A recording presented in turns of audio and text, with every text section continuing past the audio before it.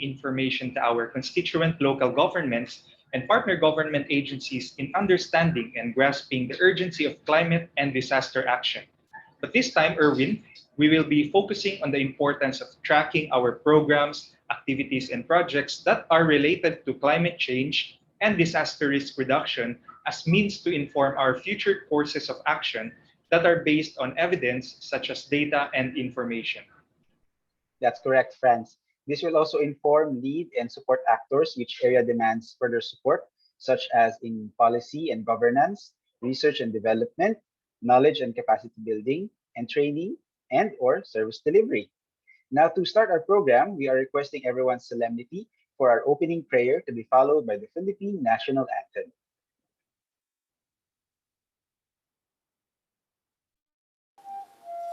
We are the children of the world. We are the hope of the future.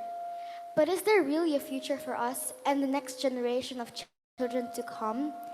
It seems like the world is about to die on us. Father God, I play in the same field that my family plows, bountiful with crops because of the rivers that flow to water the land. Please let it remain so. If the rivers dry up, so will the fields. There will be no crops to harvest, no food to eat, and no more grasslands where we can play. Children as we may be, help us to protect our living environment, your beautiful creation.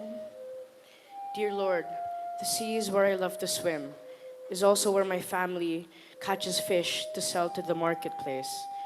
You made the coral reefs that give food and shelter, a home to thousands of sea life. If we lose these corals, we lose not only the fish, but our way of life as well. Please help us and teach us to learn how to keep pollution out of our oceans and save the reefs that you have made for us to enjoy. Save us from the floods, spare us from the storms that leave children like us hungry and homeless, and give more of your living water to drink. Pour out your love and kindness and rid the evil from this cruel earth. Lord, let me fly my kite on a windy day.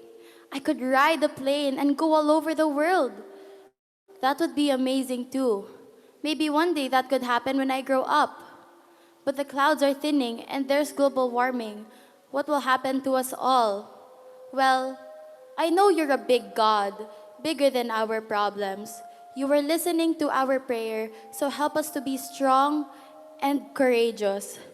We want to be heroes and keepers of the world. Lastly, dear God, I especially thank you for the air that we breathe that keeps us alive today.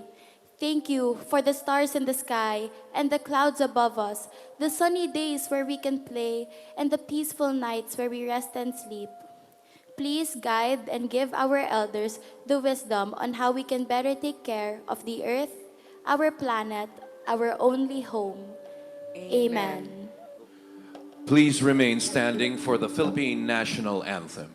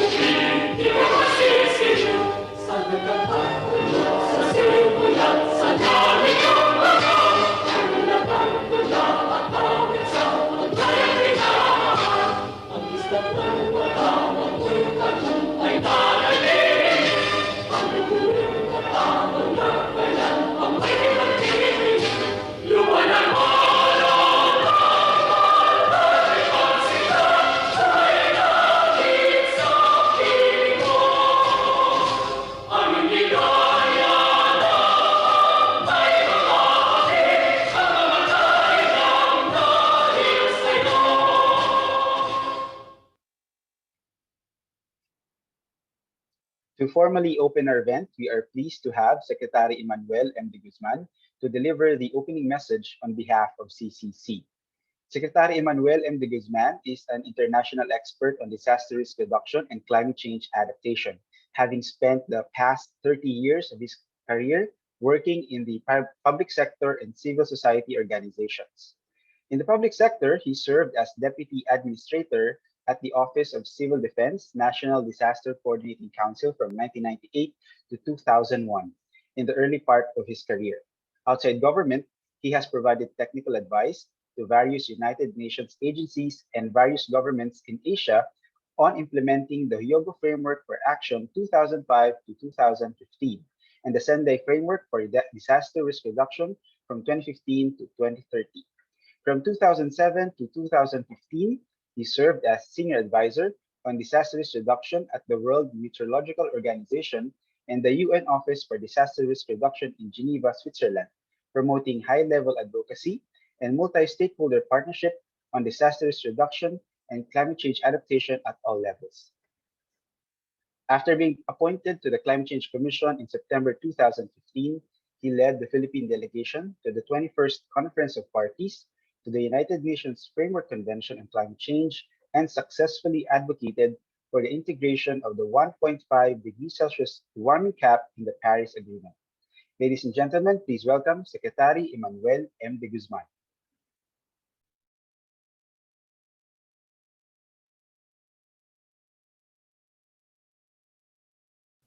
Good morning. Welcome to the third and final day of our local climate change expenditure tagging webinar for local government units of Mindanao. Thank you for joining us today. Your presence here today affirms your solidarity with the entire spectrum of climate workers, a solidarity that is imperative given the scale and impact of the challenges we are facing. This is also an extraordinary time when our work in government is most critical. The latest climate science has already warned us that a higher degree of global warming would lead to the emergence of new infectious diseases. We are now all grappling with the effects of one such disease. Returning to business as usual, therefore, is not an option. The only way forward is to heed science and make decisive action toward a greener and more sustainable economic system. Since the enactment of the Climate Change Act of 2009, we have institutionalized the mainstreaming of climate science and risk information in the government's plans, policies, and investments. As part of our sustained efforts, in 2015, through a tripartite partnership between the Climate Change Commission, the Department of Budget and Management, and the Department of Interior and Local Government, the Philippines enhanced its budget process to include climate change expenditure tagging.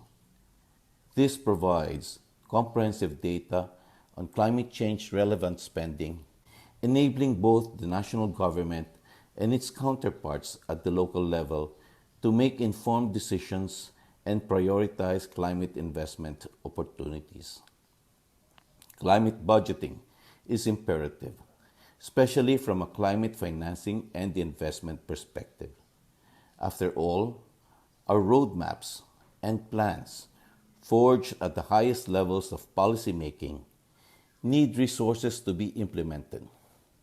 We have, for example, the National Climate Risk Management Framework, our campaign on single-use plastics, and our commitment under our first nationally determined contribution. In the NDC, we project a 75% reduction and avoidance of our greenhouse gas emissions. This represents our national ambition for greenhouse gas mitigation from 2020 to 2030 for the sectors of agriculture, wastes, industry, transport, and energy, making our LGU's climate expenditure tagging substantial. Through CCET workshops, such as the one we are in today, planning officers and policymakers like you acquire the tools to do the job and do it even better. You gain the training to put our strategies into practice, crafting budgets with a climate forward mindset, and doing your part in implementing climate change adaptation and mitigation efforts. Since the inception of the CCET, we have seen a rise in the tagged climate change expenditures in the annual national budget. But while we are making significant strides in advancing climate and sustainable finance across the bureaucracy, much work remains to be done. That is why, despite the tremendous challenges due to the pandemic, we are strengthening the implementation of the CCET system and streamlining the implementation of the government's programs, activities, and projects on climate change. Our virtual conference today is an important step forward to this end. As we confront the challenges of the new normal in the era of climate change, our budgets must reflect our values and aspirations. Our goal is to protect our people and their livelihoods, to minimize the risk that we are subjected to, and to ensure that the way we live now does not bleed the planet dry, but rather allows coming generations to thrive. Simply put, our goal is planetary survival, and you play an integral part in achieving this goal. I hope this session would further equip our participants today to ensure a more equitable, inclusive, and sustainable future for our people. Maraming salamat. Mabuhay. Thank you, Secretary De Guzman, for those wonderful and inspiring remarks. On behalf of our partner in this webinar, we'll hear from the Undersecretary of the Department of the Interior and Local Government, Undersecretary Rene. OIC Undersecretary for Local Government hails from the gem of the North, Tuguegarao City in Cagayan. He literally rose from the ranks, beginning his career in the Department of Local Government as Barangay Government Operations Officer in 1989. A civil engineer by profession, he chose to apply his design and systems thinking to assist local governments and continue with his career in the DILG. Known for his consistency, high standards, and impeccable work ethics, his abilities and potentials were naturally recognized by his peers and superiors, such that in the span of only 10 years of holding director level positions, he is recommended by none other than the Secretary of the Interior and Local Government, Eduardo M. Año, for the sole career Undersecretary position in the department. With his solid experience in field operations and program implementation, it is anticipated that his perspectives will help shape more responsive policies and directions as the department and the country pushes forward to full devolution and continue with its peace-building efforts in the context of the new normal. Please welcome Undersecretary Marlo LIrina. To all our participants from the different local government units, especially our local chief executives, our DILG field officers, the resource persons or speakers for today's activity. Of course, to our friends from the Climate Change Commission, headed by Secretary Emmanuel de Guzman. Isang mapagpalang araw po sa ating lahat. First, I would like to congratulate the Climate Change Commission for facilitating the development and approval of the country's first nationally determined contribution as part of our commitment to the Paris Agreement on Climate Change. Likewise, we thank and commend the CCC for spearheading this initiative, Climate Change Expenditure Tagging webinar for our local government units. Climate change and global warming is real. Disasters that come our way are more frequent and intense. Therefore, we need to step up to achieve greater resiliency among our local government units, among our communities. This we can do by strengthening and sustaining partnership and cooperation among and between national government agencies, our local government units, the civil society organizations, development partners, and most especially the members of the different communities. Recognizing that climate change is a global concern that requires local actions, the department has issued and supported several policies to strengthen and reinforce LGU's disaster response and preparedness measures to include mainstreaming of climate change adaptation and mitigation, disaster risk reduction in local development plans and investment programs, not to mention, of course, our own operation list of protocols, which we have vigorously pushed for adoption by our local government units. The Department of Budget and Management, the Climate Change Commission, the Department of Interior and Local Government Joint Memorandum Circular 2015-01 was issued to institutionalize tagging of climate change initiatives in the LGU's annual investment programs.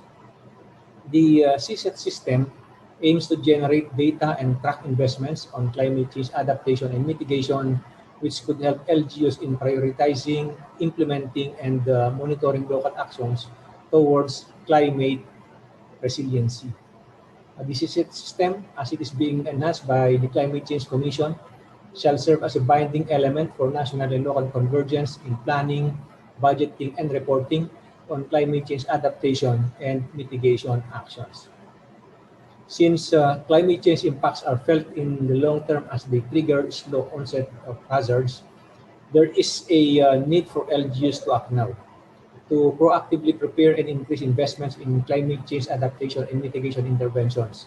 Cognizant, of course, of our LGU's role in ensuring safety of local communities and their constituents against such hazards. It is cheaper to spend on disaster preparedness and mitigation than on disaster response and rehabilitation. As it is said, that for every peso spent on preparedness and mitigation, you save 7 pesos for response and rehabilitation. We hope that through this webinar, we can share the value of CSET in building database and generating data analytics on LGU priorities and level of investments in climate initiatives. We acknowledge that sharing of LGU in experiences and challenges is crucial in creating a broader understanding of LGU perspectives, which can aid in bridging gaps between policy development at the national level and implementation at the local level. We hope that this national government LGU interface be instrumental in further strengthening teamwork of LGU functionaries and the CSET help desk as they need to work together, share and exchange ideas on the application and enhancement of the climate change tagging system.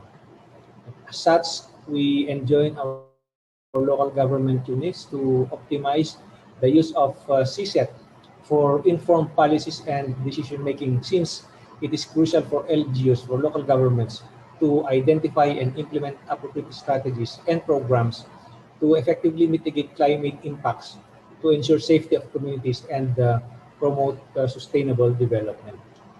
Our department, the DILG, is fully committed to continuously provide institutional support to LGUs to ensure relevance and effectiveness of policies and guidelines within the context of evolving trends and developments. Finally, we urge everyone to stay safe and healthy.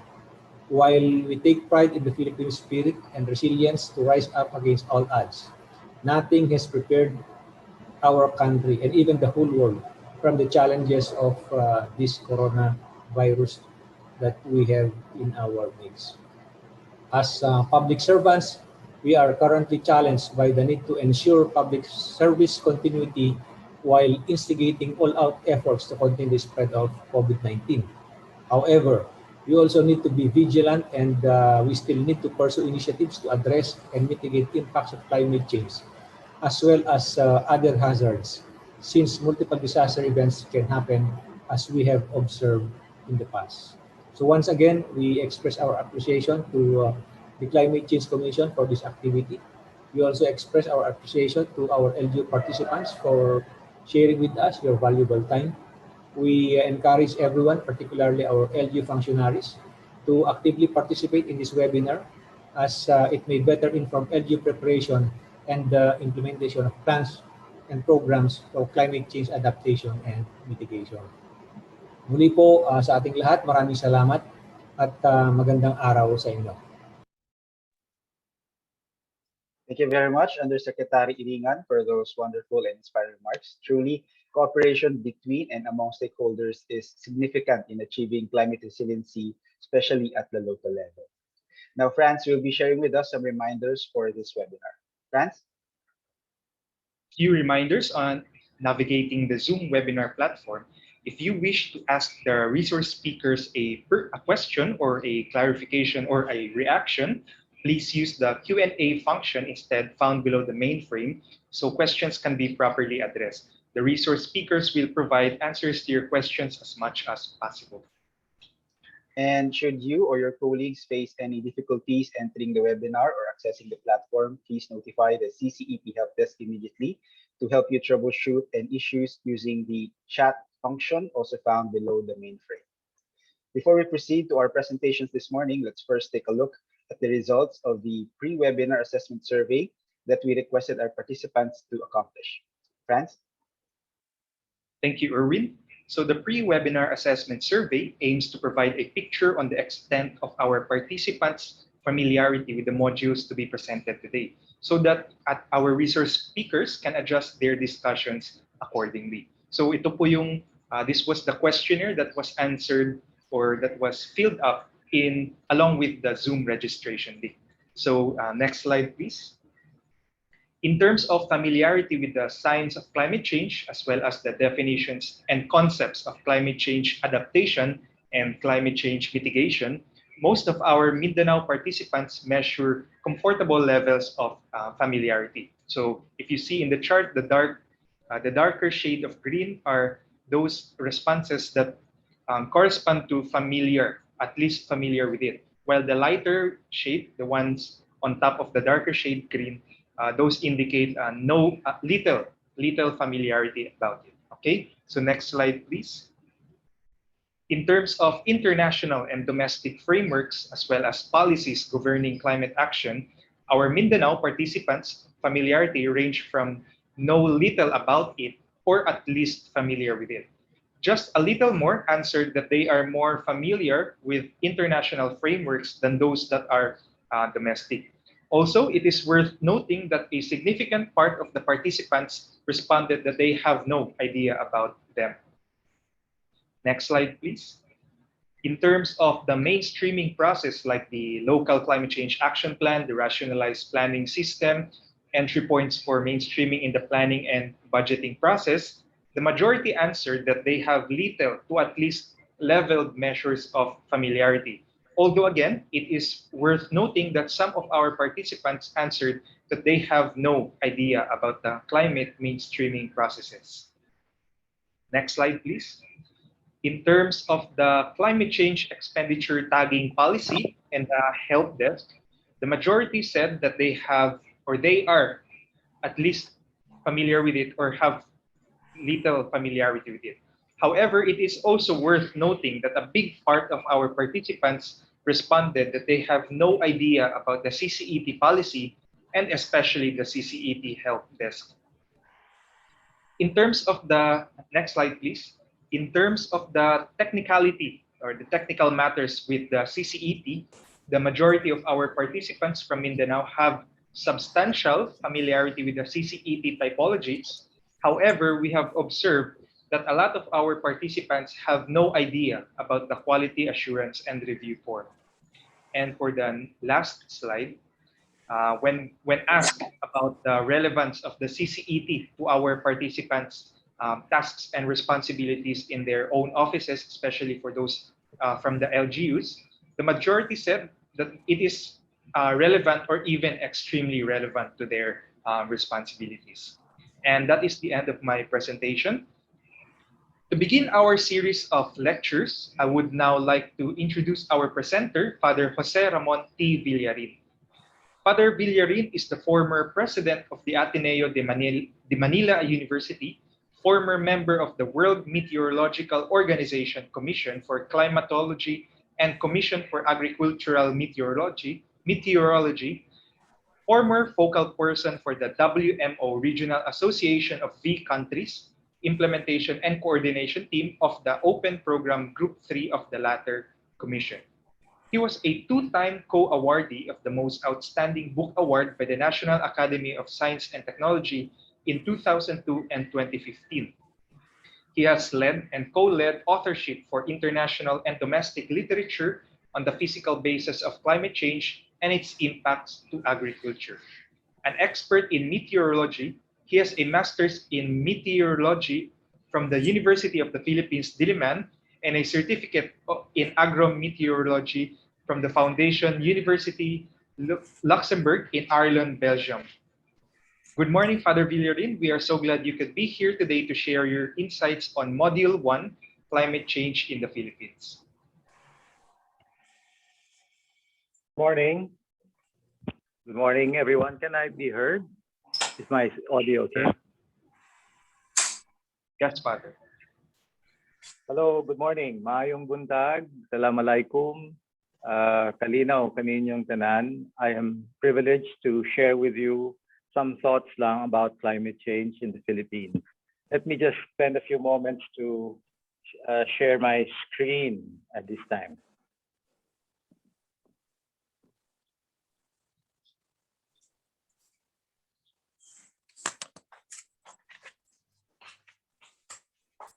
Can you see? Yes, sir. We can see your screen po. Okay. I'm sorry I could not change my background. Something I have an old desktop computer, so it does not allow my background to change. But I just wanted to share with you these few bullets on climate change in the Philippines. I am sure that you've heard a lot already, and you know many things about the crisis. So I will try my best just to add already to what you already know. So the first part is, well, the main thing is to show you something about the climate and how this will affect, in particular, our part of the world here in the Western Pacific, and then some suggestions as to how we should respond to this issue. I start with this young woman who has sort of woken us all up. She, as you know, Greta, she has been quite vocal about this issue, and it's good to listen to the young ones, because this is something very close to them at this point. I think there is a lot of anxiety, not so much for the old ones, patapos na siguro tayo, but for the young ones who will actually inherit whatever we do or don't do at this point.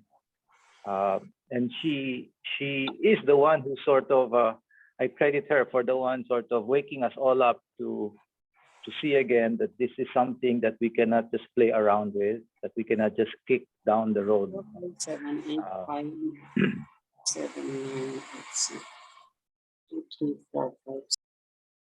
I start with this graph because we've always been asked, you know, or we've heard the word normal. What does it mean to say the normal? Well, this curve is called the normal curve. It's like a bell, a bell curve. And if you are a teacher, you sometimes use this. You know? The middle of this curve is what is really called the normal, the average, what you expect in anything in life. If this were your body temperature, the normal would be about 37 degrees. That would be in the middle. And there would be times in your life when you would go, 38, 39 degrees when you have a fever. That's what we're trying to do now in COVID. We monitor your temperature. The body's way of reacting to a virus is to increase the temperature to kill the virus. So, but usually those fevers are very few and far between. So they are actually somewhere here in what we call outliers. No? There are also times when temperatures like body can become lower than 37. And the body's reaction is really to shiver, to shake, so that it warms up. When you are overheating over here, you sweat, you perspire, and the evaporation cools the body. So the body is trying to go back to normal. And so this is the one that we're looking at. And when we look at climate change, sometimes we ask, 1.5 degrees, ano ba yan? No? Or 2 degrees. Eh, parang lit-lit lang yan. In the course of one day, the temperature can swing from 25, 27 to 30 plus degrees. No? But this is average, and this is a global average. And 2 degrees is like a fever, no, for the planet, as it is also for us, human beings. Diba? 1 degree, malaki na rin yun, or 2 degrees. So that's what we are actually worried about, that we are poised to reach fever stage by the end of the century and beyond. No? That's why our policymakers, our delegates have been trying their best to urge the world to keep the fever down to just 1.5 degrees. If you ask me, I doubt it. It's very difficult. Probably will hit 2. No? But 2 degrees is already worrisome. So on the wings of this curve are what we call the anomalies or outliers, the black swans, the once in 100-year occurrences. Sometimes we say 100-year flood. Daang taon na baha, which means, intuitively we say, ano ba yan? What's 100-year flood? Or what is a 100-year storm? Is Yolanda a 100-year storm? Is Pablo a 100-year storm? Meaning, does it only happen once every 100 years? If it happens today, this year, ay, okay lang yun. Then the next 100 years, wala na. That's not true. 100-year floods or 100-year storms or 100-year fevers, they just mean that there's just a 1% chance of it happening in 1 year or in 1 day, depending on your time frame. Now, what worries us is that itong mga nasa edges, no? These edges will move because this average, once you move, let's say to the right, to a fever stage, then your extremes will also move to the right. And this is what we're thinking, that if this moves to the right, this one instance, the mean, the average goes, let's say 2 degrees, then what used to be rarely hot will become a little more frequent. Diba? Now, we believe that this second scenario may not happen because it's the mean that's also moving. It's the average. So probably it's like this, that the average will move to the right by about a few degrees, and it will become fatter, meaning there will be greater variability, and therefore greater unpredictability, greater uncertainty. That's not good if you want to plant crops. You don't want your weather to be variable as to be unpredictable. And that is why the risk increases. So my message today is very simple, at least on the climate crisis. The second bullet point is just to say that the temperature increase is indisputable. Dati po, pinag-aawayan pa yan eh. Pero hindi na. Ang ebidensya ay malinaw. No? Oops, what's happening? The second point is that human carbon itself, our carbon, not natural carbon, but our carbon, the carbon that's coming from us by the burning of fossil fuel and other sources, it's causing it. Now, this used to be very controversial because there are other ways we can explain the rise in temperature, the fever, kumbaga. Pero yung virus that's causing it, at least now, there is greater likelihood, there is greater consensus that it is really caused by the signature. No? The signature is ours, it's caused by us. And then the third bullet, the third message really here is that the climate risks are by no means negligible. Some risks are small. In fact, climate change will affect positively some countries. But if you ask me what is the prognosis for the Philippines, well, on the whole, I think it's not good. If climate change happens, and it's already happening, it will not be good for us.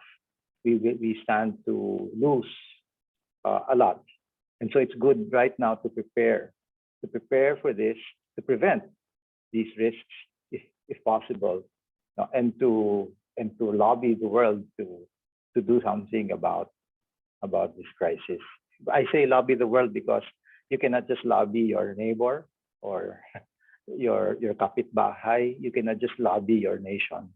It has to be the whole world that will need to get its act together. Just to show you, well, the evidence. This is from 4 different groups, working independently, and the point lang is that they agree. No? There is consensus. Di pala 4, 5, no? 5 groups telling us that the temperatures, there is indeed a fever. No? Hindi na to, it is no longer controversial. When you say that the average rises, it doesn't mean that it rises uniformly. It rises more steeply over land and much more slowly over water. The most dramatic increases, for instance, have been in the north, in the so-called Arctic, no? The North Pole. Doon, umabot pa nga ng 4 degrees. No? Even if you say temperatures have risen by 1.2 degrees since the 1800s, that doesn't mean that, yun nga, on average, everyone is experiencing 1.2 degrees. In some areas over land, the increase has been 2-3 degrees. No? Sa Pilipinas, we're fortunate. We're surrounded by ocean, by water, so there is a buffer effect. But if you are in the continent, no, whether in Asia or the US or Europe or even Africa, if you are over land and surrounded by land, mainit, iinit pa. So the point also that this plot makes is that in the last million years or so, the carbon levels have been unparalleled. Wala po. Kasi in the past, it only swung from 200 to 280 ppm. Never mind the ppm, no? Parts per minute, it's just a level. 200 to 280. And it would swing from, up, down, up, down. Pero the maximum is 280. We are now pushing at 420. And we are slated to double that 280 to 560. We rise at about 2 ppm per year. So, we want to put the brakes on this, no? This unprecedented level here, which the world has not seen. So it's really a dangerous experiment that we've been playing on the planet. We hope that the planet will sort of adjust, right? It will, no? Just as the human body adjusts when there is a fever, it will adjust.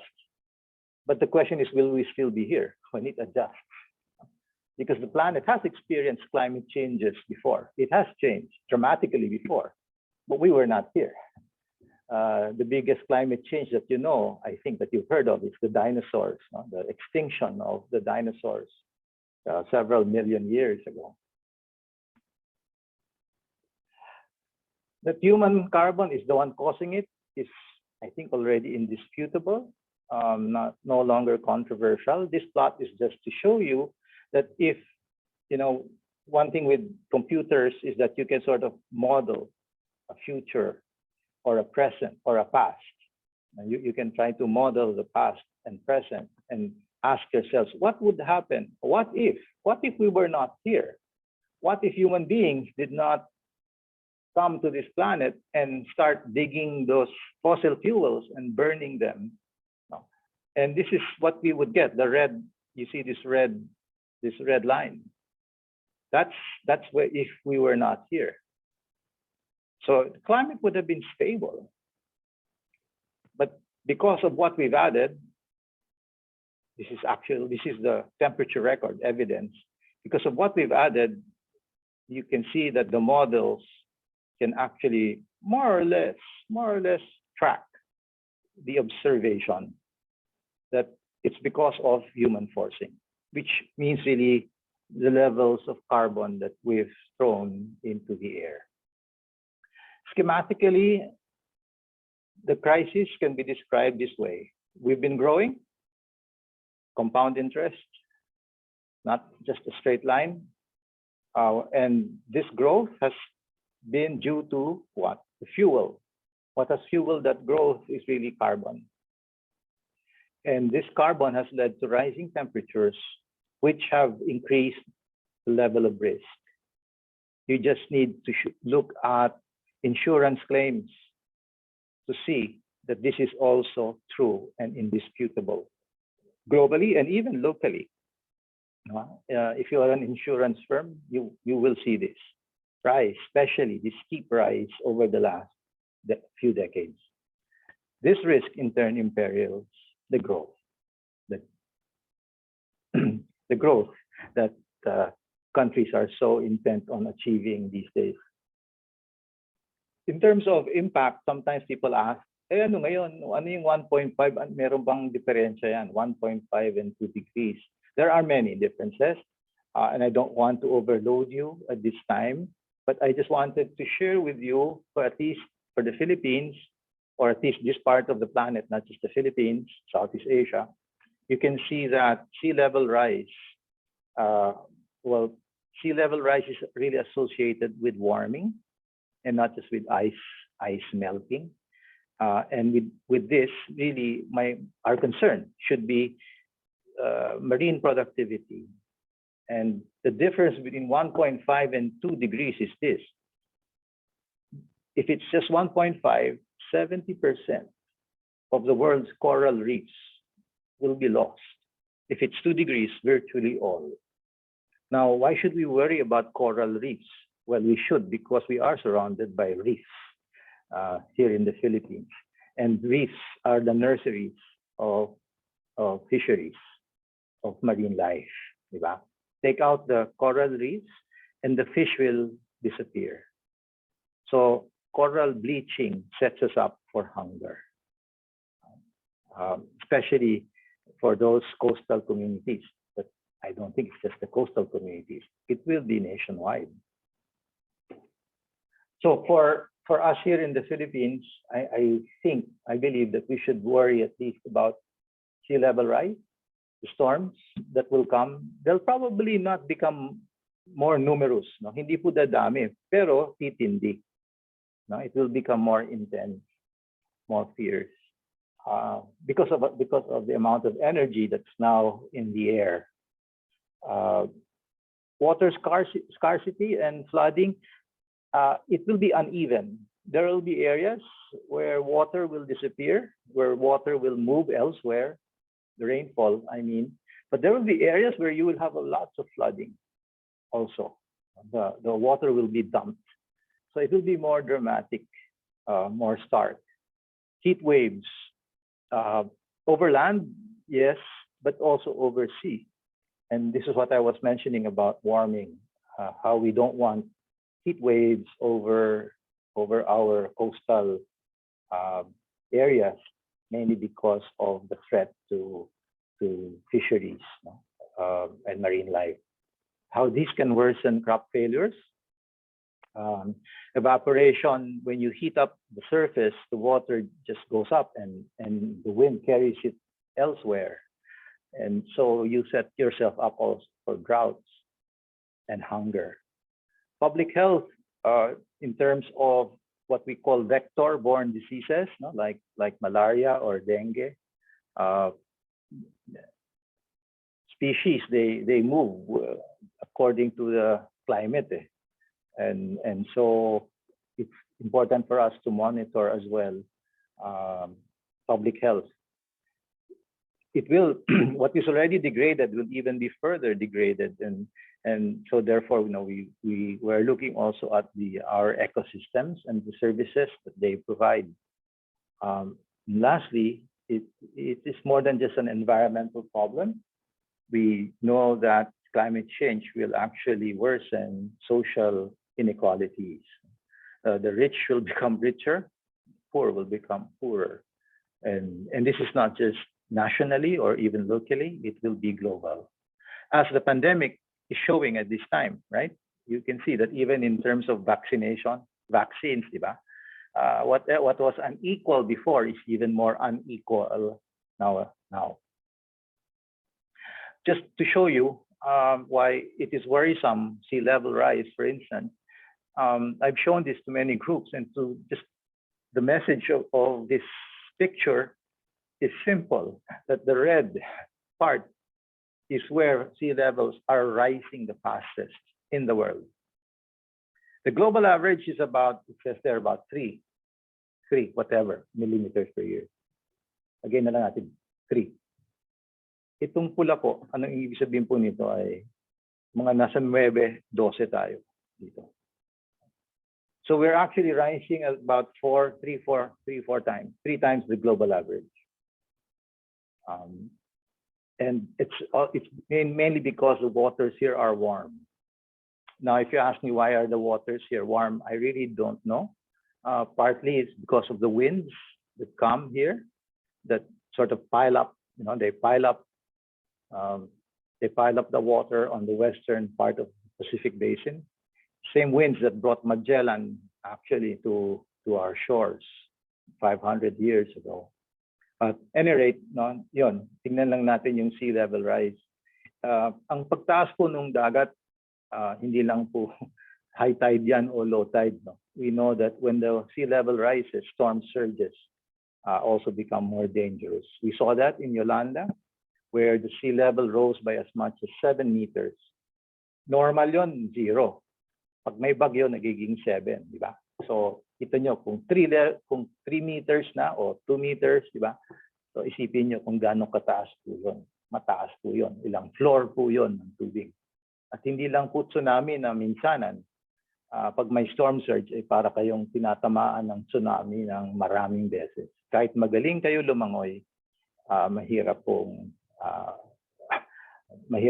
kontrahin yung ganong klaseng storm surge. Nasabi ko po to kasi, well, if you look at the patterns of typhoons, and this is just all the typhoons in the world, in the Atlantic, they do also have these patterns of typhoons going up north, northeast.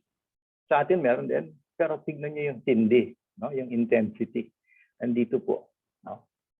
Tayo nga yung outpost, sabi, when Japan would tell us, when they know when it's going to come to them, when it crosses our shores first. But we get whipped. We are one of the first ones that get lacerated by these storms, and so we need to prepare also when these things come. In terms of, wala akong crystal na bola, pero what we do have are computer models that try to predict what's going to happen in the next decade or century. So here in the study with Pag-asa, we tried to project at least how rain will affect us. And this is just a high emission scenario. Okay, worst case ito po. Hindi po to meant to make you panic. High emissions, so probably unlikely, but it's good to know, di ba? It's good to know what the extremes are. So in a high emission scenario, never mind that RCP thing, in a high emission scenario, where probably temperatures will rise to about 4 degrees at the end of the century, we can see that overall rainfall goes down by several percent. Okay, and the severe changes are actually in Mindanao. So we need to monitor carefully Mindanao and probably parts of the Visayas, Palawan also, in terms of rain in the next few decades. It is just a high emission scenario, but this also says that there are extremes. Now, even if the rain decreases, there are instances when in one day the rainfall, which used to be at a certain level, will actually increase. So the way I interpret this is in Filipino, we have a word for rain called bugso. No, I don't know what it is in Visayan, but it's bugso. It's like a sudden downpour, and you have a lot of water, but it just it lasts for just a few minutes or a day, days. No, so you see these extremes. Even if the rain does decrease, you will see also bugso, and therefore the proneness to flooding. No? Kasi pag biglaan na marami, sometimes our systems are not prepared for this, especially if our arteries, our rivers and streams are clogged, our drainage systems. So mas madaling bumaha kesa yung dahan-dahan lang na pag-ulan o ambon. In the Philippines, the temperatures, as I mentioned, is actually moderated by the ocean, thankfully, in a way. No? If we were living, let's say, in the continent, in Asia, if you go to Bangkok even, or to other parts that are inland in the Asian continent, the changes have been quite dramatic. But in the Philippines, you can see that we've been rising just about less than a degree the last few years, pero it's projected to increase to about 1 to 3 degrees, depending on the scenarios. In terms of coral reefs, there's a coral reef watch, but I just wanted to show you this part of the world. This is where actually the coral reefs abound. No? Marami sila dito eh. And that's actually also because, I mean, that's the reason why we have a bountiful catch. So, oops, sorry. Oops. And so right now for May to August 2021, the prognosis is, the world is already looking at where the reefs will bleach, will die, essentially. So there are already alert levels here. Because of the heat. So yun lang, we need to also look at the reef's health, especially here in the Philippines. What should we do? And we've heard already of mitigation and adaptation. And so I just have some points here to add to what you already know. So what should we do? Well, if it's carbon, then we need to reduce the carbon, okay? We need to reduce it globally. And we need to look at those that are spending a lot of carbon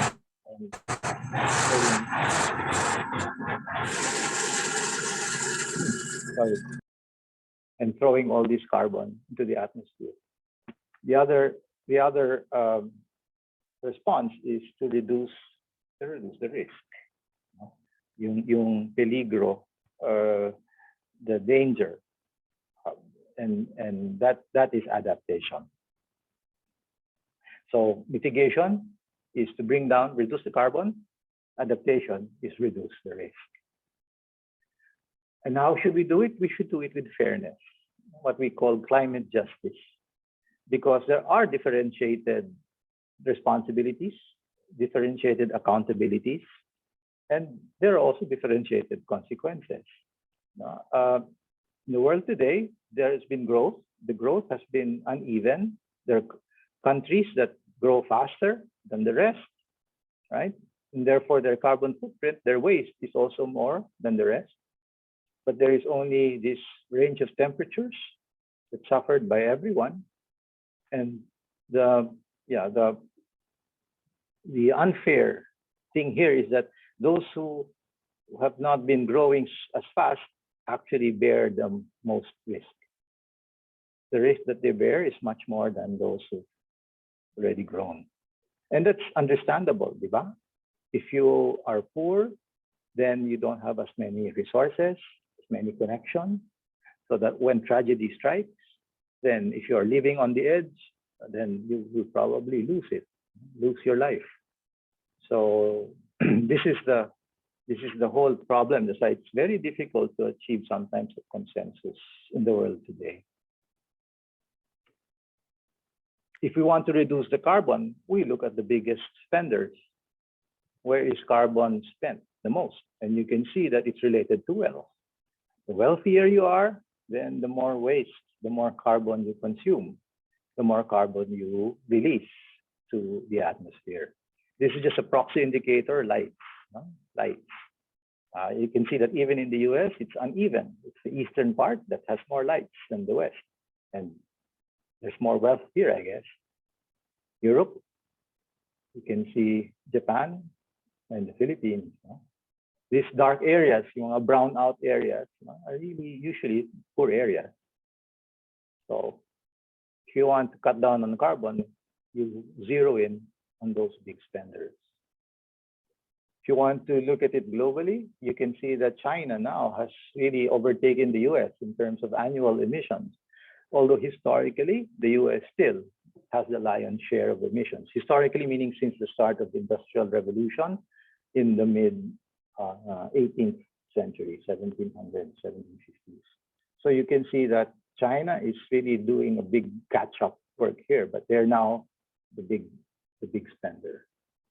But they're also trying their best, I think, we hope, to also get into clean technology and clean energy.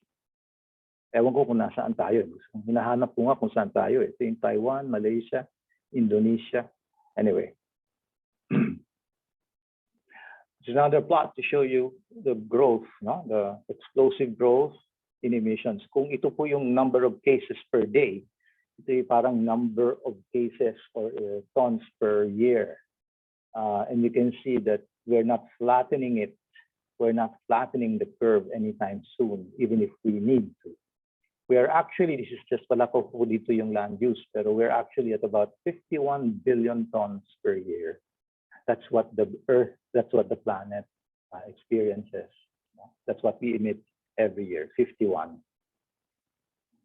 If you want to look at adaptation and risk, you want to quantify where is the risk? Where is the risk? Where is the risk the largest?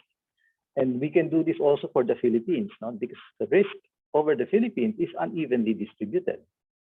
There are areas that don't experience any hazard, perhaps, or not too many. But there are areas in the Philippines where they really get whipped a lot. But globally, you can see the Philippines, they're always in the top 10. In the last 20 years, we're always there in terms of climate-related risks, climate-related disasters like typhoons or droughts or floods. And there's a human cost. People actually die. So collectively, what do we need to do? Well, we're at about 50 billion tons here, 51. And if we don't do anything, we're going to get to about over 100 billion tons by the end of the century, with about 5 degrees increase. I don't think that will happen. This will happen. We don't have enough coal, I think, hopefully. I don't think this will happen, but that's just good, again, to bear this in mind, that that's like the upper bound. Current policies, we're programmed to go to about 3 degrees. Now, in Paris, the Paris Agreement, we try our best to go to 2 degrees or 1.5. To get there, we cannot kick this ball kumbaga farther down the road. We need to start now. It's not easy to get to net zero or whatever. We're not even getting net zero here. By 2050, to get to this point, we need to already start working from 2020 to 2030. This decade is when we change our habits. It's an opportunity that we have to change our structures and our systems, the way we make things, the way we use things, the way we move, transport our goods and services. It will need to be radical if we want a 2 or 1.5 degree world. Probably this. So what do we need to do? In terms of mitigation, we need to take the carbon out. What we call clean electrons to power everything from our lights to our trains to our agriculture, etc. If we can electrify transport, I think that's better. It's hard to take the carbon out of cement and steel. And so we will have to look for alternative building materials, or at least get low carbon steel, low carbon cement. We need carbon and steel. I don't know. We need cement and steel. So I don't know how we can do without them. But we will have to change the way we do our construction. Agriculture too is a big source. The methane, let's say, from dairy production. So that may even mean changing our eating habits. I don't think we can all become vegetarian, and I mean it's not possible. Pero we need to look at low carbon substitutes. Local energy, yun po. Sagana po tayo sa araw, hangin, tidal energy, whatever. And why do we need to import? Yung gas po, yung kerosene. Saan po ba yan galing? Hindi naman po galing yan sa sariling atin. We have to buy these things abroad, and therefore when things get sticky, when the supply chains are broken, then sayang, we're more vulnerable. Our cities, and I think we need to evolve in a much better fashion. Public, even our way of moving about in a city, I think has to change. We need to get used to public transportation, and hindi na po pwede yung papara lang kung saan. Pwede po yun sa siguro sa kanayunan, di ba? Na para ka kung saan mo gustong bumaba. Pero hindi po pwede yun in a place that is of high density. We need to plant forests. I always say this: plant forests, not just trees. We should not miss the forest for the trees. It has to be scaled up. Hindi po pwedeng barya-barya lang. We really need to be organized and systemic about our strategy to regreen our land. So too with waste. The goal is, let's go from 51 billion tons per year to zero sana. In terms of reducing the risk, this adaptation is to, what does that mean? Then, well, first is to look at your people, to strengthen their capacity. Pag kayo po ay tinamaan ng sakuna, when disaster hits you, how do you recover? What do? You turn to what we call social safety nets. Diba? The more isolated or disconnected you are, the more vulnerable you become.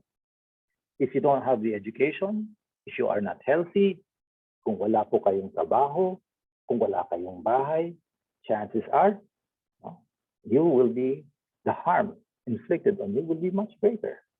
It's the same harm, it's the same hazard, but because you are vulnerable, you don't have these resources, then you experience more risk. And that's why, how do you increase resilience? Well, then you educate. You make people healthy so that they are impervious to all sorts of viruses. You vaccinate them. You give them jobs, something regular, so that there are savings. There is a buffer, so that when disaster strikes, they have something to turn to. You give them decent, stable housing, so that their homes will not just be washed away.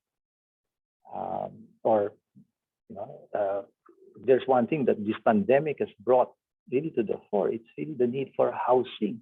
Kasi daming work from home. And dami pong homeless eh. How can you say work from home?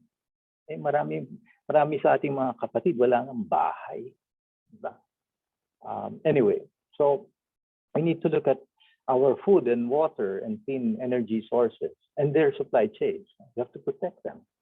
Every LGU has to look at this and not just say, oh, it's somewhere there. Our food comes from outside, or our water comes from some watershed that's beyond the boundaries of our LGU. We need to look at these things, our energy, etc., etc.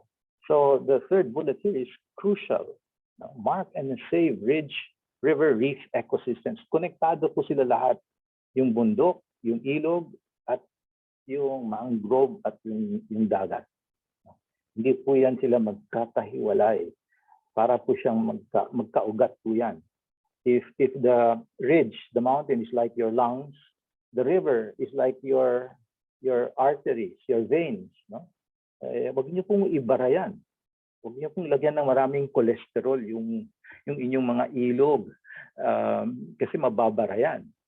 Yung reef po, yan po yung that surrounds us. It's like your skin that protects you, that ensures that that at least you're not invaded by these foreign bodies. The reefs that protect you and give you food as well. So we need to look at our agriculture and our marine resources, land use po, water use. How is water used in your locality? Ito po mahalaga po to. You know that in our country, land use is influenced more by economic interests, diba? And so I hope that the community can really be engaged in what they mean by a proper and climate resilient land, way of using land. If you don't use land wisely, you will suffer. So it's very important to look at the way we use our land. We need to look at yield per hectare, diversification of crops. Sometimes, I don't know if you've heard of scuba rice. No? Ang palay po pag nabaha po, it does all sorts of things, pero it cannot survive, let's say, 2 weeks of flooding. No? And therefore, there are even ways to produce, let's say, what they call scuba rice, other kinds of varieties. Needless to say, we need to look at irrigation and flood control, and here, because of sea level rise, coastal resource management. If your community has a coast, then I hope that you will institute not just small but big marine protected areas. Mahalaga po yun. And I've seen this actually in Misamis Oriental, a contrast between an area that was not protected and an area that's protected somewhere in Medina. I remember seeing this, and it's a big difference. No? When you have a marine protected area, it's like a forest underwater. You have all sorts of fish, makulay. Then I saw a place right beside it, actually, a place where the corals were gone, and it was like a desert. Wala pong isda, and it's just all brown. And so where would the fish go? They go to the forest, the marine forest.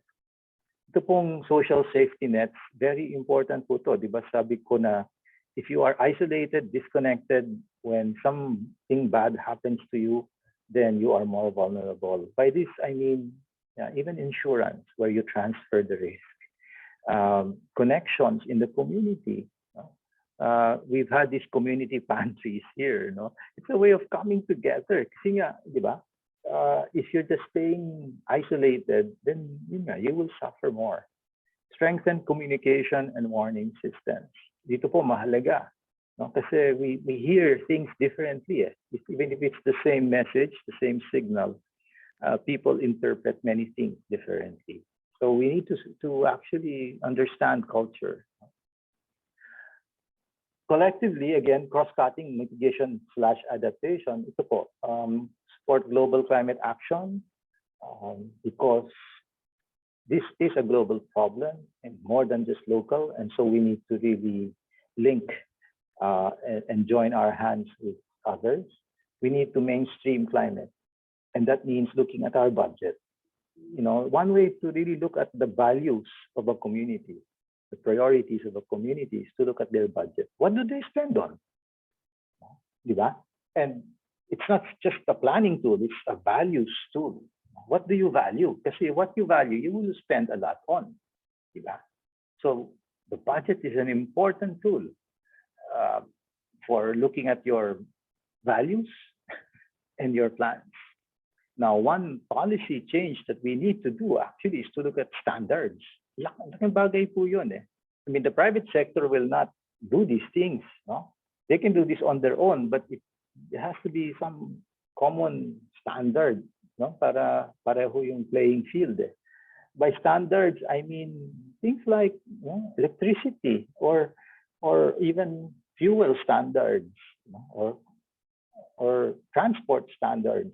I remember one LGU, the mayor just said, "Oh, this not two-stroke motorcycle, gawin natin four-stroke, ha?" Hindi madali yun. Kasi mas mura yung two-stroke at mas maraming two-stroke. Pero yung four-stroke, di ba, mas maliit, mas konti yung pollution eh. Pero by just enforcing a standard four-stroke, sunod na lahat, di ba? So these standards are important. They level the playing field. Because if you have varying standards, wala, hindi man pala mangyayari. Diba? People will abuse, people will take advantage. So standards are important and their enforcement, syempre. Sabi nga nila, magaling tayo sa policy. Doon sa enforcement, doon sa execution, doon tayo nagkukulang. Kasi po madaling ma-impluensya eh. Diba? Madaling mabili, minsan. So I think coupled with these policies, I hope we have a policy for enforcing policies, what to do when policies are not enforced, or when these budget plans that are nice on paper are actually not implemented. Who's accountable? Sino po nga habulin pag hindi po natuloy ang sinasabi mga plano? We need to sustain public-private, hindi lang po PPP, public-private partnership, pati civil society po. Alam mo, mahalaga po yung civil society. It's not, if this problem will be solved, it is not just technology that will solve it. It is not just solar panel or wind farms. No? We need to influence the market. Our consumption, our buying needs to change, so that sending these signals, the producers will actually change their habits or their priorities or their values. Right? The other thing is governance, gobyerno, policy. It's so important, minsan sabi kong leveling the playing field. Kasi po pag hindi level nga, well, di ba, the market is distorted and so things will not move. So it's very important to have strong governance systems. Needless to say, di ba, a good leader really makes a difference. And so we elect them, we get them, we train them. We hope that these leaders will connect with your kapitbahay. The problem po is not just confined to your political boundary. Climate change will affect everyone. So why are you just planning just in your little locality? I hope you will partner with the LGU next door. Kasi climate change does not recognize these boundaries naman. Diba? Your water probably comes from elsewhere, from some LGU that's not under your control. And so it's very important, therefore, to have these networks. Engage those who live on the edges, the margins, what Pope Francis calls las periferias, the peripheries, not just the ones who have the power or have the economic clout. When you're making decisions, I hope we can engage the poor. They also have some wisdom naman, diba? Because they will be the ones more affected.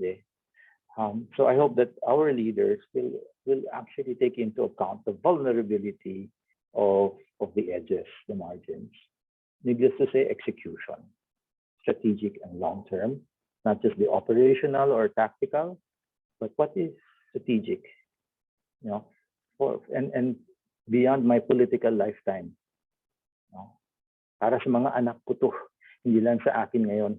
Ano yung kailangan kong desisyonan ngayon na itatanim ko ngayon na hindi ko na maaani. I will not be able to harvest it actually. Only my children will be able to see or to get shelter from the shade of the tree that I'm planting today. I just have a few slides lang, just some essentials. Ito, sampler lang po ito. I'm just trying to reflect. No? If I were a leader in my LG, what would I do? So my first is, if I have options, I would ask, ano yung lower carb and lower risk option? Kung pwede yung both, diba? Pwede yung dalawa, mas maganda. Yun ang pipiliin ko. Yun ang paggagastusan ko. May mga lower carb option, pero grabe naman yung risk. Meron naman mga mababa yung risk, no? Adaptation, pero mataas yung carbon, di ba? So if I can look at the intersection of these two, what we call sometimes co-benefits, then I will spend. I will spend on that. I value that because the second is, if we can learn somehow to operationalize this. Payuan is an Ivatan word. Itong mga taga Batanes po, sanay po sila sa Bagyo. Ganito po yung mga bahay nila. And hindi po parang bahay kubo. Iba. This house that has stood for 100 years has experienced the typhoons in Batanes. It's built using, they say, it's built using 50 tons, 50 tonelada na limestone, and 8,000 reeds, and 45 cubic meters of cogon grass. The point lang is that if you are a family and you want to build this house, you cannot build it on your own. It's actually the community that builds this house. Bayanihan po. It's in our culture. We help each other. Diba? They come together. And to build this house, no one family can do it alone. It's the community. That's payuan. Diba? And so we just need to tap that in our culture, I think. If there is a program that will foster, cultivate payuan, I'll spend on it. Imbis na ang gumagawa lang ay isang contractor na just done by a few. I would prefer the one that's done by a bigger number of people that will engage the community. I will spend on that. It all goes, I think we know this already, but I just hope that we will treat, especially if you look at our rivers, treat them as arteries, as veins, as capillaries, as like your body, diba? Ayaw mong may mga barado eh. So clear them. Create sidewalks. Where are the sidewalks? If you want people to walk, but there is no walking space, then, diba? I think we need to look at all these things that are actually owned by everyone. They belong to everyone. I hope we spend on those things. With others, plant something lasting. Again, not alone, with others. Plant something that will last beyond your lifetime. Make sure that the next administration will not uproot it. Kasi minsan depende lang sa politiko na tatanggal yung mga tinanim. And this one, I think, is indispensable in terms of capacity building. Teach persons and cultures to care for the common good. And I like this picture really from the Inquirer, and it's a picture of, paano niya nagawa yun? How did this little girl, where does she learn to love something that is larger than herself? Diba? They say we Filipinos, may bayanihan nga, pero our loyalties are to our tribe, to our island, to our fraternity, to our family. But when you want them to think beyond their family or their fraternity, mahirap. Pero, di ba, it is also in our culture to think and to love realities bigger than ourselves. And it happens.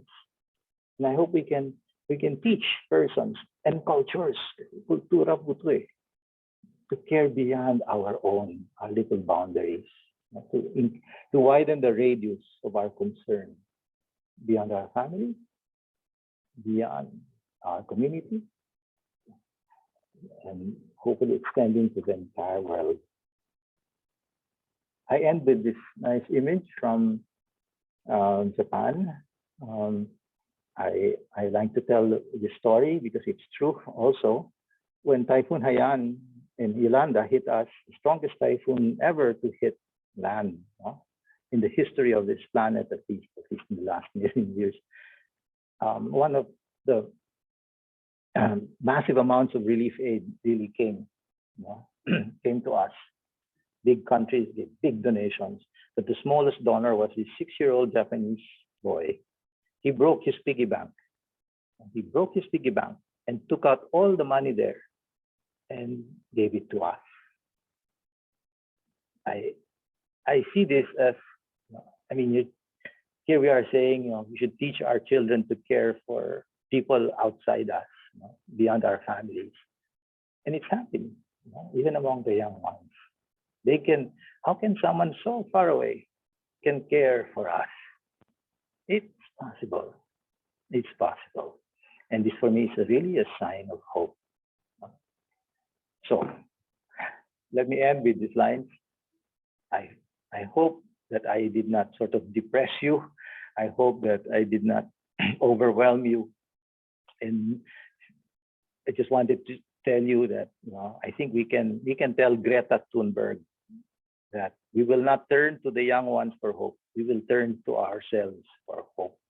We are not that hopeless. There's still time, 10 years.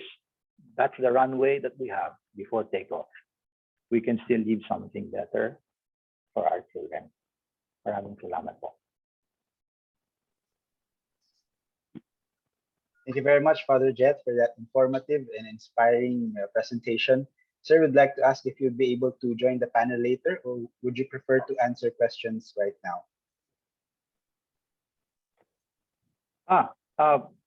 I think I have mass. Sorry, I can answer now, if possible.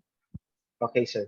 So we'll just remind everyone, if you have questions, you can submit them in the Q&A window in your panel. So if you have similar questions that you have seen in the list, you can also thumbs up those questions. Okay, so sir, for the first question, you've mentioned about partnering with LGUs. You highlighted the concept of payuhan. How do you think will this approach influence the better utilization of climate data that we have right now? Well, actually, there are mechanisms where LGUs come together. And in fact, even regions, we have regions. So I would spend on what brings us together, what keeps us communicating. So I don't know what item in the budget that will be. Pero yeah, we cannot just think within our boundaries. Even if administratively, we have to plan within our boundaries, diba? Kasi ganoon naman talaga, that's a reality. But we can actually also pool these resources together. Because again, as I mentioned, it's beyond our boundaries. The way, when a typhoon comes, it does not say turn left or turn right. So we hope that we can actually create these mechanisms so that simple lang kahit na tawagan di ba? Getting to know each other. So anyway, that's just the point of payuhan, that I hope that we can actually think of creatively ways to bring us together. And it takes energy, takes money to bring people together. The tendency is to just think on our own. Thank you, Father. So we have a question here sa ating Q&A box. It is from Eduardo Jr. Bisquera. So do we have data daw po on the optimal forest areas in hectareage for protection and maintenance in the Philippines that is to cope with the collective action for mitigation? That's a good question. I'm not competent to answer that. All I know is that I think we've lost a lot already and we need to recover. Now, if you ask me where and how much, I really don't know, but I can actually confer with my colleagues, especially at UP Los Baños. But if you are from Mindanao, I think you would know perhaps universities can have an assessment. Mas madali na po ngayon kasi may satellite na po at may drones para lang malaman how much do we need to replant and how much do we need to recover. But as right now, I think we need to do more. Now, how much more? I'm sorry, I don't know. I don't know the precise answer. Thank you for Father Jet. The next question we have is from Omer Remo. This question is, what legislation can the LGU legislate to support our government in mitigating climate change? Well, if the government starts to, let's say, for example, if there are moves to decarbonize the economy, then we should support that. Right now, there is a moratorium on new coal-fired power plants. Okay, that's nice. But there are coal-fired power plants that are already in the pipeline, diba? And then therefore, how can we sort of make sure that these plants do not emit much carbon, that they're efficient, etc. So that's one on energy policy. On education, marami yun, di ba? Actually, if we can support national initiatives in education reform, health systems, livelihood opportunities as well. Anything that, well, I mentioned, anything that will reduce our risk, increase our resilience, anything that will clean, anything that cleans our environment, we should support. Beware lang, sometimes some of our priorities are skewed, di ba? And beware the cosmetic initiatives, di ba? Yung pampaganda lang na walang saysay. Ayun, I will not support, di ba? And for that to happen, you need a healthy debate. You need fora.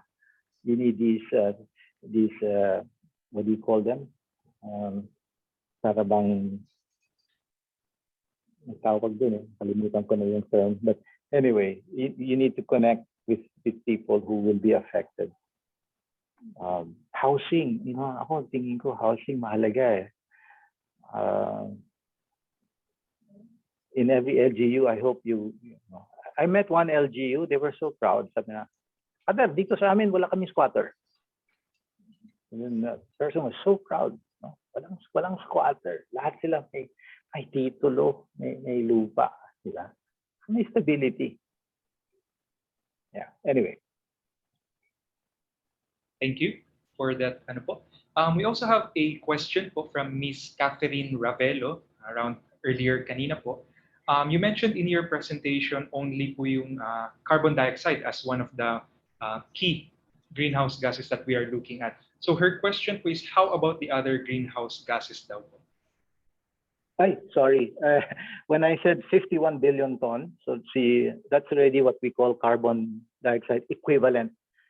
Sakop na po lahat yon. No? Yung pag sinabing 51 billion tons, that includes methane, nitrous oxide, no? And even the substitute CFCs, no? HCFCs, yung mga ganon. Kasama na po lahat yon. Yung nitrous oxide, karamihan po niyan dahil sa fertilizer. Pag sa nitrogen, kailangan yon. Yung methane, galing po yan sa agriculture, karamihan, at sa waste, no? When you're composting, etc. So when you when you compute all this and try to come up with one figure, yun nga, 51 billion tons po yung ibig sabihin nun. And kasama na po lahat yun, no? All the other greenhouse gases. Thank you po, Father Jet. Another question that we have is from Sikat Oscar. Ang tanong po niya, good morning, sir. I'm from the academe. We are pushing for a green university. Can you cite an example on how we could start with this initiative, given that we don't have that much land holdings as with the LGU? Salamat po. Actually, nung ako po nasa, when I was leading the Ateneo, one of the first things I did was to build sidewalks. Kasi po itong mga tenista, minsan tamad po ayaw maglakad. So, paano mo, di ba? So, it was really more symbolic, really just to send a signal that maybe we don't need that many, our cars to bring us even within campus. No? If you can walk, mahirap maglakad lalo kung mainit, di ba? Kung papawisan ka.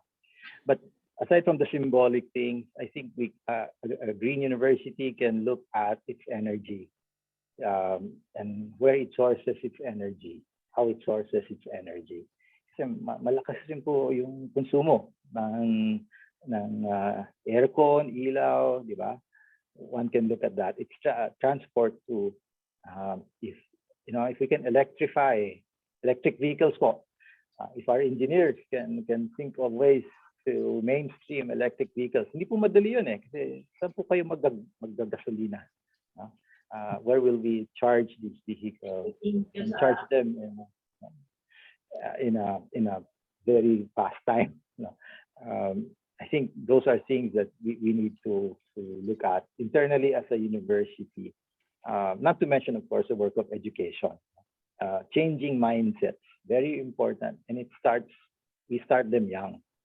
And it happens actually in school when you change, when you convert these minds and hearts. So mahalaga po yun.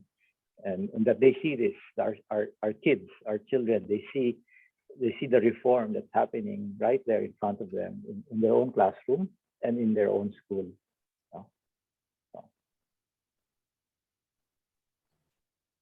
Thank you, Father. And I think this is gonna be our last question for this segment. We chose this question because it resonates with the participants. The question is from Mr. Errol John Denosta. The city government of Davao is on its way to create the climate change thematic working group. So my question is that how can we communicate climate change that it will respond or resound to all walks of life?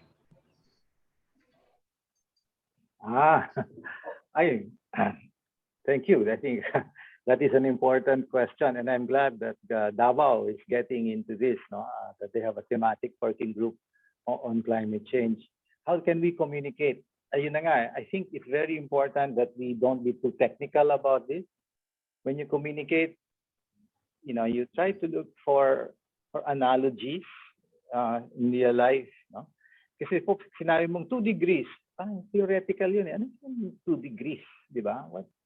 How can I understand 2 degrees? And I try, for example, fever. Pero fever yun. Maybe, especially in Davao, Davao is blessed with wonderful climate, really.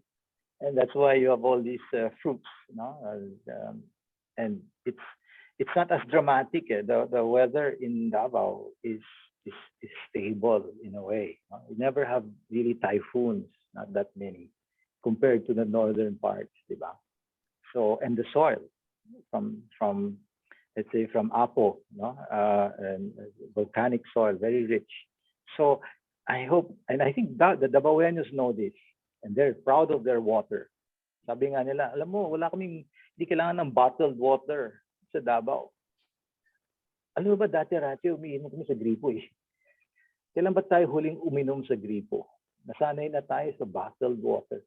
Davao should protect its water. And to protect its water, you need to protect your watershed, diba? And your forest. And to protect your forest, again, you need to protect it from heat waves and other things. And therefore, Davao is in a very good position to actually start already decarbonizing its economy. Look at its transport. You don't want Davao developing the way, let's say, of Manila, where the development is helter-skelter, kalat-kalat, diba? And mahirap na, it's hard to undo it. When you're starting new, and Davao is not actually starting new, but there are a lot of frontier areas. It has a big land area as well. I hope that they will already institute things systemically now.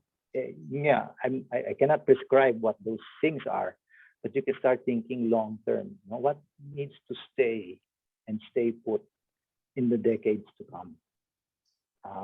It can mean land, the way we use our land, the roads, our waterways, the river. What do we need to put institute already so that it will not just be changed again by anyone? So to communicate it, I think you start with something concrete, do something nice that people will appreciate. And you say, well, I'm doing this because we want to protect the climate and we should upscale this and everyone should start doing this, whatever that thing is. But start with something simple and say that we want to protect climate-proof Davao or the Philippines or the world. So we start here in Davao and we can do this because Davao itself is prosperous because of its climate. Its climate is essential to its life. And we cannot take that climate for granted. Alam nyo, simpleng bagay lang eh. If it's hot, anong ginagawa niyo pag mainit? Diba? Hindi lang aircon. Sumisilong kayo, diba? May payong. And I've seen this. If you have green areas, they are actually cooler. If you develop in a wrong fashion, put in a lot of cement, iinit yung lugar. And what do you do? Pag uminit, di maglalagay kayo ng aircon. Anong ginagawa ng aircon? Tinatapon lang niya yung init sa labas. So, umiinit yung labas. Anong gagawin mo kung uminit yung labas? Mag-aircon ka ulit. Lalaksan mo pa yung aircon. So it becomes a vicious cycle of destruction, actually. And so therefore, it's important to look at spaces, green spaces in Davao and see where are the cool areas and where are the hot areas, warm areas. Diba? Our marine protected areas, Davao Gulf. Where are the reefs? Where are the fish? Yung mga ganyan bagay. So sorry, dami, no? Dami pwedeng gawin. Thank you. Thank you for Father Jet for making time for this webinar. We won't keep you any longer. We know, I mentioned you have a mass after this. So thank you very much, sir, for answering the questions and for your presentation. Thank you, sir. Thank you. So that was Father Jose Ramon Villarin, member of the National Panel of Technical Experts. Copies of the presentations, recordings, and CCET relevant materials will be provided to the participants after the webinar through a Google Drive link. Before we proceed now to our next module, we will have a 5-minute break. See you again after 5 minutes. Thank you.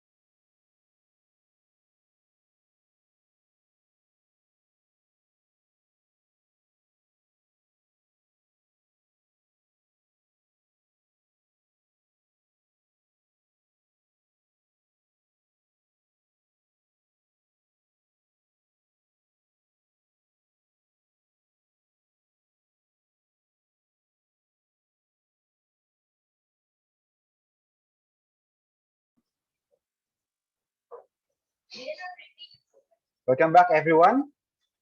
That's our 5 minute break is up.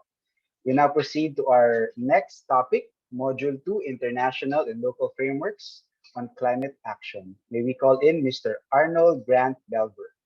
Mr. Arnold Grant S. Belver is a licensed environmental planner and a licensed agriculturist.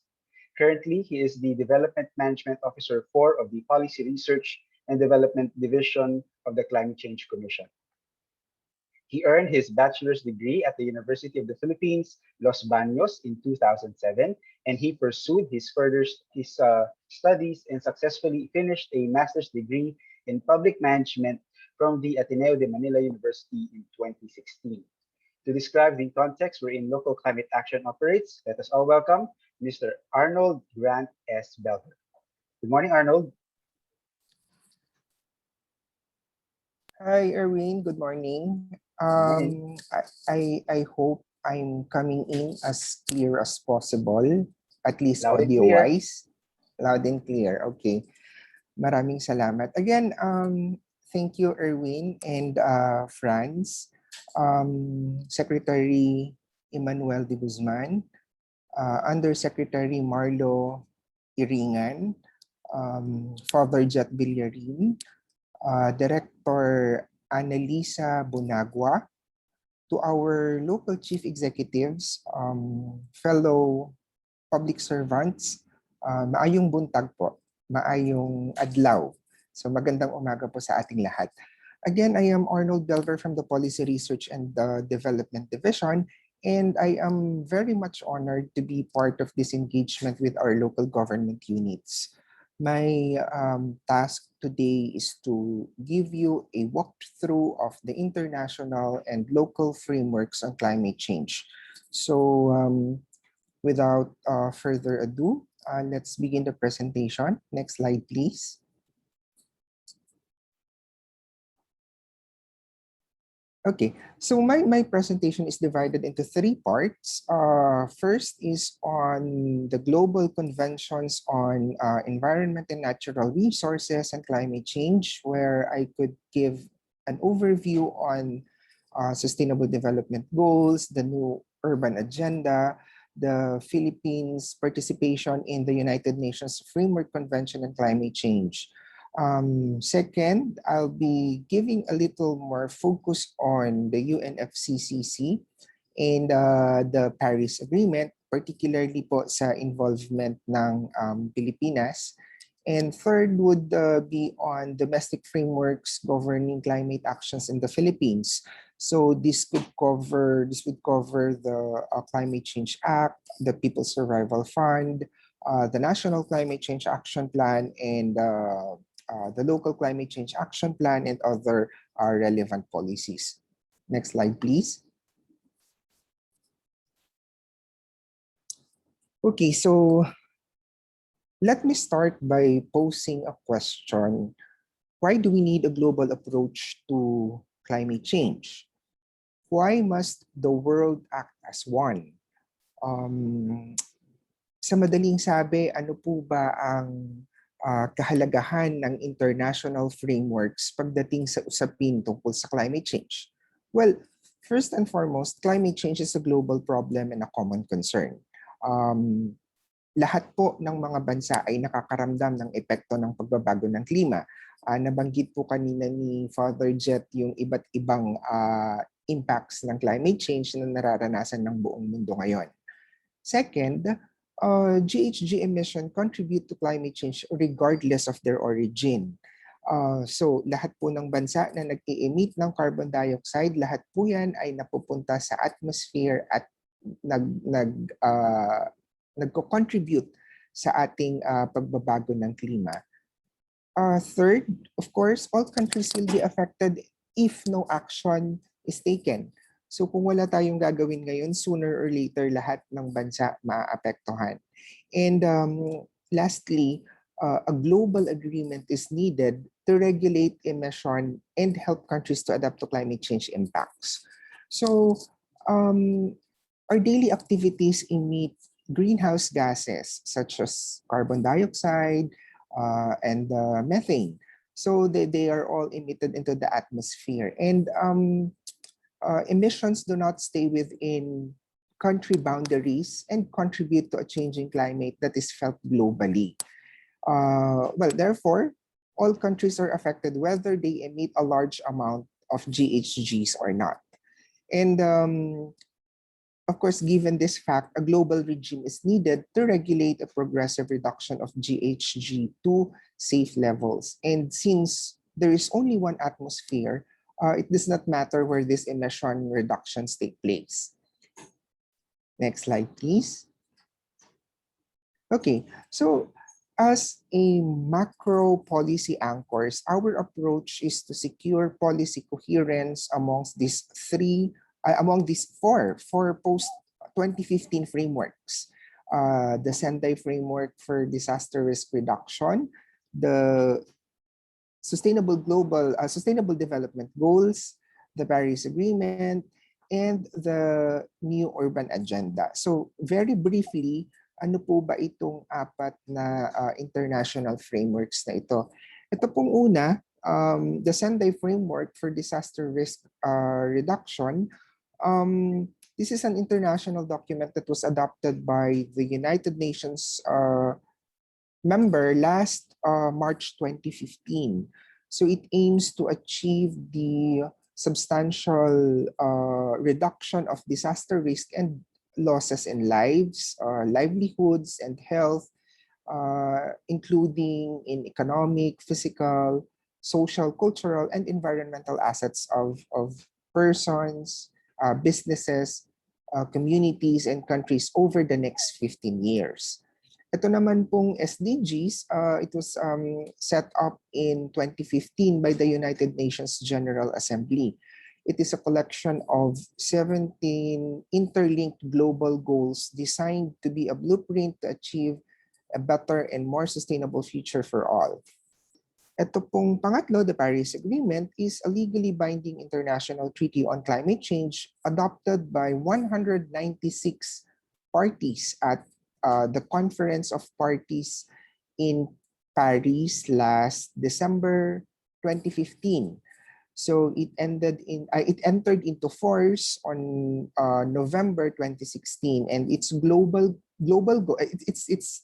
main goal is to limit the global warming to well below 2 degrees, preferably to 1.5 degrees Celsius compared to pre-industrial level. And lastly, ito pong New Urban Agenda. This was adopted at the United Nations Conference on Housing and Sustainable Urban Development in Ecuador in 2016. So this serves as a guide for urban development for the next 20 years. So makikita niyo po dito that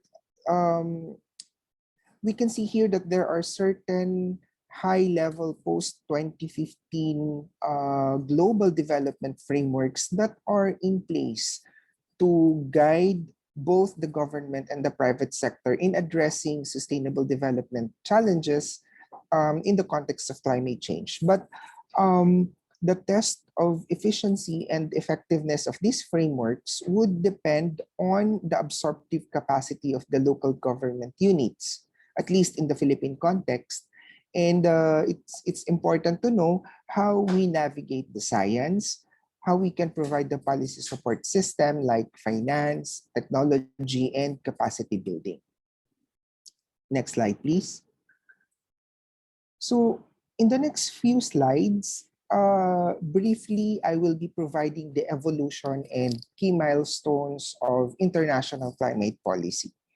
So it all started in 1998, where the IPCC, or the Intergovernmental Panel on Climate Change, was established. So ano po ba itong IPCC na ito? The IPCC was created to provide policymakers with regular scientific assessment on climate change, its implications and potential future risk, as well as to put forward adaptation and mitigation options. So it's a group of experts from all corners of the world. And to this day, the IPCC assessments are the scientific underpinning of international negotiations, while also providing unique insights into, for example, managing the risk of extreme weather events and disasters. So it was created by the United Nations Environment Program and the World Meteorological Organization. Next, please. Ayan.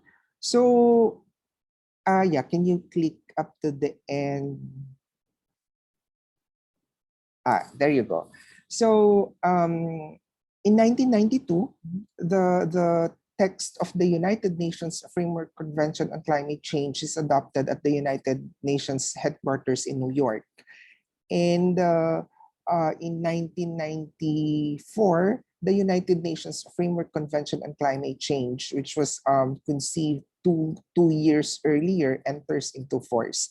So dito po nabuo yung UNFCCC in 1994, at ito din yung taon na nag-submit ang Pilipinas ng kanilang first GHG inventory. Ano po ba itong first GHG inventory na ito? So this report contains a national inventory of anthropogenic GHG emissions and a description of steps taken or envisaged by the Philippines to implement its commitment and other information to the achievement of the objective of the convention. So we submitted that document in 1994. Next slide, please. Yeah, okay. So fast forward to 2006, the CDM, or the Clean Development Mechanism, that's a key mechanism under the Kyoto Protocol, opens for business. And yeah, one more. Okay.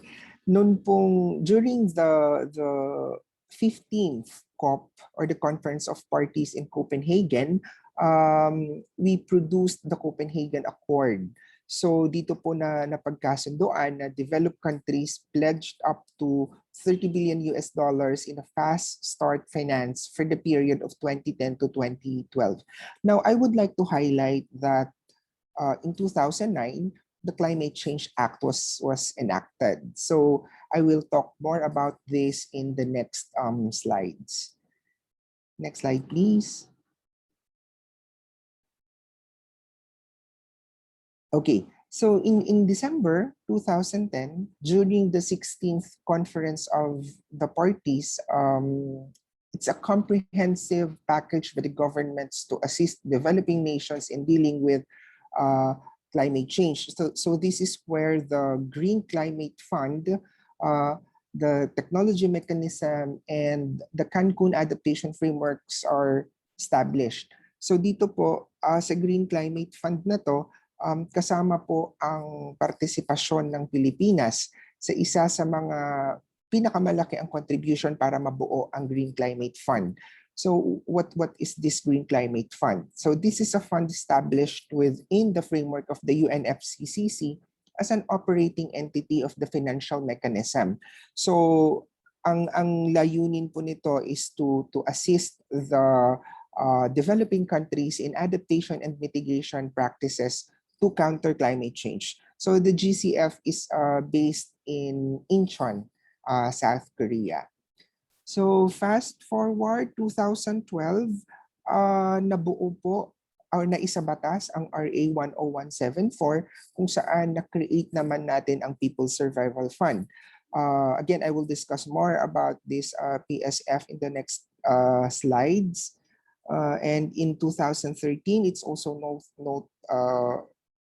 worthy to mention that the UN Intergovernmental Climate Change releases the 5th assessment report, or yung tinatawag nating AR5 on the science of climate change. Most of the data mentioned by Father Jet earlier actually is lifted from the AR5. Next slide, please.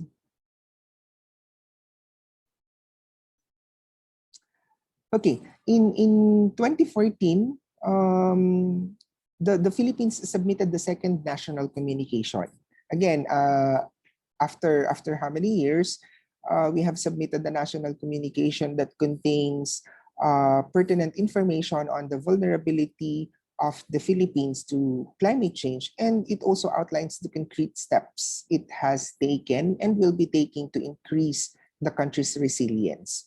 So also in this report, we identified the needs and provides recommendation to ensure that the country is adequately equipped to address climate change. In 2015, this is also this is a milestone also for the Philippines, because in 2015, during the 21st Conference of the Parties, the historical Paris Agreement was adopted. So 195 nations agreed to combat climate change. Nangyari po ito noong December 2015, and the Paris Agreement for the first time brings all nations into a common cause based on their historic, current, and future responsibilities. So it was not a perfect agreement, but it's a good start for all the countries, all the member countries of the UNFCCC. And also on November 2017, during the 23rd Conference of the Parties, COP23 made history by being the first COP to be presided over by a small island developing state. In this case, by the presidency of Fiji. Okay, next slide, please. Ayan, in 2018, the IPCC special report on the global warming of 1.5 degrees Celsius was released. And, you know, in COP 24, during COP24, we also saw not only the wide divergence of views between developed and developing countries, but we also struggled to find common ground amid differing positions among developing countries. So, wait, I'm not sure if I'm still audible, pero parang may nagsabi na nawala daw yung audio. We can hear you, Arnold, loud and Oh, clear. okay. So I This is can from my proceed? end. Yes, thank you. Okay, all right. Sige, thank you. Okay, so where did I stop? Okay, fast forward to 2021. The Philippines submitted its first nationally determined contribution to the UNFCCC. This is very fresh kasi we officially submitted our NDC last April 15, 2021. So in the next slides po, babanggitin ko po in details kung ano itong NDC na ito. Okay, next slide please. Ayan, among the four international frameworks mentioned earlier, this is probably the most important for climate change, the Paris Agreement. So, ano po ba itong Paris Agreement? Ano po ba ang laman? Ano po ba ang kahalagahan nitong Paris Agreement? So, the Paris Agreement's central aim is to strengthen the global response to the threat of climate change by keeping a global temperature rise this century well below 2 degrees Celsius above pre-industrial levels. And it also aims to pursue efforts to limit the temperature increase even further to 1.5 degrees. Kanina minention ni Father Jet yung epekto ng pagtaas ng temperatura. So kinumpara niya sa lagnat. Sabi niya, di ba, parang buti sana kung para lang siyang lagnat na madaling gamutin or madaling pahupain. Well, unfortunately, it is not. So, the Paris Agreement requires all parties. Parties, yun po yung tawag natin sa mga member countries na pumirma sa convention. So, bilang party to the Paris Agreement, we are required to submit our nationally determined contribution. We are also expected to strengthen the efforts in the years ahead. So this includes requirements that all parties report regularly on our emission and on our implementation efforts. So meron pong global stock take na tinatawag every 5 years to assess the collective progress towards achieving the purpose of the agreement and to inform further individual action by the parties. So ganun po kahalaga ang Paris Agreement para sa developing countries gaya ng Pilipinas. Next slide please. Okay, so if you recall in my previous slide, I mentioned that the UNFCCC entered into force in 1994. Well, guess what? The Philippines is one of the first countries to address the challenges of climate change through institutional responses. So bago pa po magkaroon ng UNFCCC in 1994, in 1991, we already have the Interagency Committee on Climate Change established. So, pinag-uusapan na po natin, binibigyan na po natin ng importansya ang usapin sa climate change even before the UNFCCC. And yeah, following the recommendation of the World Meteorological Organization to create a intergovernmental mechanisms, the Philippines already created an interagency committee by virtue of a presidential administrative order. Okay, and then yan, na-mention ko na tong national communication and then of course the Kyoto Protocol. Next slide please. Ayan. So, sunod-sunod na po yung mga batas na naipasa natin, maybe not directly to climate change, but on environment in general. We had the Biofuels Act. We created the Presidential Task Force on Climate Change. We have the Renewable Energy Act in 2008. But I would like to highlight the RA 9729 or the Climate Change Act in 2009. So ito pong batas na ito was enacted in October of 2009. And if you remember, ano ba yung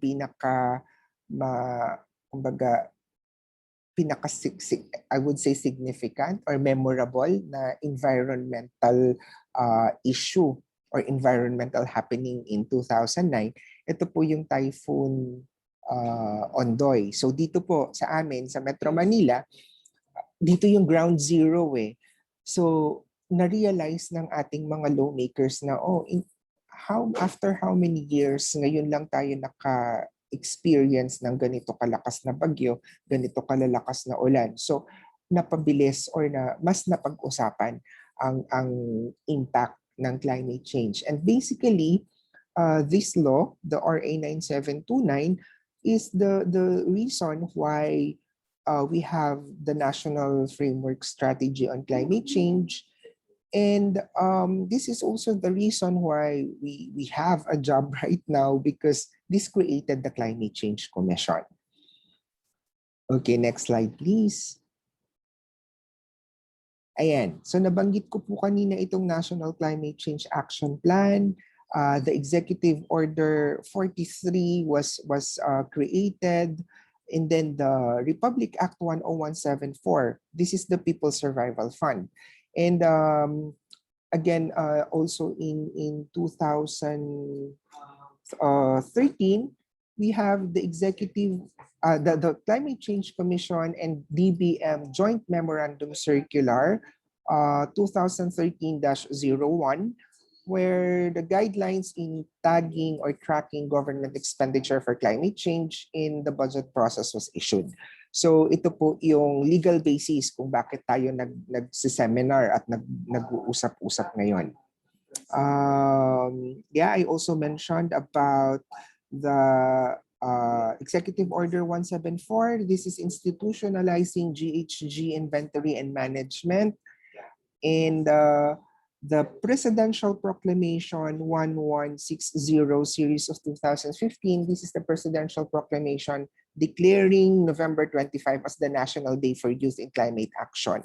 So mahalaga po ang participation ng ating youth sector because we have this what we call intergenerational responsibility.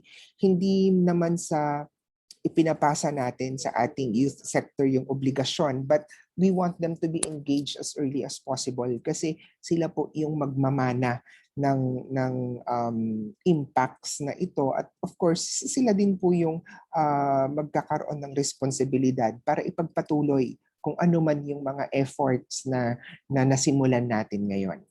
So next slide please. Yeah, so tuloy-tuloy lang po ito.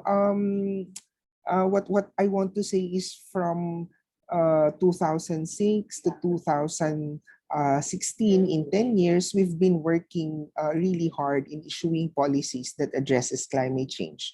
We have this resolution 2016-001, where we have the National Policy Review on Energy.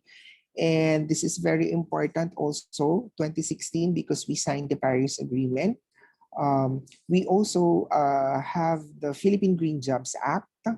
And of course, fast forward, we ratified the Paris Agreement. We became officially became a party to the Paris Agreement in 2017.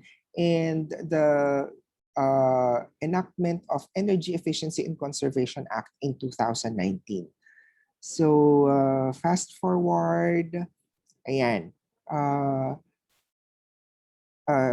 We also issued Commission Resolution, Climate Change Commission Resolution 2019-001.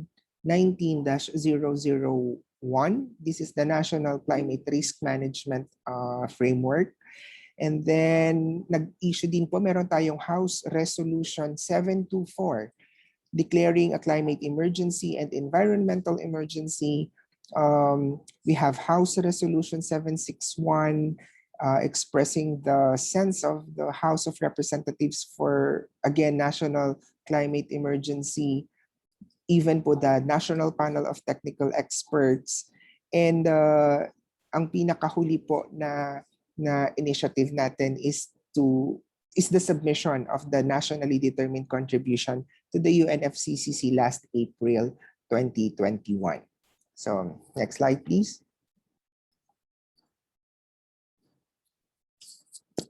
Ayun, so very briefly lang po, for those of you who are not familiar, I would like to share the salient points of the two laws, the RA 9729 and the RA 10174.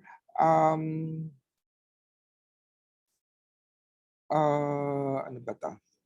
Ayan. So in 2009, RA 9729 was passed into law. So it is an act mainstreaming climate change into government policy formulation, establishing the framework, strategy, and programs on climate change. So sabi ko nga po kanina, this created the Climate Change Commission. So the CCC is an independent and autonomous body and have the same status as that of a national government agency attached to the office of the president. And as mentioned earlier, RA 10174, or the People's Survival Fund, is a long-term finance stream to enable the government to effectively address climate change. It creates the 9-member People's Survival Fund board tasked to oversee and to oversee policy and strategy on how the funds will be used. So the board is chaired by the finance secretary, and of course the budget is funded under the General Appropriations Act and may be augmented by donations, endowments, grants, and contribution. Well, at this point po, allow me to congratulate the LGUs from Mindanao who has approved PSF projects. I think out of 6 approved PSF proposals or PSF projects, out of 6, 4 po doon ay from Mindanao. So Del Carmen sa Surigao del Norte, Lanusa in Surigao del Sur, Kitcharao in Agusan del Norte, and the Sarangani province. So congratulations po sa ating 4 na LGUs. Next slide, please.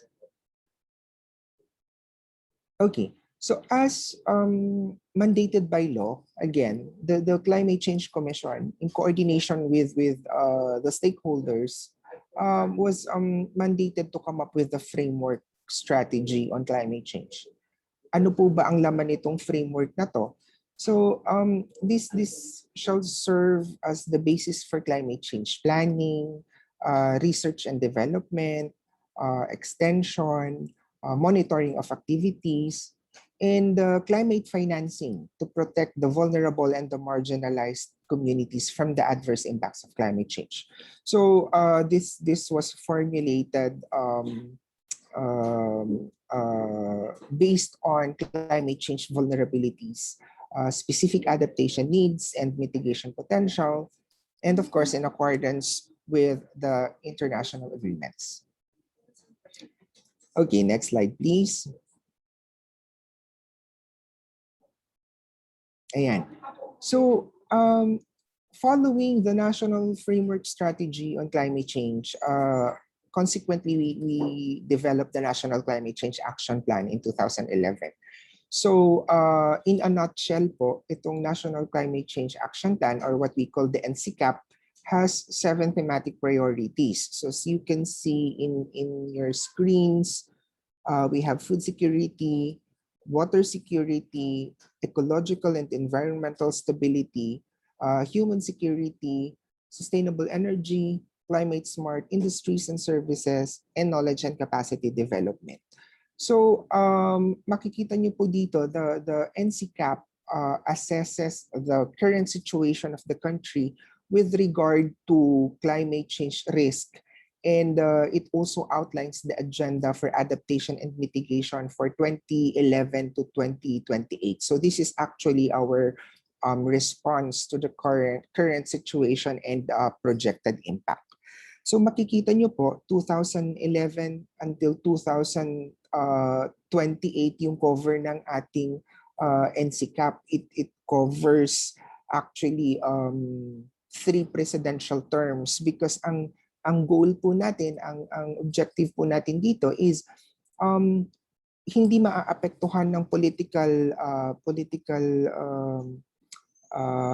boundaries ang ating National Climate Change Action Plan. So tinitingnan po natin dito yung continuity, yung sustainability ng actions natin, na kahit iba na yung ating leadership, iba na yung ating mayors, ay hindi po malaki yung magiging pagbabago. But of course, I would also like to highlight that the NCCAP is not a document cast in stone. So it's a living document that we also intend to update based on the current data, and of course based on the resources we have. So next slide, please. By the way, the NCCAP and the National Framework Strategy on Climate Change, these documents are available online. So para po sa mga interesado at gusto ng further reading, these documents are available online. So pwede nyo pong i-access ito sa Climate Change Commission website. Okay, so another important document, another important policy for us to understand is the NDC, or the Nationally Determined Contribution. Nabanggit ko na po ito kanina na as a party to the Paris Agreement, we are expected, we are required to submit our nationally determined contribution. So this document, again, this is available online if you want to read the details. But ang laman po ng document na ito yung ating emission reduction avoidance commitment. So sinabi po natin dito sa NDC, we will reduce 75% GHG emission. And sa 75% po na ito, 72.29 is conditional. Ibig sabihin po nito, conditional ito sa ating external funding support. While 2.71% is unconditional commitment. Ibig sabihin po, nasa pipeline na natin ito. So nakaprograma na. Again, we just submitted this last April 15, 2021, and this document already considered the Philippine Development Plan, the Philippine Energy Plan, even the Philippine National Security Policy, the National Climate Risk Management Framework, and the Sustainable Finance Policy Framework of 2020. So this document will progressively informed by the Filipino people's aspirations across generation. So sa madaling sabi po, itong ating NDC, this is like our diet plan or health plan. Sasabihin nating health plan kasi napapaloob dito sa dokumentong ito, kumbaga, ano ba yung mga aksyon na gagawin natin para mapabuti ang ating kalagayan. So, sectorally, nandyan po napapaloob ilan ba yung timbang na kailangan kong ibawas? Ano ba yung mga pagkain na kailangan kong kainin? Ano ba yung healthy options na dapat kong gawin para mapabuti ang aking katawan? So, parang ganun po yung ating NDC. Yung reduction, yung GHG reduction or avoidance, we can think of it as kumbaga yung weight natin na gusto nating i-shed off. Parang ganon. So, again, this is a product of a multi-stakeholder consultation, and it involves participation of all stakeholders across all sectors. So, next slide, please. So part pa rin po ito ng ating salient features on. Okay. Yeah, part pa rin po ito ng salient features ng ating NDC. Balikan ko yung sorry for that. Balikan ko yung NDC, no. I mentioned about it could be we could think of it as our diet or health plan, no.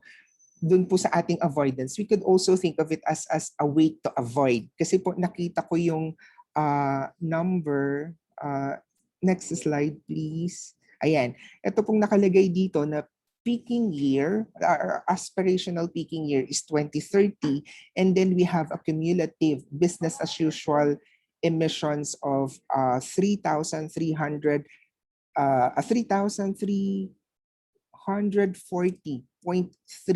metric tons CO2 equivalent. So, ang nakikita po natin dito by 2030, dapat itong number na to, dapat hindi na tayo sumobra dyan. Ideally, dapat hindi na tayo lumagpas dyan by 2030 kasi ito po yung business as usual natin. Ibig sabihin, wala tayong gagawin. Walang diet, walang exercise, walang effort. Okay? So, ngayon, ito siguro it's safe to say na ito yung kumbaga weight na i-avoid natin, parang ganon. Kung ikukumpara natin yung NDC natin sa ating health plan, ito yung kumbaga weight to avoid. Okay? So I know it's not that easy to discuss the details of the NDC, but maybe we can set another session just for the NDC para po maidetalye natin lalo. Okay, so next slide please. Ayan.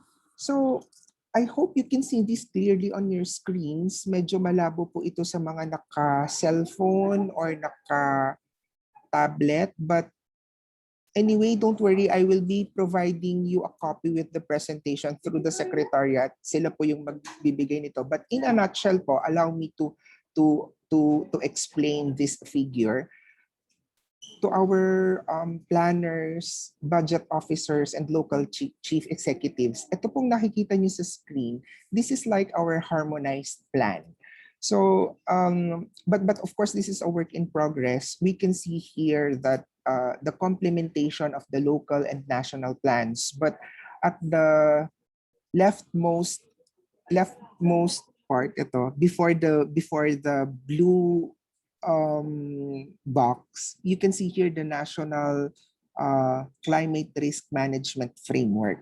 So ito po yung tinatawag natin, ito yung mga magiging scientific evidence natin in crafting our plans.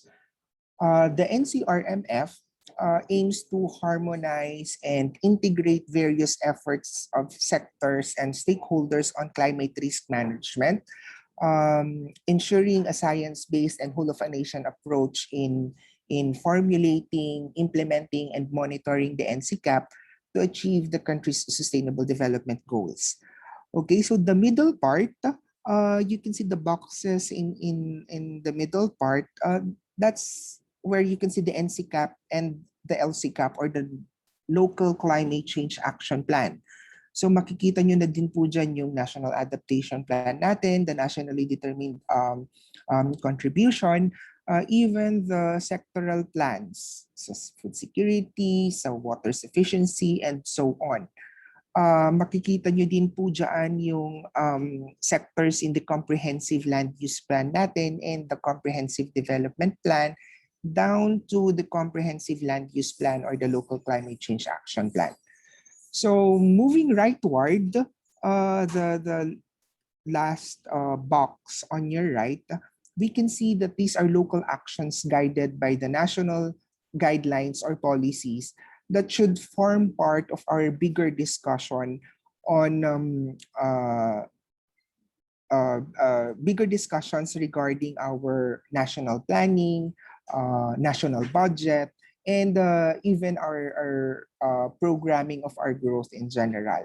So along the way, we would like to highlight the importance of whole of government and whole of society approach, as well as interoperable data exchange system. So makikita po natin yung importance ng international to national policies, kung paano po natin yan maibababa to the local level. So next slide, please. There. In summary, the United Nations climate change negotiation offer a historical opportunity to step up international actions on climate change. So that's very evident.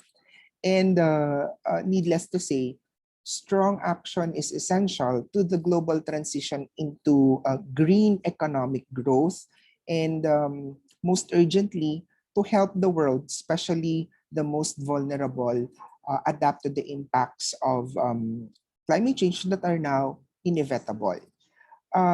Second, climate change expenditure tagging is a tool for monitoring and tracking of climate-related expenditures in the national budget system.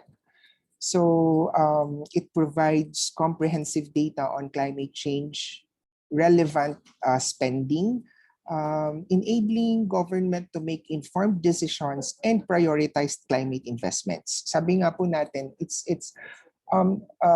you cannot count, you cannot manage what you cannot count. So kumbaga sa budget, importante na alam natin how much are we spending on climate change, how much are we spending on adaptation, how much are we spending on mitigation. Kasi po makikita natin doon yung gaps. Ano ba yung kulang pa, ano pa yung wala pa. So doon natin ma-i-improve yung ating budget system. And of course, the CSET also encourages planning officers and policy managers to incorporate climate considerations in the project design. So if you plan for infra, dapat kaya na niyang mag-withstand ng, say, impacts of sea level rise, impacts of strong typhoons, impacts of drought, even migration. So kailangan ma-address na po natin yan sa mga project natin. And of course, by generating data on climate change, by doing the CSET, we can generate data on climate change investments, which usual budget classification would not do. It enables public scrutiny on governments and donors spending on tackling climate change issues, strengthening accountability and transparency. Third, climate change expenditure tagging should be designed based on definitions, typology, and criteria driven by national climate policy priorities in order to track climate spending towards these policy priorities. And lastly, clear tools and guidance to the departments or bureaus and relevant sections in the LGUs are essential for CSAT implementation. So we would like to highlight that training on climate change expenditure tagging should be considered in the context of broader capacity building efforts, from raising awareness on climate change to integrating climate change into budget process. So CSET is effective to mainstream climate change in the development spectrum. So that's how kumbaga, ito yung parang bulsa ng bawat LGU. Paano ba natin ma-allocate yung ating mga budget and make sure that climate change are considered. So next slide.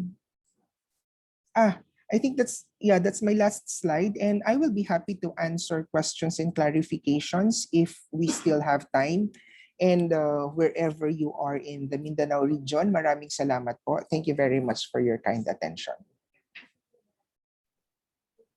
Thank you, Mr. Belver.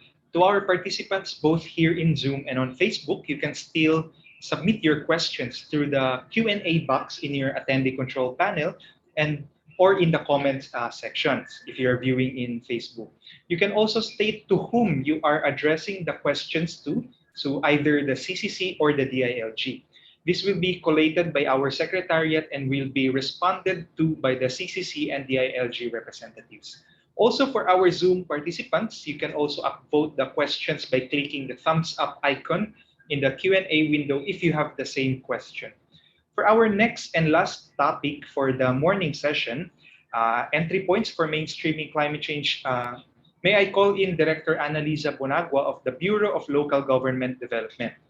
Ms. Annalisa F. Bonagua is the Director of the BLGD of the DILG, and as such, she leads the implementation of DILG programs focused on several areas to include local economic development, specifically the ease of doing business and improving the competitiveness of our LGUs, and also incentivizing LGU performance through the Seal of Good Local Governance SGLG Fund. In the area of disaster risk reduction and climate change adaptation and mitigation, she spearheads capacity building programs on risk-informed planning and other DRR-CCAM related programs and engagements of the department. To describe the policy framework for climate change mainstreaming within the Rationalized Planning System, let us all welcome Director Bonagua.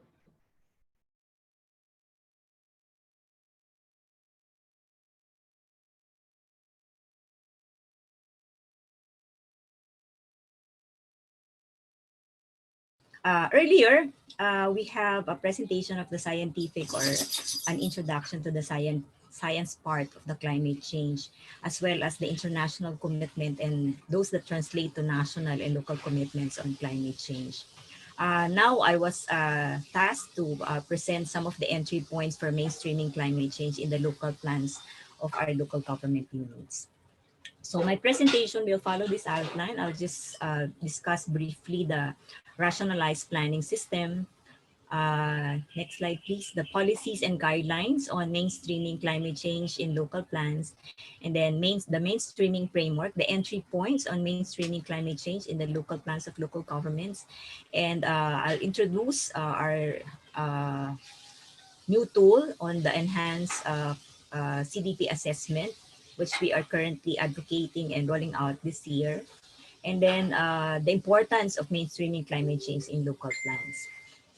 So I'll start with the rationalized planning system. Since 2007, the Department of have been advocating for a rationalized planning system to put order in the LGU planning processes due to the number of plans. As mentioned by Mr. Jerome, LGUs are being asked to prepare 39 plans. So simulan natin sa GAD plan, Plan for Children, Nutrition Action Plan, Forest Land Use Plan, Solid Waste Management Plan, and marami pa pong iba. You can name them all.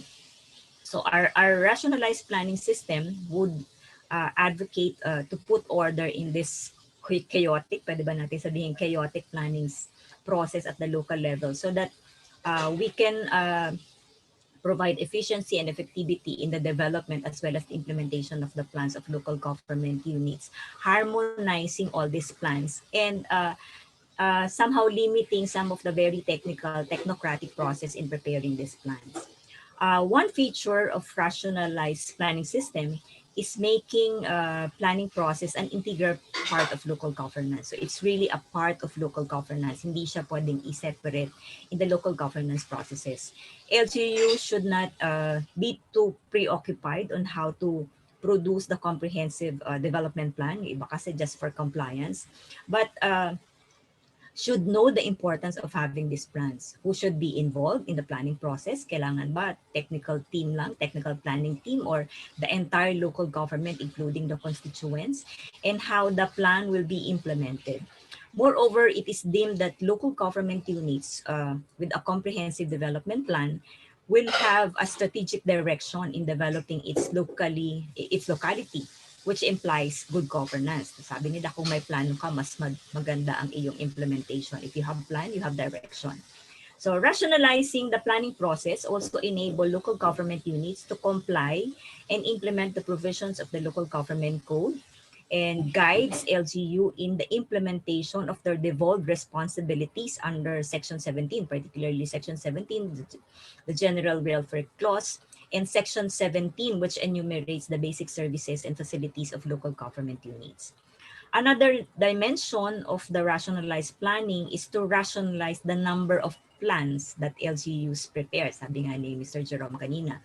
The Local Government Code of 1991 mandates LGUs to prepare only 2 comprehensive development plans, although the other plans are also backed up by law. But the Bible of local government units, which is the Local Government Code, only mentions 2 plans. That is the Comprehensive Land Use Plan and the Comprehensive Development Plan.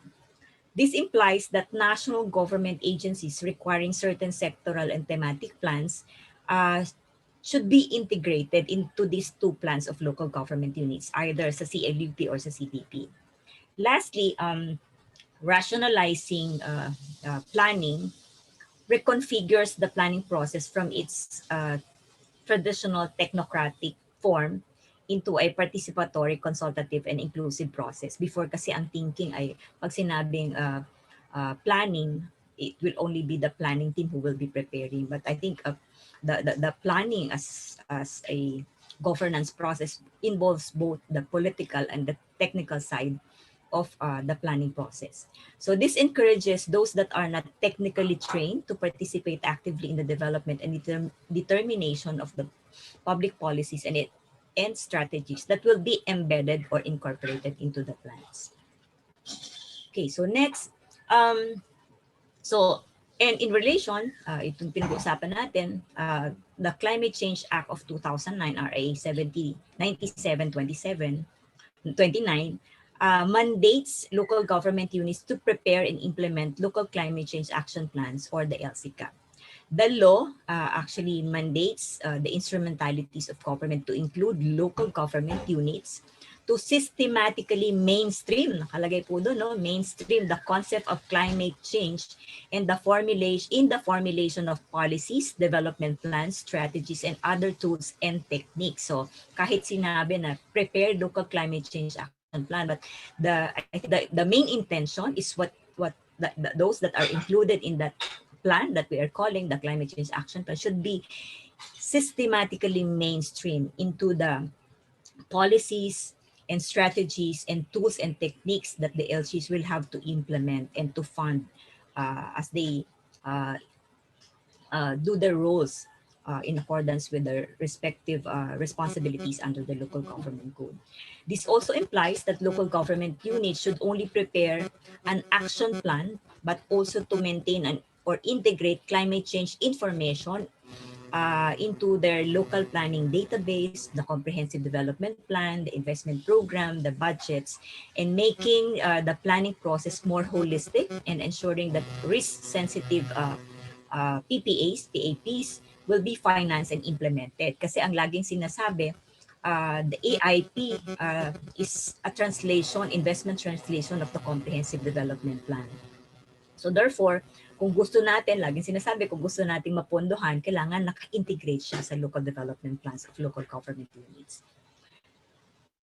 Okay, so next, the next slide will show us the DILG issuances and guidelines on risk-informed local development planning. So in response to the provision of the Climate Change Act, as well as the National Disaster Risk Management Act, in compliance with the local government code and anchored on our rationalized planning system, the DILG have issued several policies and guidelines informing local government units on the specific set of actions to maintain or to mainstream DRR and climate change actions in local development planning process. This includes first, the DILG Memorandum Circular 2015-77. So nagsimula pa yung mainstreaming natin 2015. The MC provides the general guidance for local government units on how to mainstream DRR and CCA in local development planning. And then that was followed by a local planning illustrative guide on comprehensive development plan. This is a user-friendly guide on local planning kasi illustrative nga po siya, so madali siyang sundan. Less of the technical discussion, but you can always refer to the rationalized planning guide if they wants to be clarified on certain things. And this was issued in 2016. And recently, just this year, the DILG issued the guidelines on mainstreaming DRR and climate change in the CDP, or what we call the CDP Plus. CDP Plus. The CDP Plus is developed with the technical assistance with the Australian aid and the UNDP under the Resilience and Preparedness Towards Inclusive Development, or RAPID program. The CDP Plus actually expounds the mainstreaming framework, specifying the entry points for mainstreaming both DRR and climate change adaptation and mitigation concerns in the CDP preparation process. So tingnan natin yung mga entry points following the mainstreaming framework. Next slide. Okay, pursuant to the rationalized planning system, the department advocates the mainstreaming framework to ensure that local plans are holistic, inclusive, and implementable. Hindi lang basta may plano ka, but it should be practical and implementable. The mainstreaming framework is a general is the general guide on mainstreaming different thematic and sectoral concerns. So both thematic and sectoral concerns in the local planning process. For example, the integration of climate change and disaster risk reduction in local development planning can be achieved through consideration of climate and disaster risk and issues into the following entry points for mainstreaming. So kita natin dito, existing LGU database, planning structure and processes, mandated development plans and thematic sectoral plans, and the authority levers or the implementing tools. First, for the integration into the planning process, this actually answers the question, what are the data and information needed to mainstream specific thematic concern into the local development planning process? So very important po yung discussion kanina dito na on the scientific side of climate change, as well as ano ba yung commitments ng Philippines in terms of climate change, and ano din yung baseline data, as kanina minention sa question, how can they provide or develop strategies kung hindi nila alam yung baseline data from which to reduce 75% of the emission, which is the commitment. So The climate change action information should be considered in the preparation of the ecological profile in the local development indicators, or the LDIS. Second, the second entry point in the pillar is the inclusion of concerned LGU personnel in the planning structure and the conduct of specific planning tool. The LGU should include knowledgeable DRRCCA focal persons. Kailangan meron silang competencies in the planning structure and how DRR and climate change considerations are included in the entire planning process. The third entry point is the preparation of the reviewable planning documents to include the CLUP, the CDP, LCCAP, and other thematic plans that may concern climate change. So you need to see a document that will guide and can be reviewed, and from which the next phase of governance should be based on the investment programming, and the planning process should be based on a plan. So something, a document that they can refer to. And last, the inclusion of the thematic and sectoral concern in the authority levers or the implementing instrument. This will ensure that the risk sensitive PAPs or PPAs are included in the investment programming and the CAP dev requirements, capability building requirements, and even the M&E plans, and also even the local legislation or legislative requirements to enable implementation and carrying out of these plans or tools. This will also ensure that the planned risk PAPs will be implemented and will be delivered to the constituents. So kahit na may plano ka, you have to have the enabling local ordinance or resolution to ensure that plans are implemented and enforced. You have to have capacity development to ensure that the staff and the people implementing, even developing the plan, have the competency to do such. And also lastly, yung M&E system to see whether the plans, what are indicated in the plans, are actually implemented, and so that this can be further improved in the next round of the planning process. Okay, so under the first entry point, which is the planning team, Section 109 of the Local Government Code of 1991 mandates local government units to organize a planning team to serve as the functional committee that shall assist local development council in the formulation of development plans and policies. As a functional committee, it should ensure that climate change and disaster risks are considered in the formulation of the local development plans.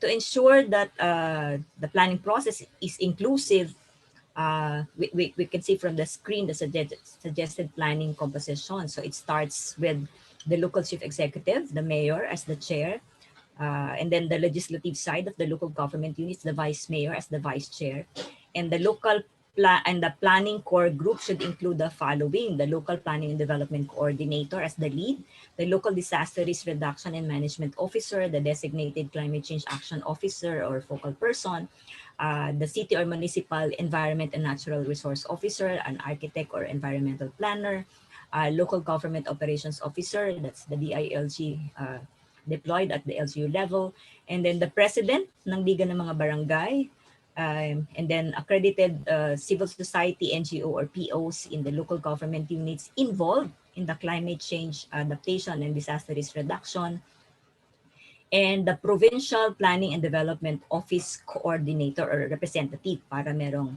tayong guidance from the higher local government units. And for the technical working groups, to represent 5 development sectors and provide assistance to the planning core group. So there could be several technical working groups depende sa pangangailangan and priorities of the local government units. The LGUs may include other representatives who can provide substantial input on the RR and climate change as they see fit, no? Ito yung minimum, but they can include other representatives, other experts who can help them in crafting a risk-informed local development plan. Still on the entry point on the planning team, the LGUs are likewise encouraged to tap national government agencies and academe, no? Tulad ng ating partners dito from to provide the technical and the scientific information that should be incorporated into the plan or should be considered in the preparation of the plans. LGUs may opt to include in the planning core group or in the TWG the following NGAs and other offices that do not have offices at the local level or where experts are only available at the national and regional and provincial level. So the following agencies listed here, some of them do not have provincial and much more city municipal offices, but they have for sure offices at the regional level. So they can be invited to provide inputs and guidance as LGUs prepare their comprehensive development plan and even land use plans. Okay, another entry point is the information requirement. It is important for the local government units to have the basic information requirements before it can proceed to planning. What are the critical information for planning? Kanina, question to nung ating one of the participants requesting for information on the baseline data so that they can come up with mitigation strategies. So very valid yung kanyang question kasi though we have the information on how to plan, we need the information to be able to define our strategies and our interventions. So the first information requirement is the ecological profile.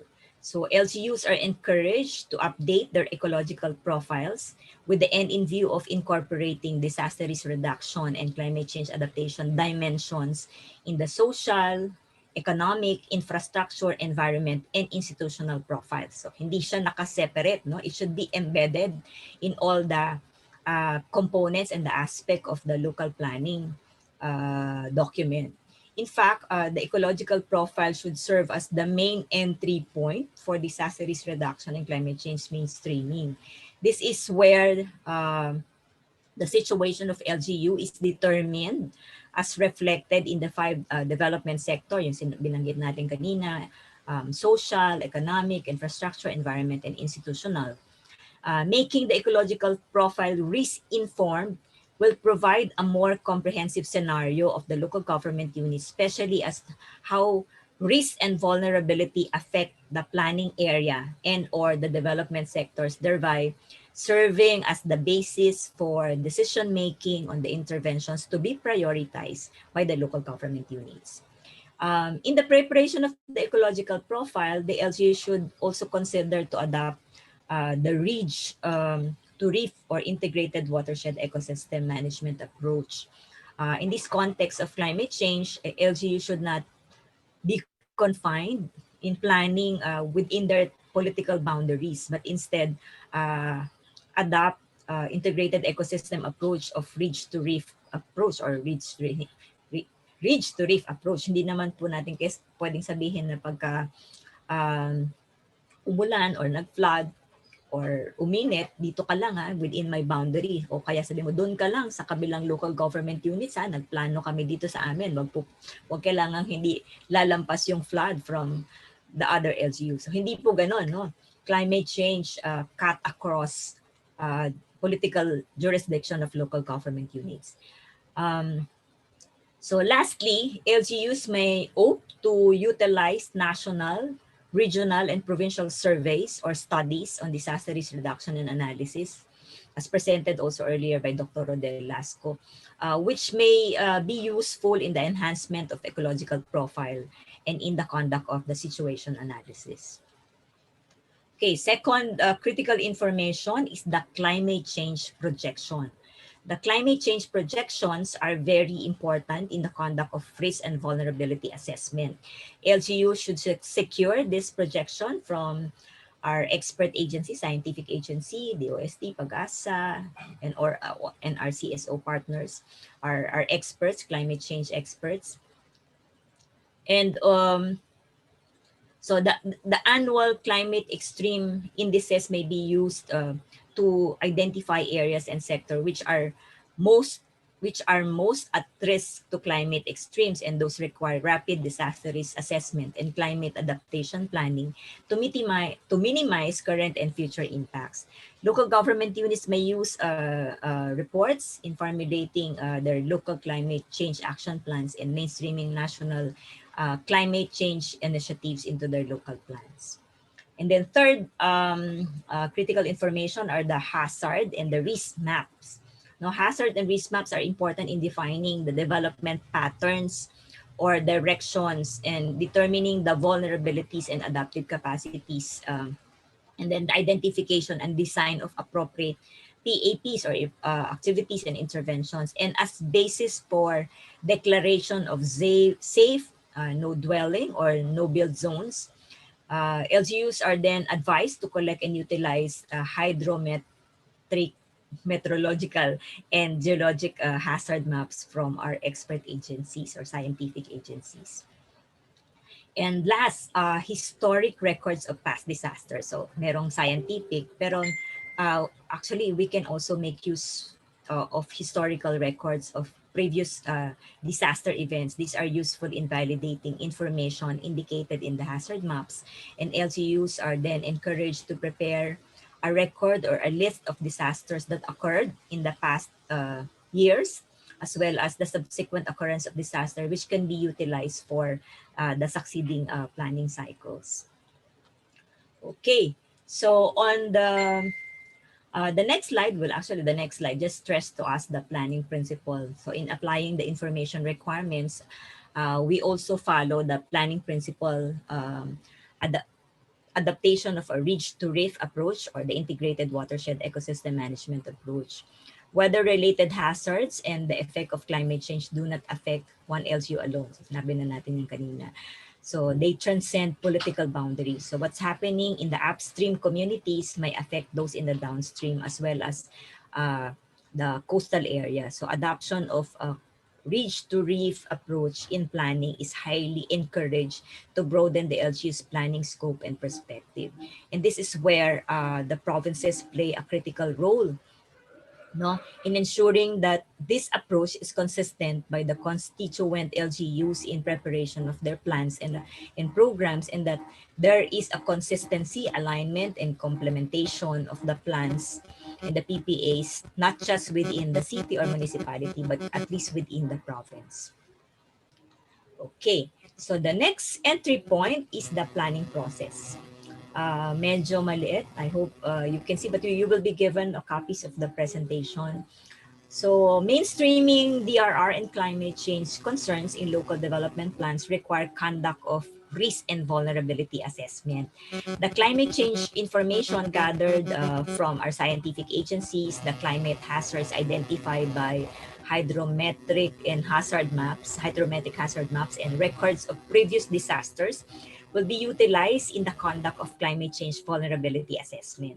So while there are other risk and vulnerability assessment, it is recommended, no, pinakasimple kasi it's recommended that LGUs conduct climate and disaster risk assessment or CIDRA as provided in the supplemental guidelines for mainstreaming climate and disaster risks in the CLUP developed by HLURB. So nagkaisa po ang HLURB and the ILG to encourage and capacitate LGUs in the use of CIDRA in both CLUP and CDP preparation. The harmonized framework shows the relationship between CLUP CDP and the use of the CIDRA as an assessment tool to understand the vulnerabilities and the risk within the planning area or within the LGU. The results of these assessments are critical in mainstreaming the RR and CCA in both plans, CLUP and CDP.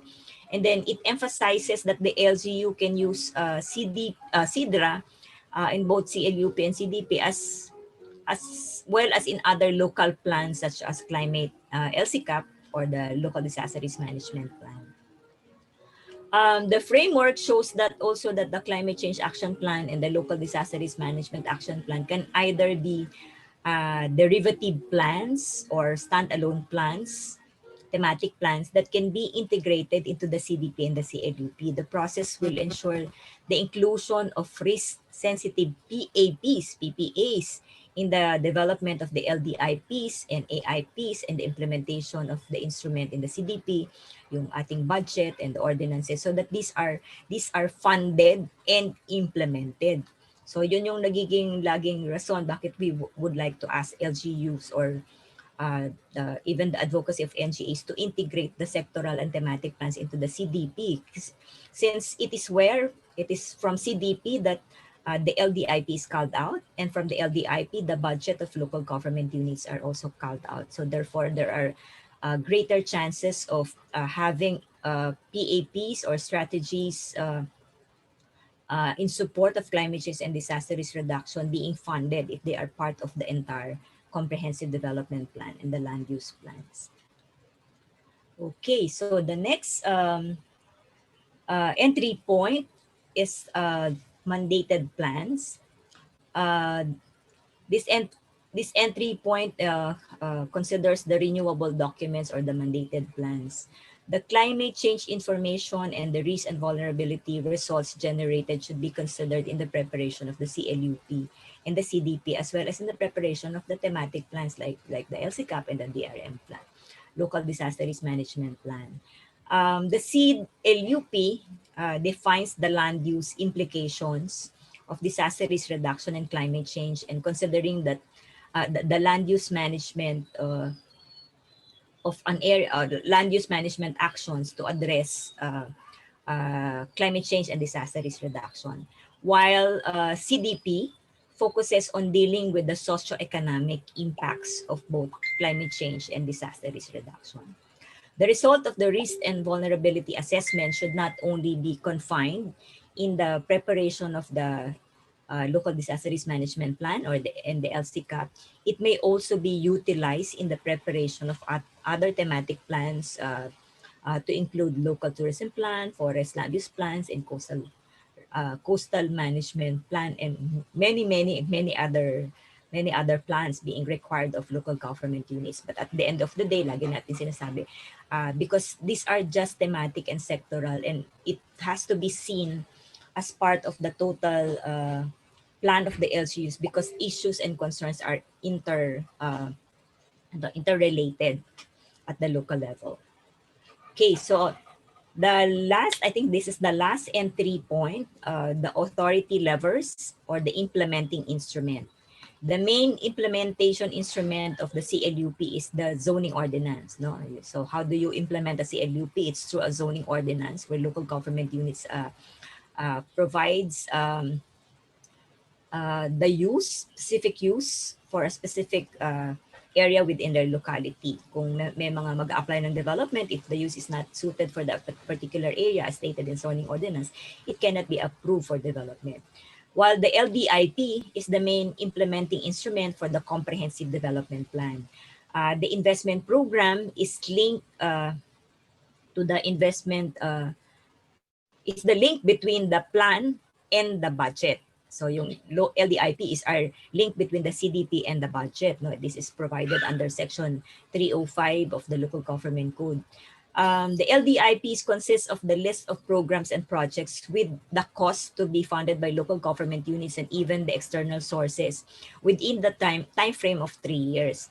And it should be noted that some of the PAPs in the CLUP, especially those that needs to be financed, should be included and considered in the preparation of the CDP, especially in the structured list of PAPs, which is an attachment of the CLUP.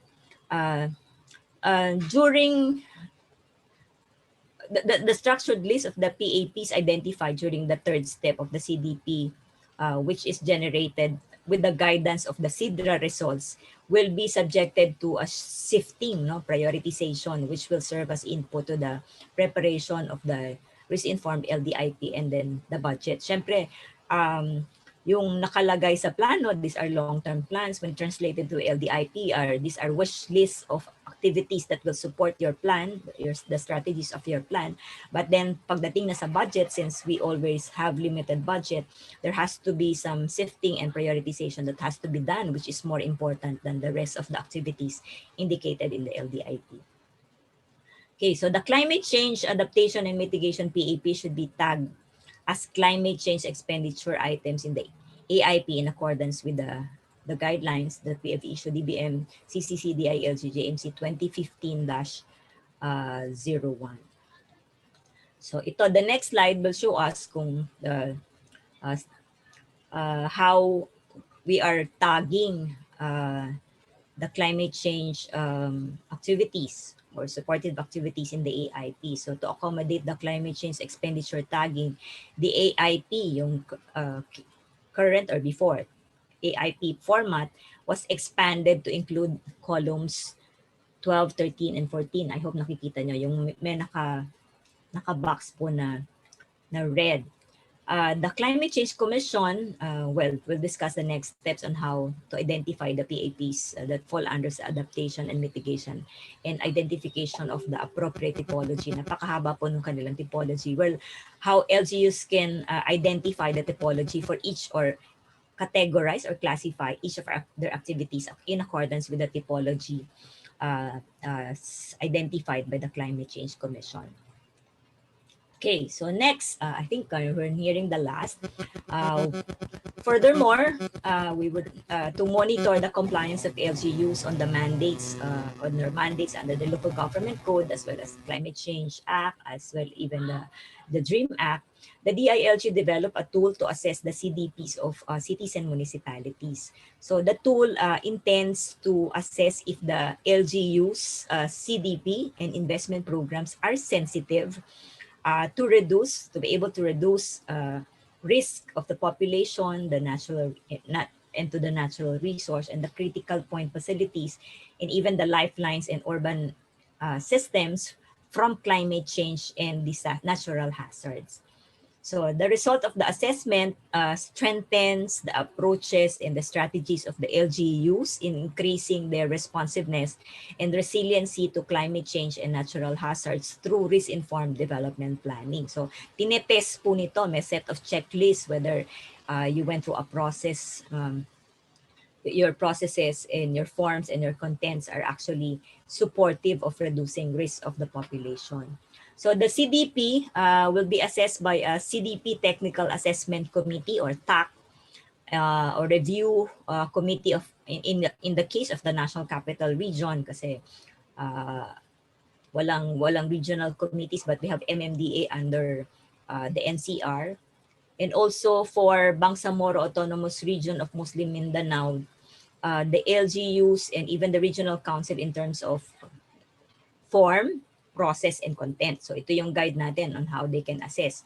The form sees if the CDP prescribed with form and outputs. For example, if the LGU utilizes the correct AIP form or to include columns, ito yung sinabi natin, columns for the climate change, for climate change tagging 12, 13, 14, so that we can see if they have intervention for climate change adaptation and even mitigation. It also assesses the process and see if the planning team has conducted consultative and inclusive planning processes. For example, if the climate change action focal person of the LGU included in the planning process, are included in the planning process, or if the LGU has conducted risk and vulnerability assessment for the development, preparation of the development plan. And then the content, this component looks into the substance. Ito yung pinaka-importante siguro sa lahat. The substance of the CDP, yung consistency, coherence, responsiveness, and comprehensiveness of the interventions indicated in the Comprehensive Development Plan. Moreover, this confirms how the technical and the scientific data influence or were used, influence the visioning, situational analysis, and the prioritization of the LGU. So, okay. So actually this was rolled out sometime in 2018, but we have enhanced this and this will be rolled out hopefully this year. Okay, so now therefore, I think this is my last slide. As our call to all local government units, mainstreaming climate change in local development plans should not only be seen as a requirement that needs to be complied. No, wala. Hindi po for compliance. Sayang naman yung effort natin. It should be considered, or considering climate change information and risk and vulnerability analysis, your planning process should result in the following. So first, increase in the awareness of the LGU of the hazards present as well as the future adverse impact of climate change that may impede development in your locality. Second, to be able to identify, finance, and implement PAPs that will reduce risks and vulnerabilities and increase the adaptive capacity of the local government units. And then third, to be able to implement risk-informed decisions and PAPs and legislation that will enable to reduce underlying cause of disasters. Moreover, contributes, no, kung walang mga disaster, continuous yung development. So contributes to the attainment of sustainable development. Risk-informed decisions and planning are necessary to reduce communities' vulnerabilities to disaster and climate change. We owe it to our constituents to prepare them, not just the LGU, but also to prepare our constituencies. And to build community resilience to hazards through conscious efforts by the LGUs in considering climate change and disaster risk reduction information and analytical tools in local development planning process. So this will lead us to attaining the goals of our constituents as well as contributing to national development. So I think that's the last for my slide. Marami pong salamat at magandang umaga po sa inyo lahat. Thank you, Director Banagua, for that presentation. For questions addressed to DILG, please send them in the Q&A box so DILG representatives can note and provide responses to your queries. In the interest of time, we won't have a panel discussion this morning. All questions about CCC and DILG presentations this morning will be answered via the chat box.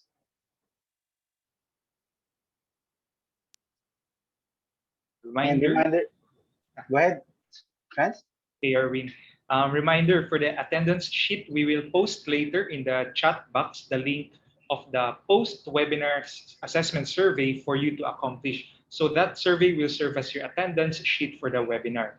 Copies of the presentations, the recording, and CCET relevant materials will be provided to the participants after the webinar through a Google Drive link. And that's it, Erwin. For our morning session, after we take our lunch, we will have Miss Daniel Marie Toralba to discuss Module 4 or the Formulating Local Climate Change Action Plan. Happy lunch, everyone. See you at 1:30. Enjoy your lunch po.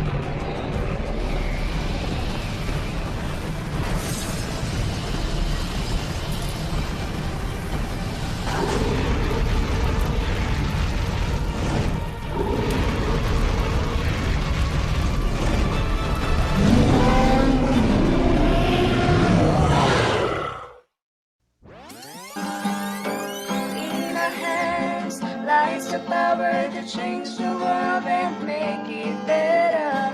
Let's heal the wound of Mother Nature, save the trees for our future.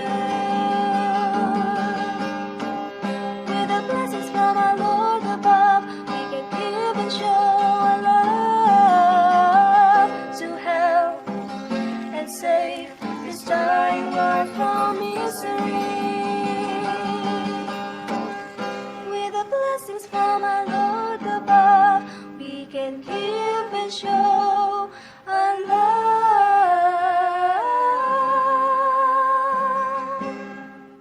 Our world continue dying, illegal logging, global warming, and more scenarios resulting climate change. Is there really a verdant paradise out there? I am Noah Bulfango, software engineer, mission captain of the Genesis, mission day Sol 317, mission day, retrieval mission number 10, last retrieval from Earth. The data coming from Dr. Pete Bulfango.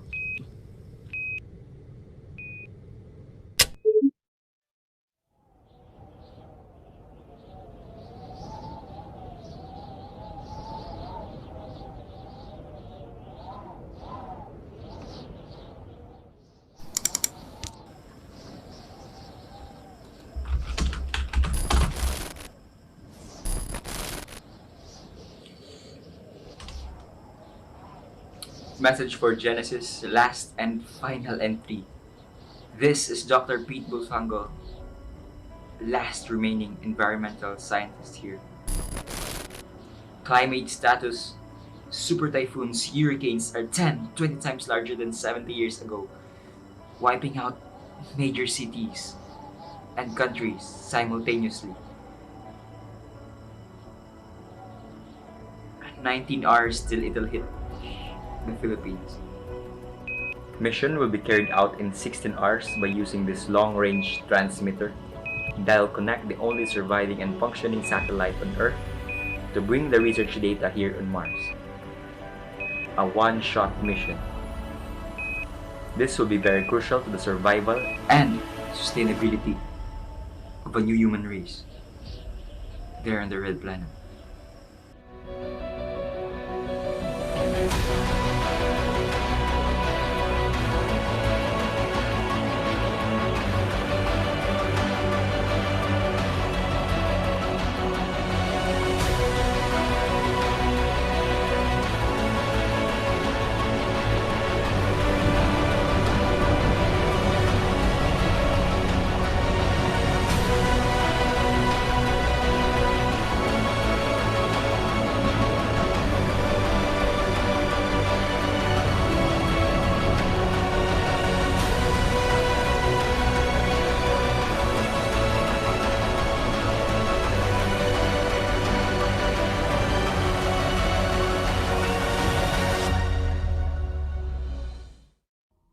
Earth, once it was our home.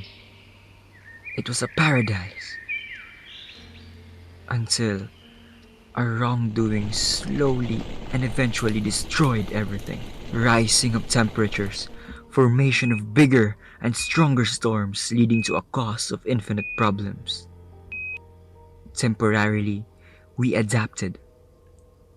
But in the long run, population increase tipped the boat upside down. After 70 years, mankind has successfully launched themselves into the unknown, looking, searching for a new life, a new world, a new beginning. We have commit and we have liftoff at 2:13. Mission log out. 019. Hey there, brother.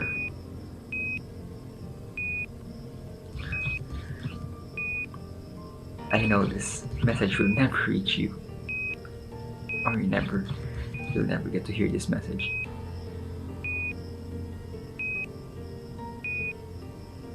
You should have been here.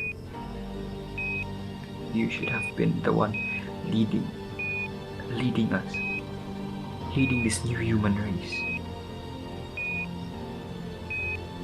in search for the paradise you've been dreaming for. This was your dream, your life's work. Only if you didn't have your bad leg.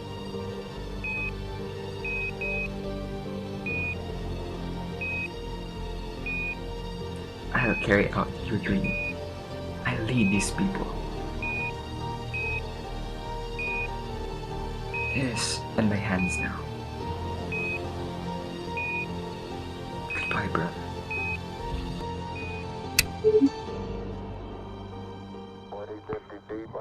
Mission Captain, prepare for transmitting of signals from our satellite to Earth satellite. What the field of view looks like.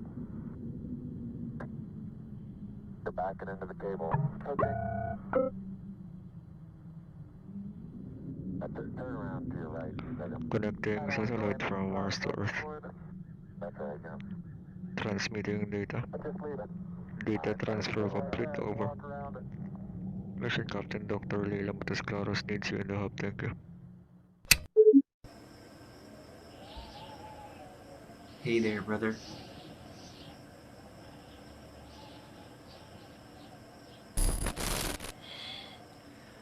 Make my dream a reality.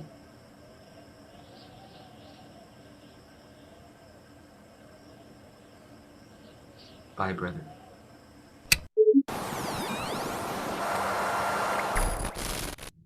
There is an Eden out there, somewhere.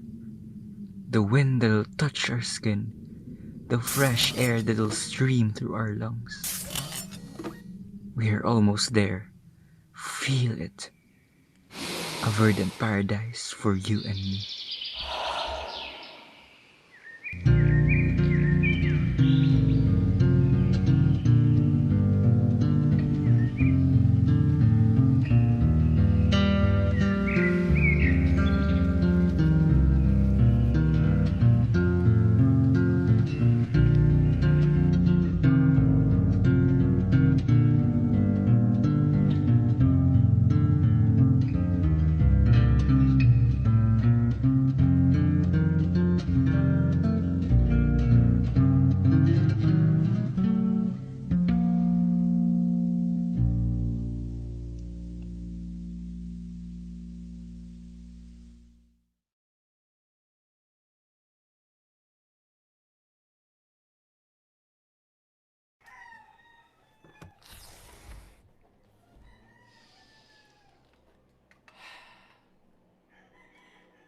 Good morning, Tangray!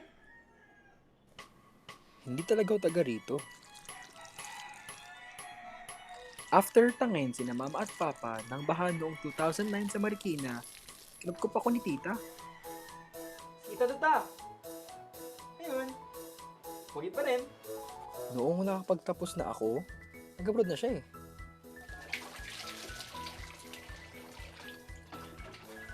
Pinenta yung bahay sa Marikina at tumira na sa Antipolo. Changing lifestyle na rin po, ta! Be part of the solution, not part of the pollution. Ika nga nila. Maswerte at nakalis ako roon. But don't take me wrong, tita. Maganda at malinis sa Marikina. And the fact that catch basin siya, including the city of Antipolo. We can't blame Marikina alone. Inaasahang tatama bukas sa kalupaan ang pinangalan ng Bagyong Okoy habang gumagalaw ito patungo sa kanluran Sige Kanlungan sa direksyon Sige din ng po kayo, ta. Central Luzon. Pinalhanda ang mga Sa lalaban naman ng bagyong dinanas ko, natrinig na ako. Ang nakakainis lang, dulot ng papalapit na bagyo. may mga tao pa rin papala sa social media na nagpapakalat ng maling impormasyon. I mean, trolls? Hindi ko lang sure kung tao pa rin ba sila.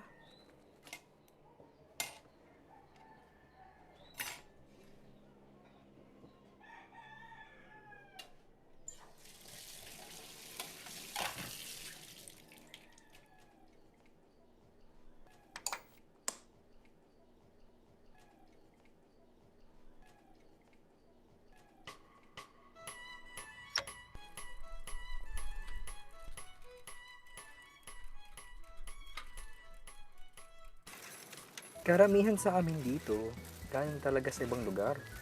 Gusto ng kapayapaan, malayo sa takot.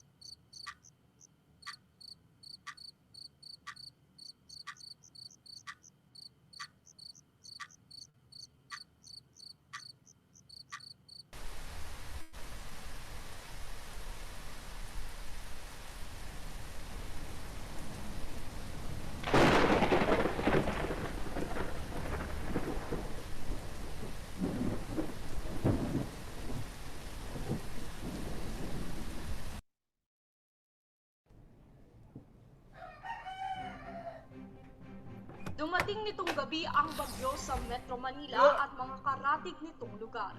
Tinatayang daan-daan ang nawala ng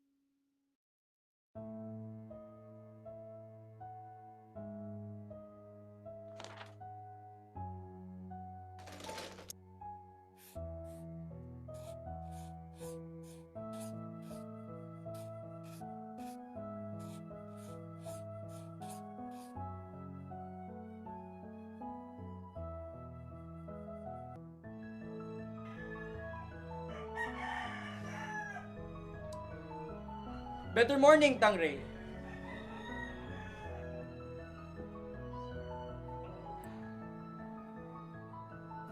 Kailan ba tayo kikilos? Tuwing komportable lang tayo? Kapag ikaw na yung naapektuhan?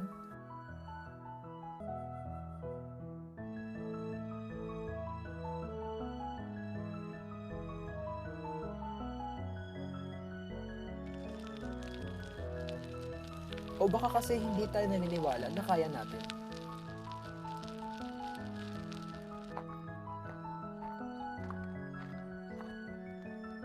Kailangan nila tayong marinig.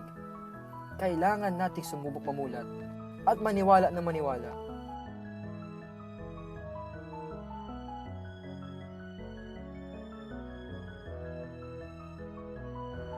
Kaya ko, pero mas kaya natin.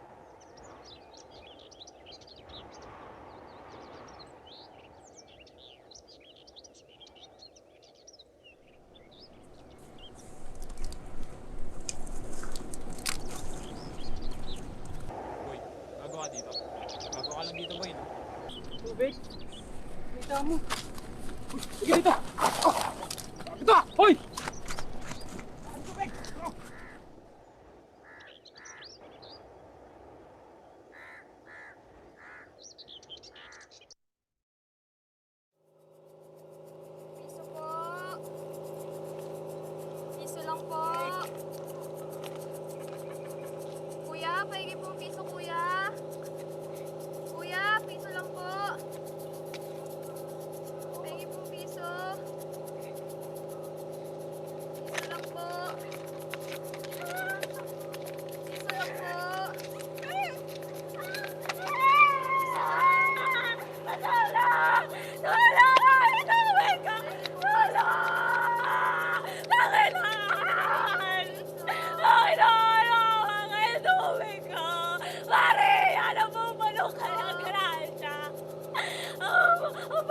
Diyos ay sumasayo! Panginoon! Tulungan niyo kami! Tulungan niyo kami! Mag-iwala ka sa lumang ito!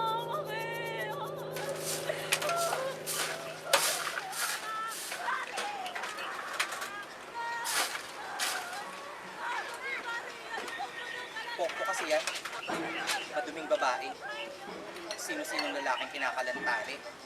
Ngayong tagtuyot at walang mainom.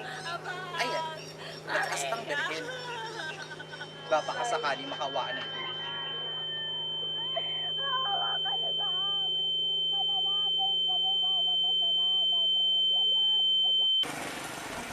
Maski ni isang patak ng tubig, walang mahagilap. Bebenta mo? Hoy!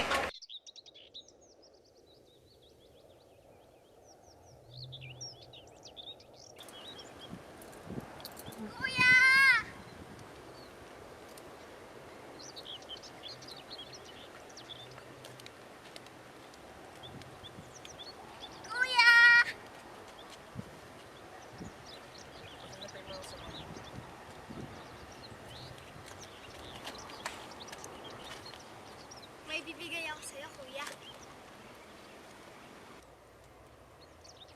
Tada! Happy birthday!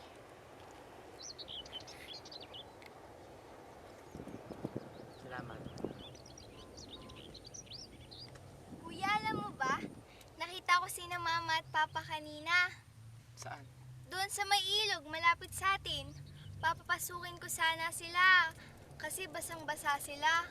Kaso, bigla silang nawala.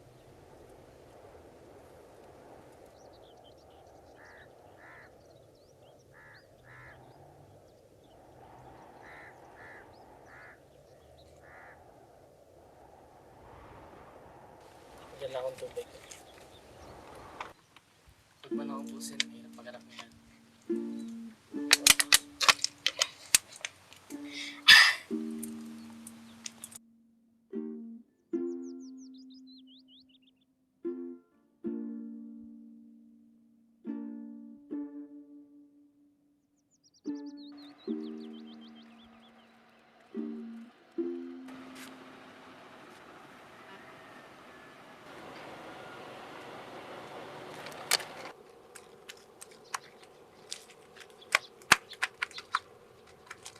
Kuya, kailangan niya yan! Umuwi ka na! Kuya, tara na! Umuwi ka na! Kuya, kailangan niya nga yan! Kuya, kailangan niya nga yan! Kuya! Umuwi ka na!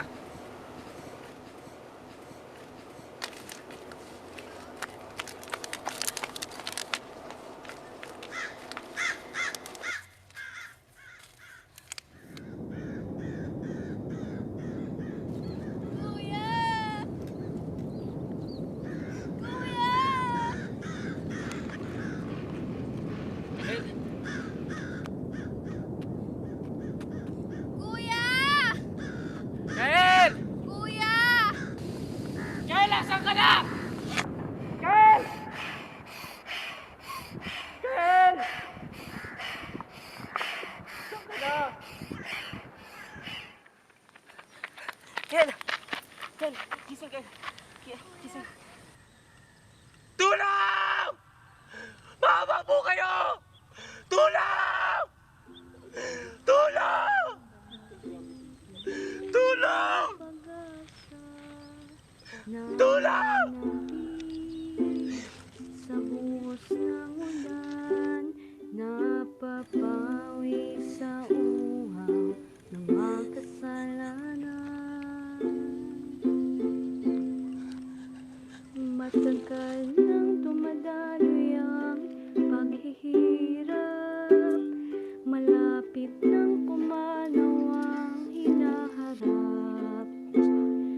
Subalit may pagkakataon pa, alalahanin ang pagsisisi ay paglaya, ang pagsisisi ay paglaya,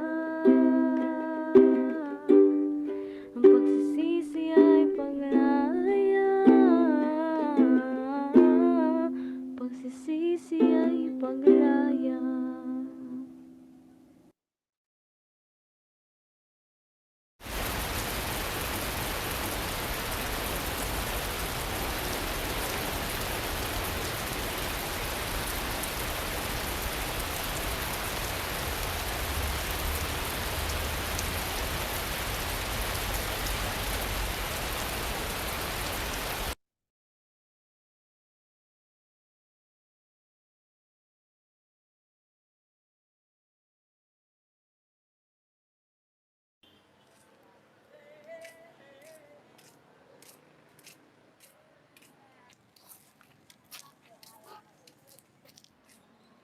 Naririnig mo ba ang tinig na naglalaro sa hangin?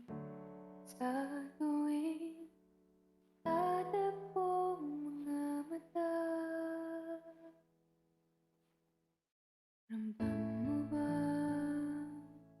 ang hablot sa diyakap na nagtatago sa gitna ng paghahanap ng iyong pagmamahal? Araw at gabing nagkakasalisig, ngunit sa tinig mo'y nagtatabi, nagtatagpo, nagdadampi. Okay class, welcome to Disaster Readiness and Risk Reduction class. Bakit kaya ngayon lang nagkaroon ng subject na ganito? Sana noon pa. Sana napigilan ko. Okay, I think everyone... Tatay! Tay, tapos na po kayo dyan? Di ba anak, pero malapit na rin. Bakit? Di po kasi makatulog si nanay dahil sa ingay eh. Alam niyo naman po, umatake na naman po yung sakit. Sige anak, itutuloy ko na lang kapag maayos ang kalusugan ng nanay mo. Kaysa naman po maubos yung puno natin dyan. Nakalambot daw po ng lupa yun kapag naubos. Wala tayong magagawa anak, para yun sa ikabubuti ng kalusugan ng nanay mo eh. Magandang tanghali mga kabayan. Isang bagyo ang namataan ng pag-asa na posibleng tumama sa kalupaan sa darating na Biyernes. Ayon sa pag-asa, posible itong magdala ng malawakang pagbaha at pagguho ng lupa sa ilang lugar. Ang mata ng bagyo ay natagpuan sa layong 425 kilometers. Tatay, may darating daw pong bagyo dito sa atin. Sa atin din po tatama yung mata. Makabain tayo niyan, tay. Ano ka ba, Makoy? Ilang taon na tayo nakatira dito, binaba tayo? Mabuti nga yan ang madiligan yung mga puno sa tabi-tabi ng yumabong para malaki mo ang pera. Kapag tulog na nanay mo, iwan mo na lang yung pagkain niya doon. Alam mo namang hirap makatulog yung nanay mo, baka katutulog niya lang. Opo, tay.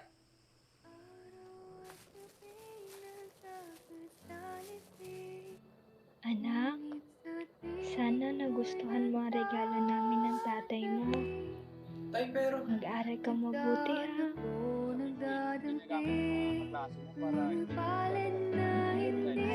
nanay. Pasensya na sa kalagayan ko. Pero sigurado ka bang ayos ka lang na wala ang gamot mo na yun? Yung pinambili natin pang 2 linggong gamot mo na yun eh. Sabi naman ng doktor kapag sobra lang ang sakit, saka lang ako iinom ng gamot. Hayaan mo na para hindi na mahirapan si Makoy. Sige na, tignan mo kung nagpapahinga na si Makoy ha. Speaking of age, you're still in senior high, am I right? Opo. So why did you choose to be a climate change advocate? Kapag may ginawa tayong tama. There are so many things that you can be an advocate of where your age group will relate. With that, you can gain more supporters. 3 years ago, I experienced the effect of climate change and it also changed my life. It was July. Sobrang lala sakit ng mother ko. Tay! Asan po si nanay? Wala po siya sa kwarto niya. Gagawin pa umuulan, baka mapano siya. Ah, bumuti na raw pakiramdam niya kaya naglakad-lakad muna siya. Tsaka Makoy, di ba sabi mo may bagyo sa atin ngayon? Eh parang naman lang naman Buwan pa yan. lamang ng Hulyo at kaumpisa pa lamang ng tag-ulan, inaasahan ang napakalakas na bagyo ang darating sa bansa. Kaya muli... Makoy, huwag kang lalabas. Tayo mo lang ako bumalik. Hahanapin ko lang nanay mo. Umalis si nanay nun, and during the typhoon, hinanap namin siya. Gaya! Nasaan ka na? Gaya! Gaya!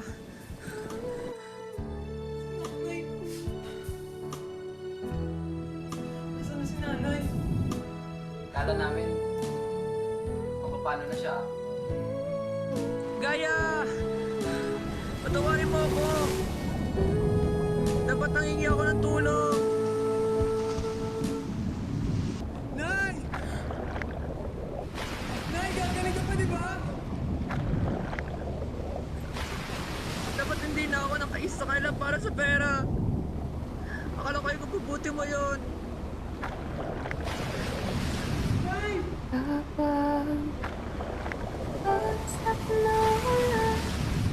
Nay!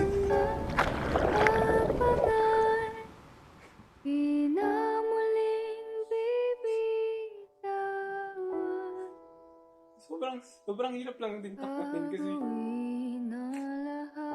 tatay pa yung nawala. Things like this, it's really hard to accept, pero life goes on and we need to continue.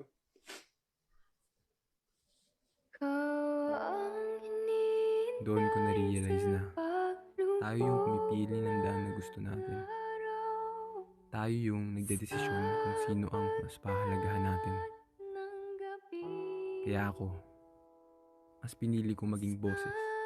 Boses ng kalikasan. Hindi lang isa ang pinahalagahan, kundi ang pangkaramihan. Hindi naman siguro mahina ang tinig ng isang kabataan. Sana muli marinig.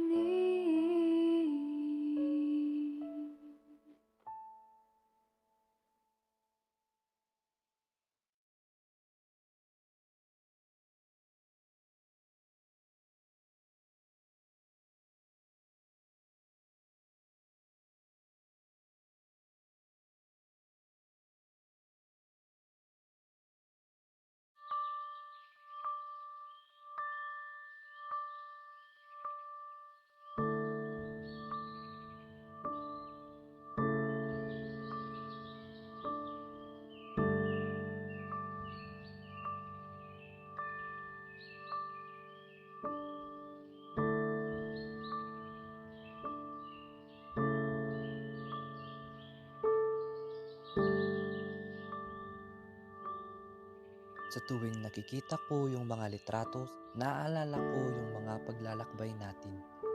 Marami tayong nakitang magagandang tanawin at kapaligiran. Sayang, di na yun mauulit. Sa ngayon, ako lang mag-isang naglalakbay sa iba't ibang lugar.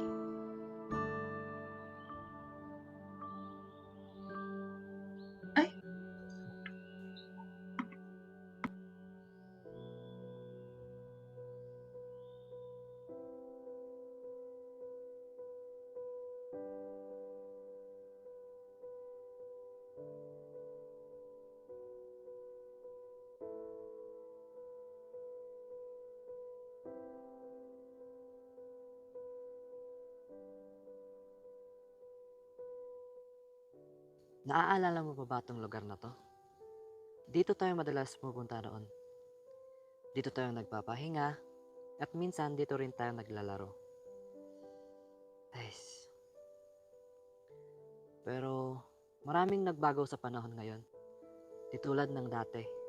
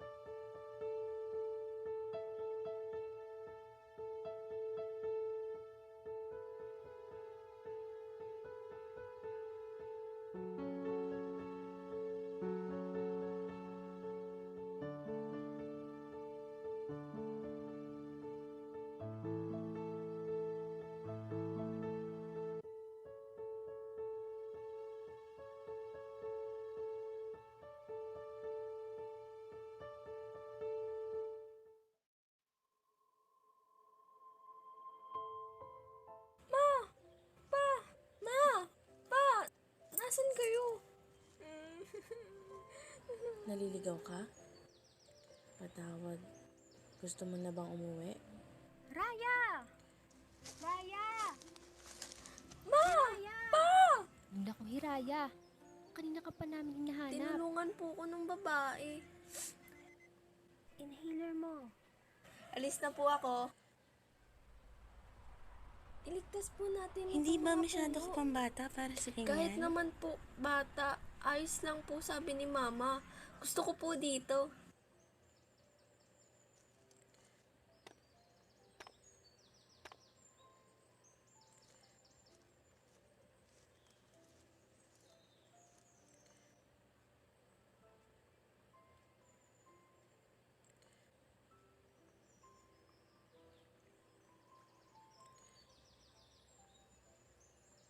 Ikaw! Walang naniwala sa akin. Nakita na kita dati. Totoo ka. At naliligaw ka na naman. Humingi ka ng tawad dati. Bakit? Ako ang may kasalanan kung bakit ka nawala. Pati na rin ngayon. Patawad ulit. Kasi iniligaw mo ulit ako? Bakit ka nandito?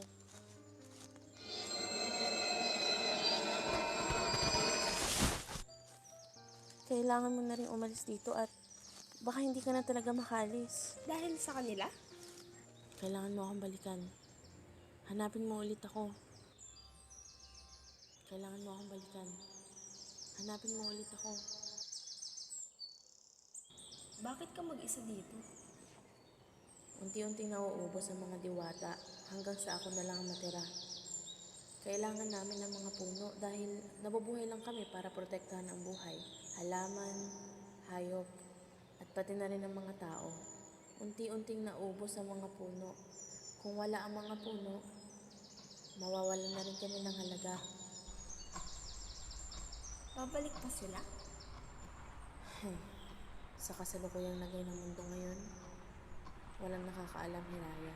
Hindi ka ba galit? Kami may kasalanan kaya nauubos ang buhay. Hindi. Natututo lang kayo. Pero mas gugustuhin ko na matuto kayo ng mas mabilis dahil nauubos na ang oras. Diwa! Si Mitya, matagal ko na siyang kaibigan. Kailangan ko rin kayong protektahan. Lahat ng may buhay. Pero hindi ko na kaya. Masyado nang marami ang mga tao, gusali. Samantalang nauubos ang mga halaman at hayop dahil wala nang tirahan, wala nang makain. Patawad. Ginagawa mo ang makakaya mong, Hiraya. Pero hindi natin kakayanin kung tayo lang ang nagmamalasakit sa kalikasan. Nauubos na ang lakas ko. Hindi ko na kayang protektahan ng lahat. Kailangan mo kong tulungan. Raya! Gumising ka. Kakalbuhin na nilang kakao yan. Diwata! Diwa! Diwa! Kaya mo ba silang iligaw? Masyado silang marami. Hindi ko na kaya. Kailangan mo Bakit ka nandito, Hiraya? itigil nyo na yung pagputol. Umalis ka na Pakiusap. dito, Hiraya. Matanda na si nanay mo, tiya. Walang Pakiusap, kasama. itigil nyo na. Nahihirapan at nagkakasakit na nga tayo ngayon. Paano pa bukas? Paano pa sa mga susunod? Mas magiging miserable lang tayo. Ano bang ganda na dulot nito sa atin? Hindi ito ang problema.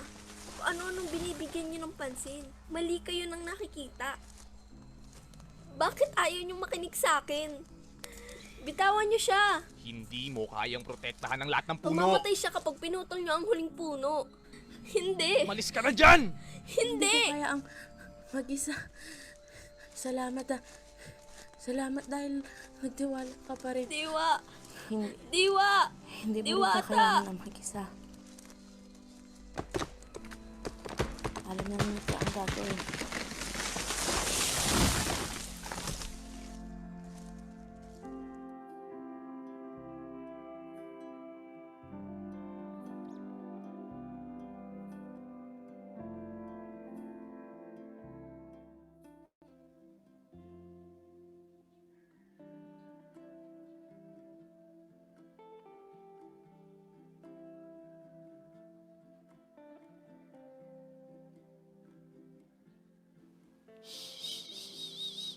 Wala na si Diwala.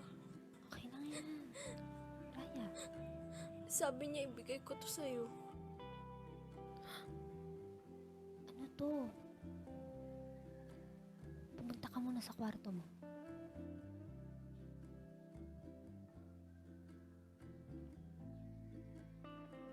O ito, ibaon mo dito ang binhi. Ikaw na ang bukas, Hiraya. Kailangan mong protektahan at itanim ito sa tamang panahon. Ang huling binhi ng mga diwata.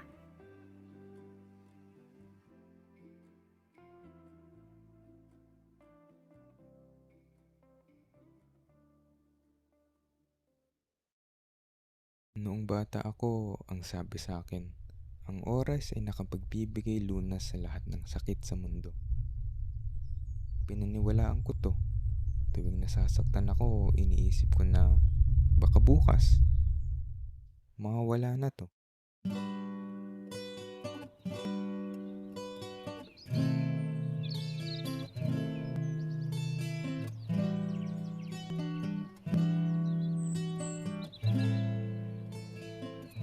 Sa paghaplos ng araw sa aking munting balat, ang paglalaro sa ulan na nagbibigay ginhawa sa aking kaluluwa. Sa dakilang lupa kung saan umusbong ang mga tinanim kong munggo, mga alaalang napakatagal na, ngunit pag inalala ay parang kahapon lang ito nangyari.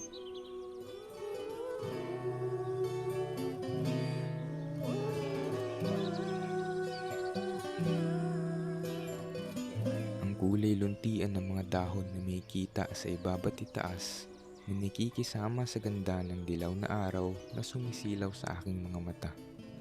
Katabi ang bughaw na langit at ang mga puting ulap na minsay niikiyakap sa araw kong mahal. Itong mga nakikita natin sa kalikasan na sintagal na ng pinakaunang hayop na naglakad dito sa mundo.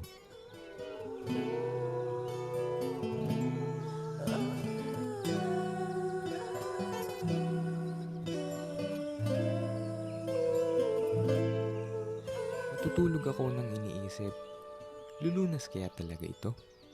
Minsay pagising ko, mawawala na ang sakit. Minsan naman, yung minutong paghihintay ko, naging oras, naging araw, hanggang sa naging buwan.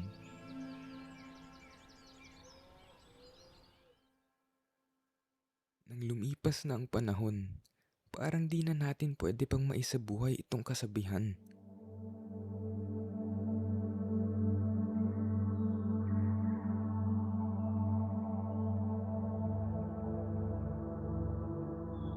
Tila bang lalong sasakit lang ang mga problema pag hinintay pa natin ito kaysa aksyonan pa natin. Pasensya na sa lahat ng sakit na dinulot namin sa'yo dahil sa pagdududa sa katotohanang hindi pala nariyan. Pasensya na sa paghihintay na ang dulot lang naman pala ay kawalang saysay.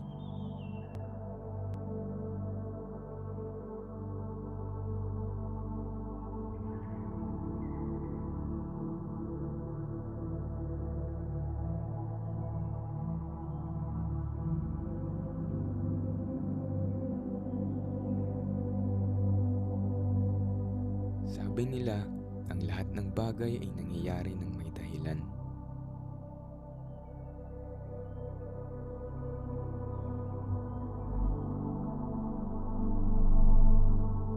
Mga araw na ikinasaya mo, ang mga araw na ikinalungkot mo, ang mga simpleng bagay na ginagawa mo araw-araw ay makadudulot ng epekto sa kinabukasan ng buhay mo o sa buhay ng iba.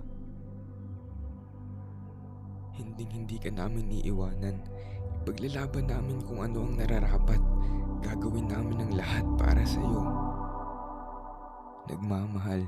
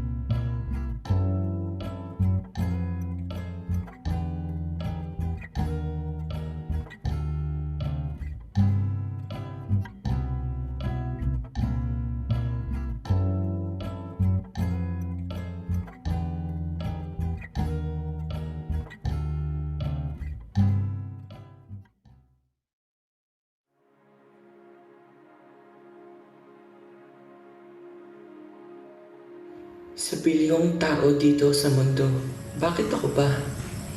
Lord, tulungan po ninyo ako. Kaya ko to. Kaya ko. Masasabi ko rin ito.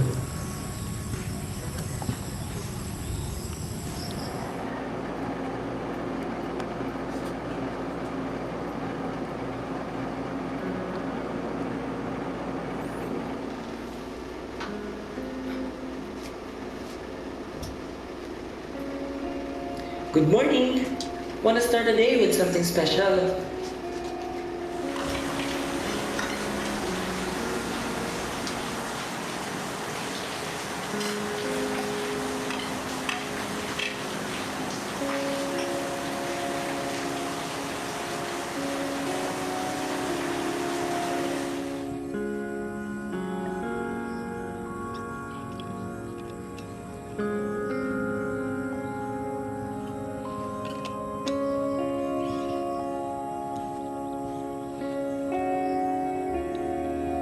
Hello friend, okay lang ako. Pero bakit ganun? Hindi pa din kami okay ni Daddy. Ayun, ganun pa rin si Mami.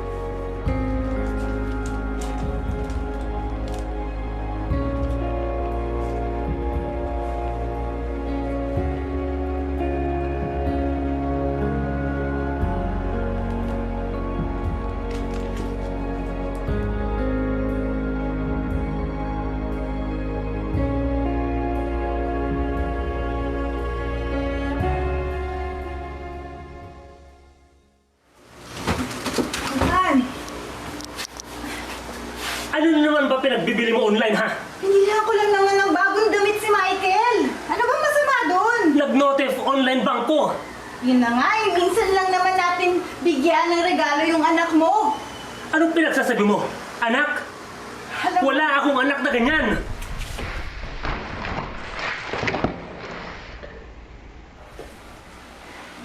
Tama na.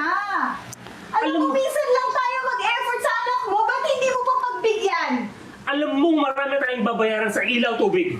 Kaya natin Ganyan ka? paraan yan. Kaya natin maging mas productive, magtrabaho ng doble. Hindi nga pwede yan. Ako nagtatrabaho rito. Ako lahat ng gastusin. Ganyan ka ba? Tama na.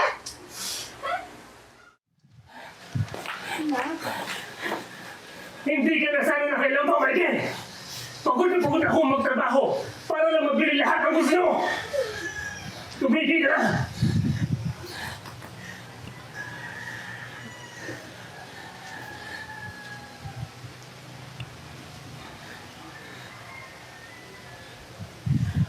Tumigil ka na, Michael.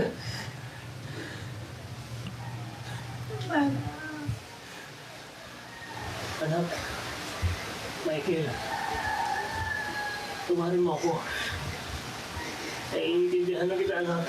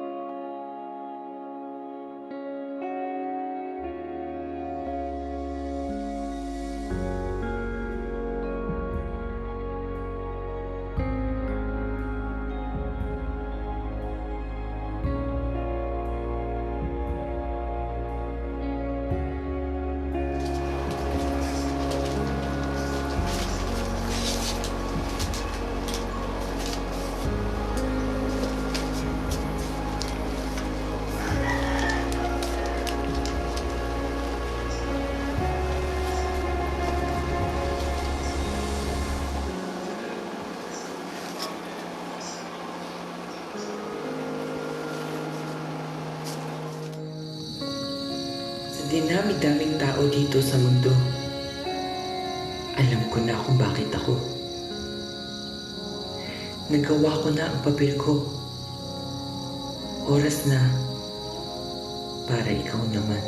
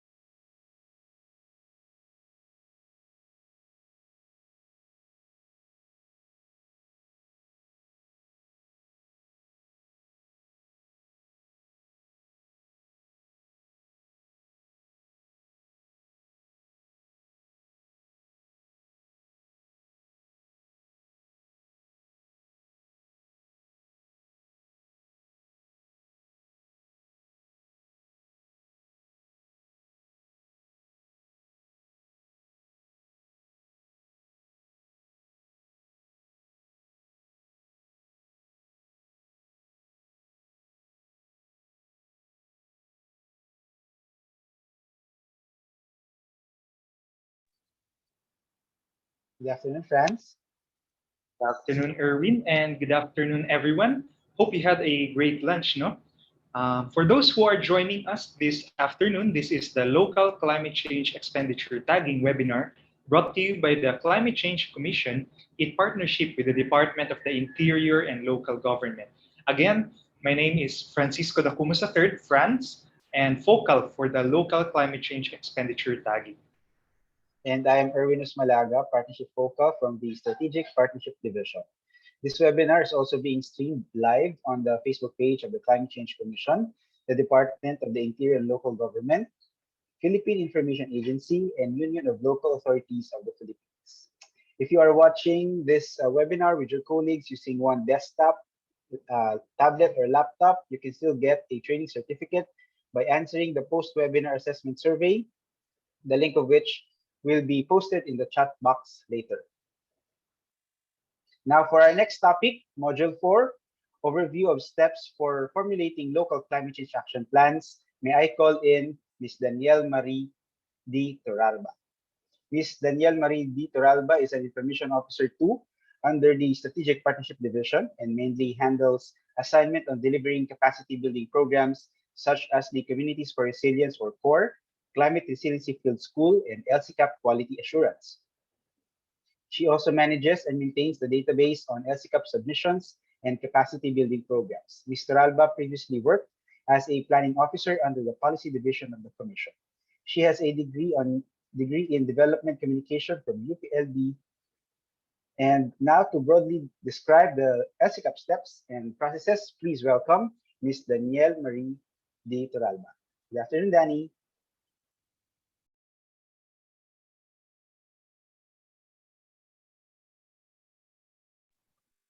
Hello? Ayan, we can hear you. Ayan. Thank you. Good afternoon. Good afternoon, everyone. Good afternoon, Secretary Emmanuel de Guzman, Undersecretary Marlo Iringan, Father Jet Villarin, Director Annalisa Managua, to my fellow resource speakers, and to my fellow public servants, good afternoon. So again, I'm Dani Toralba from the Climate Change Commission, and I'm here to provide the overview of the Enhanced Local Climate Change Action Plan, or LCCAP. So next slide, please. So the outline of my presentation. So my presentation covers the legal basis of LCCAP, definition of LCCAP, LCCAP in a rationalized planning system, enhanced LCCAP references, features of the enhanced LCCAP guidebook, and enhanced LCCAP planning system. So next slide, please. So for the legal basis, the preparations of LCCAP is stated in the Climate Change Act of 2009 or the Republic Act of 9729 as amended by RA 10174. So the law identifies local government units as frontline agencies in formulating, planning, and implementing climate change actions in their municipalities or communities. So with this law, basically, all LGUs are required to submit their respective LCCAPs to the national government through the Climate Change Commission. So the law also highlighted the integration of LCCAP to the local development plans and its consistency with the national plans such as the NCCAP and NFSCC. So next slide, please. Next slide. Thank you.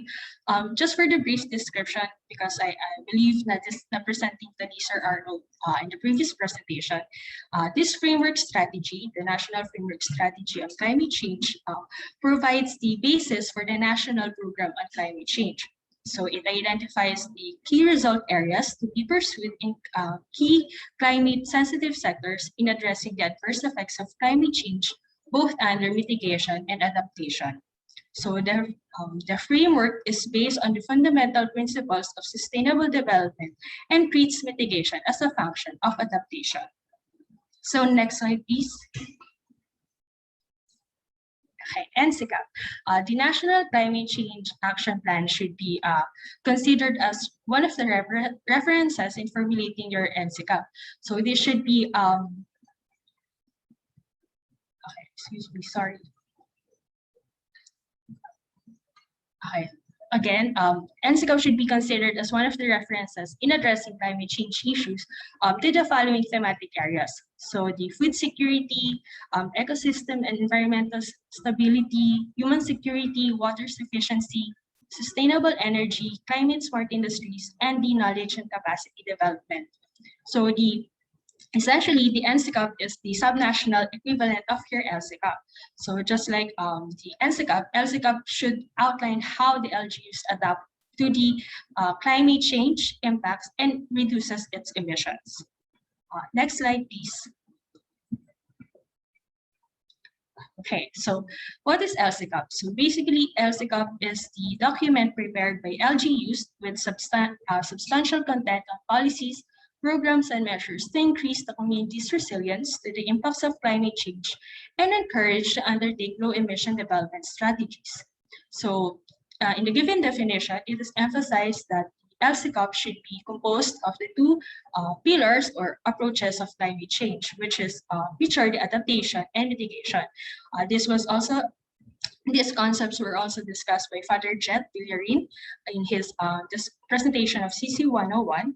So it is important for LCCAP to have both adaptation and mitigation as the local counterpart of your NCCAP and with consistency with the National Framework Strategy on Climate Change. So next slide, please. So other than the adaptation and mitigation, LCCAP also introduces the co-benefits approach, which is an equally important concept for LGUs to consider in their LCCAP formulation. So your co-benefits approach is when there is mutual benefits derived from taking climate actions, both mitigation and adaptation. So an example of this is reforestation, where you increase your carbon sink, thus reducing your carbon emissions, while also reducing your risk to rain-induced flooding and landslides. And it also addresses urban heat. So another best example of this is the waste management system, where you reduce your methane emissions while reducing your vulnerability to health risk and reduce your vulnerability to rain-induced landslides. So this just proves that the co-benefits approach proves that the development and climate actions are mutually reinforcing and compatible. So next slide, please. Next slide. Okay, LCCAP in the Rationalized Planning System. So Rationalized Planning System was also presented in the previous slide. So basically, it just says that your contents of your LCCAP is mainstream with CDP and CLUP. So your LCCAP as a derivative plan should not be different from the two other mandated plans. Next slide, please. Next slide. Okay, so LCCAP integration to local development plans. This is what I was just discussing. This shows how LCCAP is a derivative plan of both CDP and CLUP. It shows how similar the steps and the contents of the three local development plans and how the LCCAP reinforces the steps in CLUP and CDP. Next slide. Next slide, please.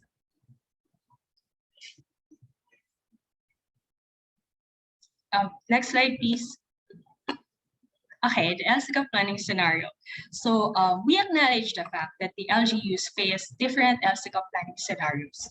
So ideally, in scenarios 1 to 3, LGUs are preparing or updating their CDP or their CLUP with climate change considerations. So from there, LGUs may derive the contents of their LCCAPs and tag their PPAs through the CCET.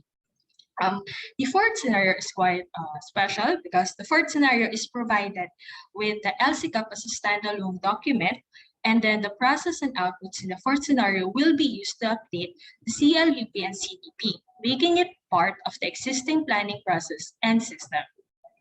So next slide, please. So the LCCAP references. So books 1 and 2 are the first references on the formulation of LCCAP. So these were published in 2014. And then in the same year, the Memorandum Circular 2014-135, dated October 21, 2014, was issued on the guidelines on the formulation of LCCAP.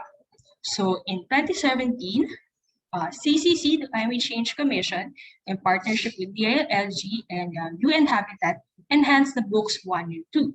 Thus, we have now the enhanced LGU Guidebook on the formulation of the local climate change action plans, book 3 and 4, which we are using today.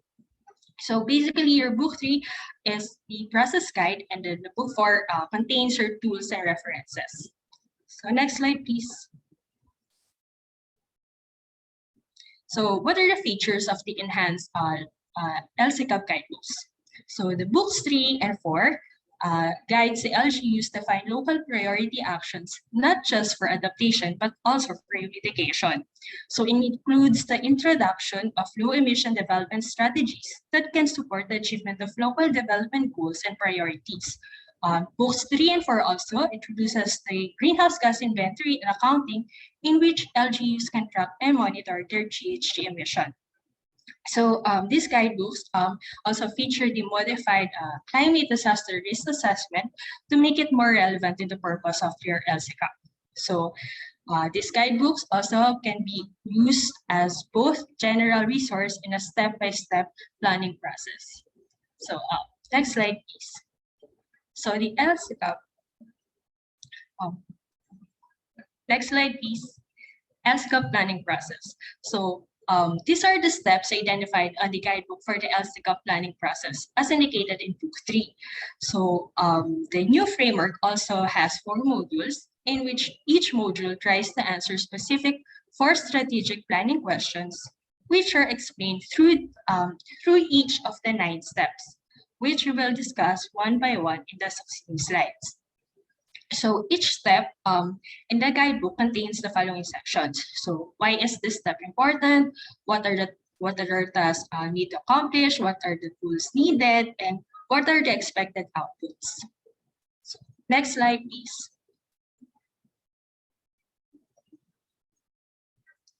Next slide. Okay, so module A, getting ready for your LCCAP formulation. So this is the first module that helps the LGU in preparing for the LCCAP formulation process. So step 1, getting started, guides the LGUs in revisiting their visions and goals of CLUP and CTP. In these steps, LGUs also organize their LCCAP core team and initiate the planning process. The second step, stakeholders participation, focuses on the participation of key stakeholders and capacitating the LCCAP core team. The participation of these stakeholders should be integrated in the entire planning process of the LCCAP, from planning to implementation to monitoring and even to evaluation. So, next slide, please. So Module B. Module B is the data gathering, assessment, and analysis. So it guides the LGUs on gathering and assessing locally relevant climate change information and data as basis for identifying their climate change actions. So this module supports LGUs to further understand climate change and its potential impacts to their locality and identify key issues, challenges, and opportunities relative to climate change that they should address in the view of their development objectives. So Module B is only one step in the framework. However, it involves 2 processes, both to address both adaptation and mitigation. So the first sub-step in Module B is the climate change vulnerability and risk assessment, which is essentially our CDRA, or Climate and Disaster Risk Assessment. So CDRA is the nationally recognized standard tool that helps LGUs objectively learn and assess their level of risk and in terms of climate and disaster hazards. So the outputs derived from your CDRA, from your Climate and Disaster Risk Assessment, help in identifying major decision areas, including the necessary interventions to address risk and vulnerability in the form of disaster risk reduction and climate change adaptation options. So next slide, please. Next slide. So basically, this is the continuation of list of tools that can be used in your CCRBA or in your CDRA. So, next slide.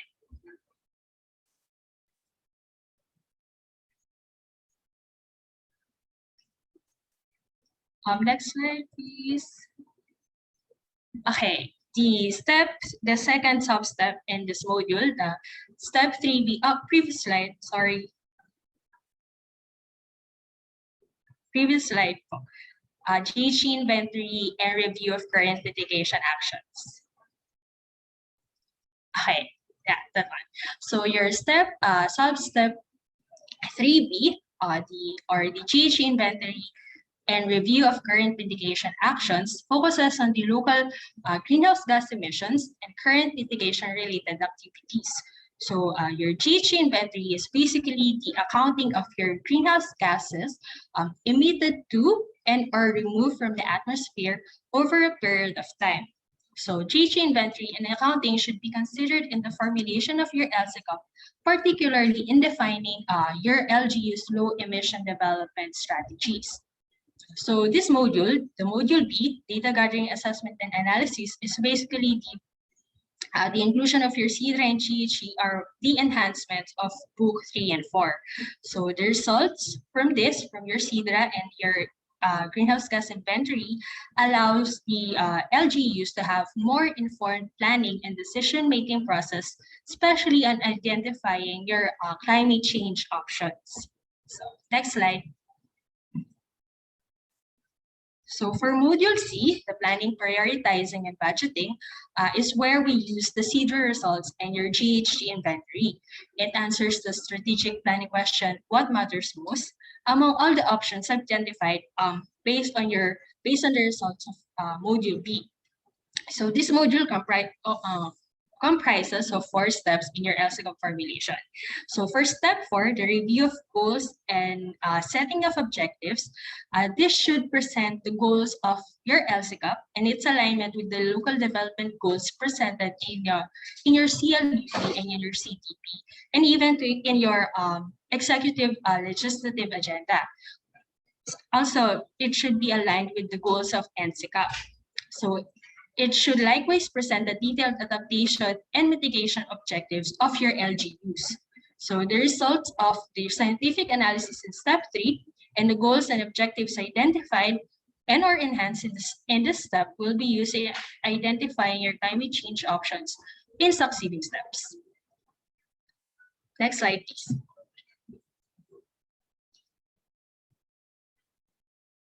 Step 5. Okay, step 5, options identification. So building on the adaptation and mitigation objectives in this step, LGUs identify their options that will address their vulnerabilities, risk, and mitigation strategies, and then identified in your Module B. So such options and PAPs can be implemented in the immediate term or in medium term or in the long term, depending on the vulnerability and risk identified in the previous step. So ideally, the options or these PAPs should be ecosystem-based adaptation and mitigation in principles. So next slide, please. Step 6. Yeah, step 6, options assessment. So step 6 guides the LGUs in assessing and evaluating all the options identified in step 5. So here, the LCCAP core team can organize workshops or meetings with stakeholders to validate the assessment and ranking of the options that will be included in your LCCAP. So there are tools available for you to assess your options that can be found in book 4 of the enhanced guidebooks. So next slide.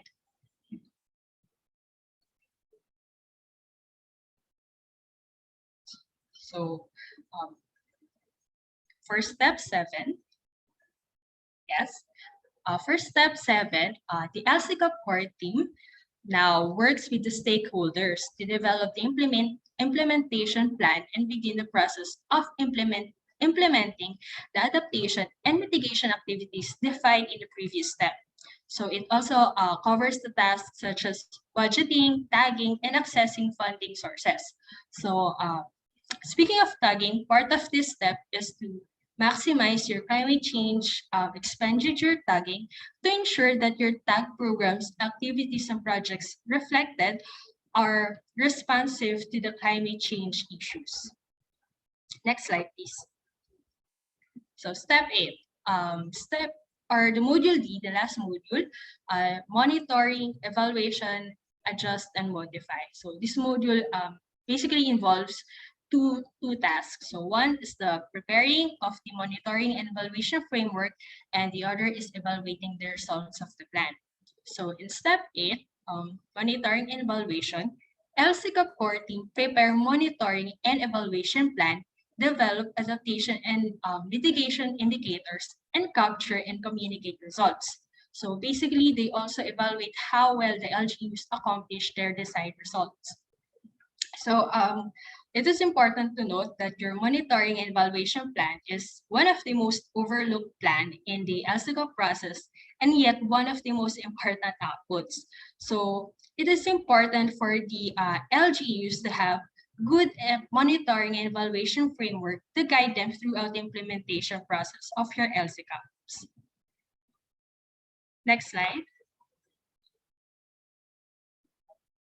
So step 9, the last step in the LCCAP formulation process, you modify and adjust. So basically, you adjust and modify your LCCAP. So the LCCAP should be updated regularly or as needed. So the changes should be based on the results of your monitoring and evaluation and the LGU's current data and or situation. So essentially, the LCCAP, like all plans, is a living document that should be monitored over time so as to adjust and modify accordingly. Doing LCCAP is not just about thinking of new options, but also reviewing and redesigning your current options as necessary. So next slide. So basically, this is the entire process of the LCCAP formulation. Ito yung dinascuss ko for the last few slides, the 9 steps in your LCCAP formulation. So, next slide. Okay, next. Okay, sige. The enhanced LCCAP sections and key content. So basically, this is the outline of your LCCAP. So section 1, your background.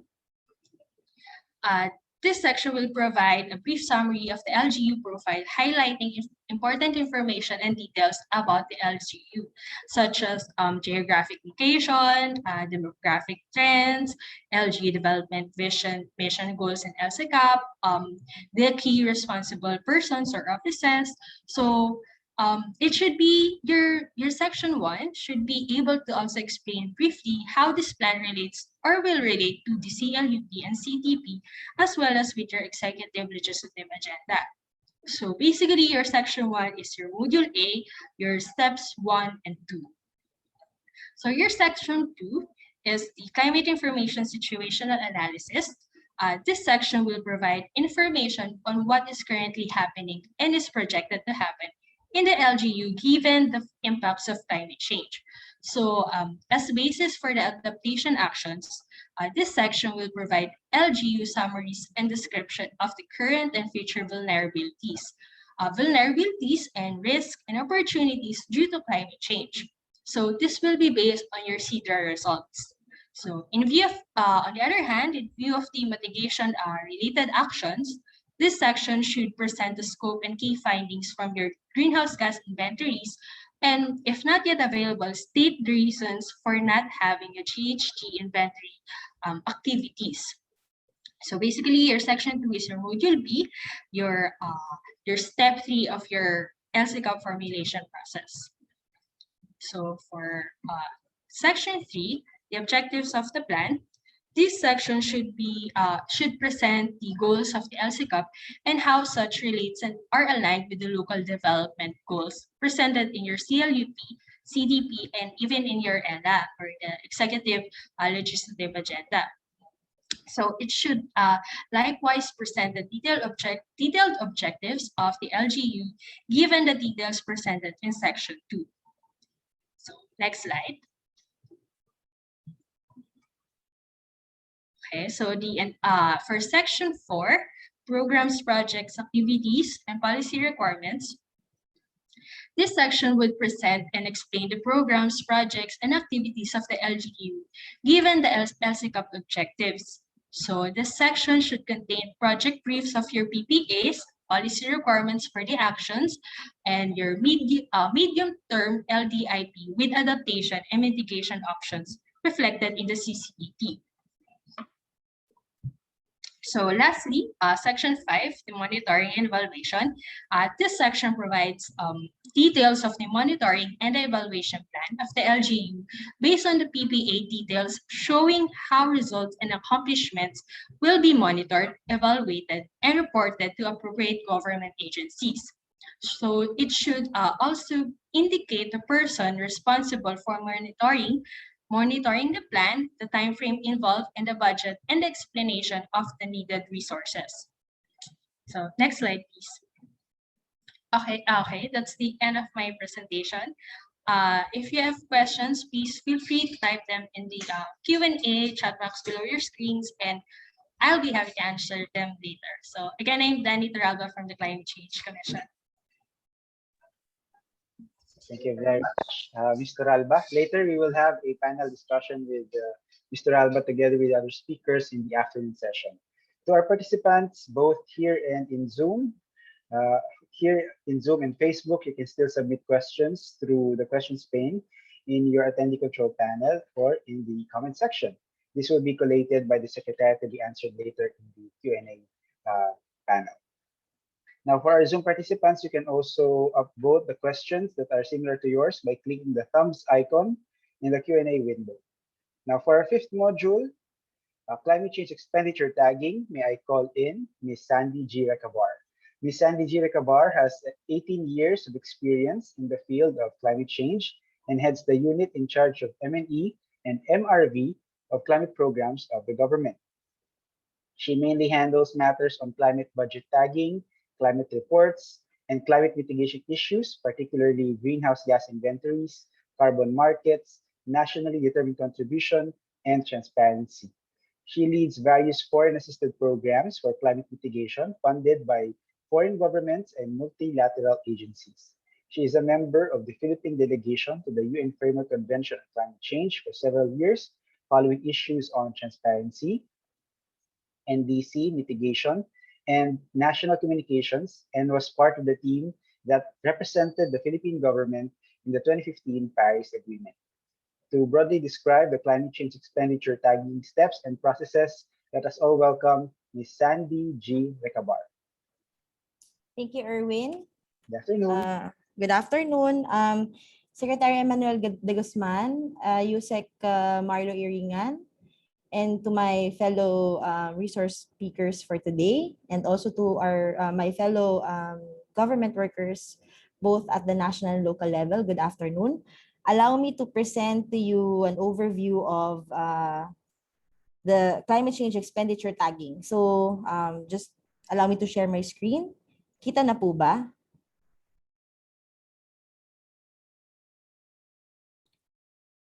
Just wanted to check if you can see my screen already. Erwin? Sorry? Kita na ba?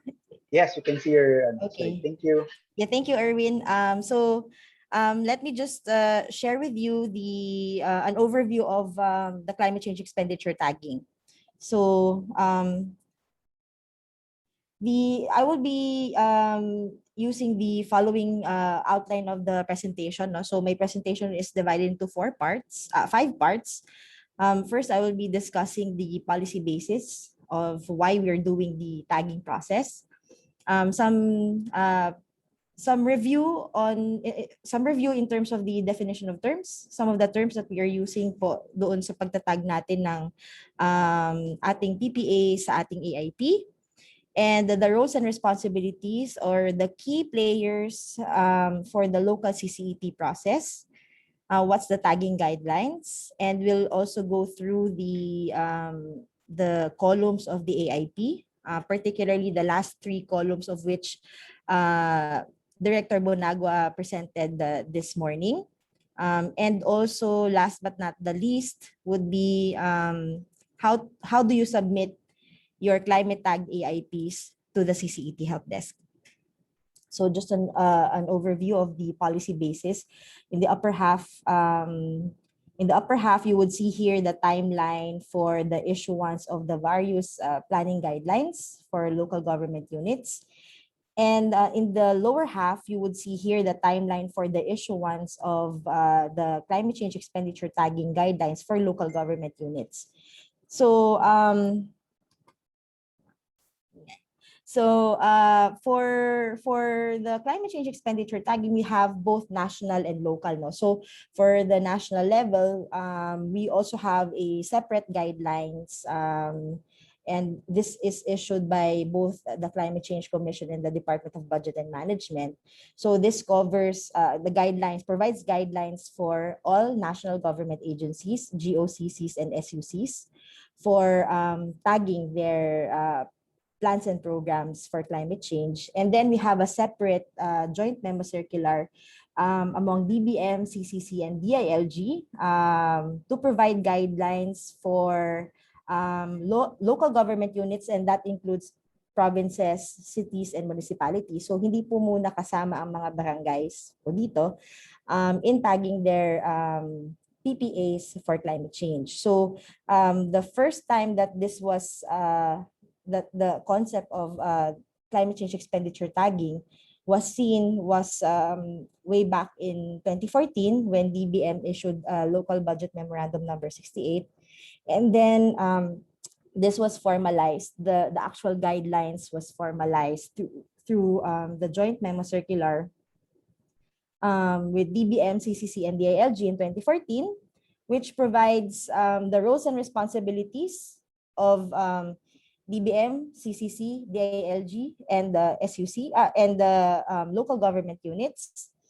And it also provides you a list of the typologies that would serve as guide for local governments when they identify their climate change actions in their AIPs. And this was revised in 2015. We actually updated the list of typologies and also introduced the concept of the quality assurance and review form, as well as the establishment of the CCET help desk. So and the CCET help desk is lodged in the Climate Change Commission. So any references now following the issuance in 2015, and this was now reflected in the enhanced LCCAP guidebook. So meron po tayong guidebook, LCCAP guidebook na na-release before, yung books 1 and 2. And then nagdagdag po si DILG, LGA ng books 3 and 4 to include also references on mitigation, kasi po hindi pa po siya reflected din doon sa previous issuances. And also, how do we now effectively translate yung ating mga strategies or adaptation and mitigation strategies or adaptation and mitigation PPAs in your AIP through the CCET. This was already included now in the enhanced LCCAP guidebook. No? And then following the issuance of the JMC, every year DBM issues the local budget memorandum, and they include their specific sections pertaining to provision of reminders for local government units to tag their PPAs, their climate PPAs in their AIP. So there's constant reminders from DBM in terms of as reflected in their issuances of local budget memorandum. And we had an update last year when DBM issued local budget memorandum 80 last year. We also included now the process guide, which provides more an illustration for local governments on how to do the tagging and how to reflect that in your AIP. So it's an illustration na dinagdag na po namin sa LBM na yan. So just a definition of terms, I will not dwell na po in terms of climate change. This has been discussed by Father Jet in his first presentation. Climate is changing, and it's because of natural events, natural causes, and also human causes. And the human causes for why our climate is changing is becoming more and more significant. And so what can we do about it? We actually have two main strategies to address climate change. First is climate change adaptation, wherein we are focused on reducing risks, lowering the risks, and increasing our adaptive capacity to address climate impacts. And when you talk about mitigation, that's the second main strategy to address climate change. When you talk about mitigation, it's different. So we wanted to stress this to the local government units that disaster risk mitigation is different from the concept of climate change mitigation. Kasi at nakikita po namin din po yun sa mga pagtatag din po ng mga LGUs doon sa kanilang AIP. When you talk about mitigation in the context of climate change, you're talking about reducing or avoiding greenhouse gas emissions, because one of the causes why climate is changing and why we are there is increase in global temperature. It's because of increasing greenhouse gas concentrations in the atmosphere.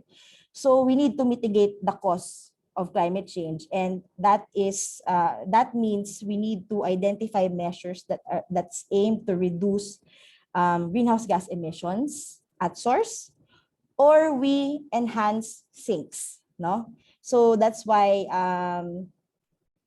forests or planting trees or reforestation is an example of a mitigation activity, because trees absorb carbon dioxide, or they capture carbon dioxide in the atmosphere. No, so we count that as a mitigation strategy. So you reduce it at source or you increase your sinks. No, so yun po yung mitigation. When you talk about climate finance, you're talking about resources that have been allocated or maybe utilized so that we would be able to implement our climate change strategies, both adaptation and mitigation. When you talk about climate information, you're talking about statistics, baseline information, climate trends, climate projections, and also includes associated information to interpret and use these data sets. PAPs or PPAs refer to programs, activities, and projects of the LGU or a particular department or office that are reflected in your respective AIPs.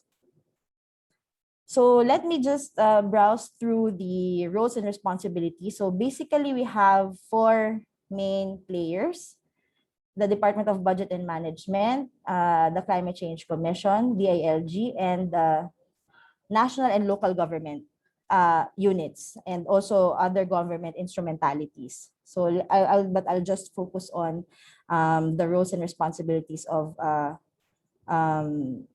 LGUs. So in terms of the roles and responsibilities of these players, DBM is in charge of including in the local budget memorandum the tagging of CCPAPs in the AIP and changes and developments in related policies. So that's why DBM po annually issues local budget memorandum and they include their specific sections pertaining to CCEP, and encouraging LGUs also to tag their climate programs in their AIP, in their respective annual investment plans.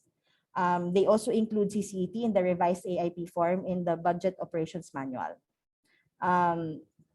Climate Change Commission naman po, we are tasked to provide assessment and ensure the quality of the CCEP in the AIP.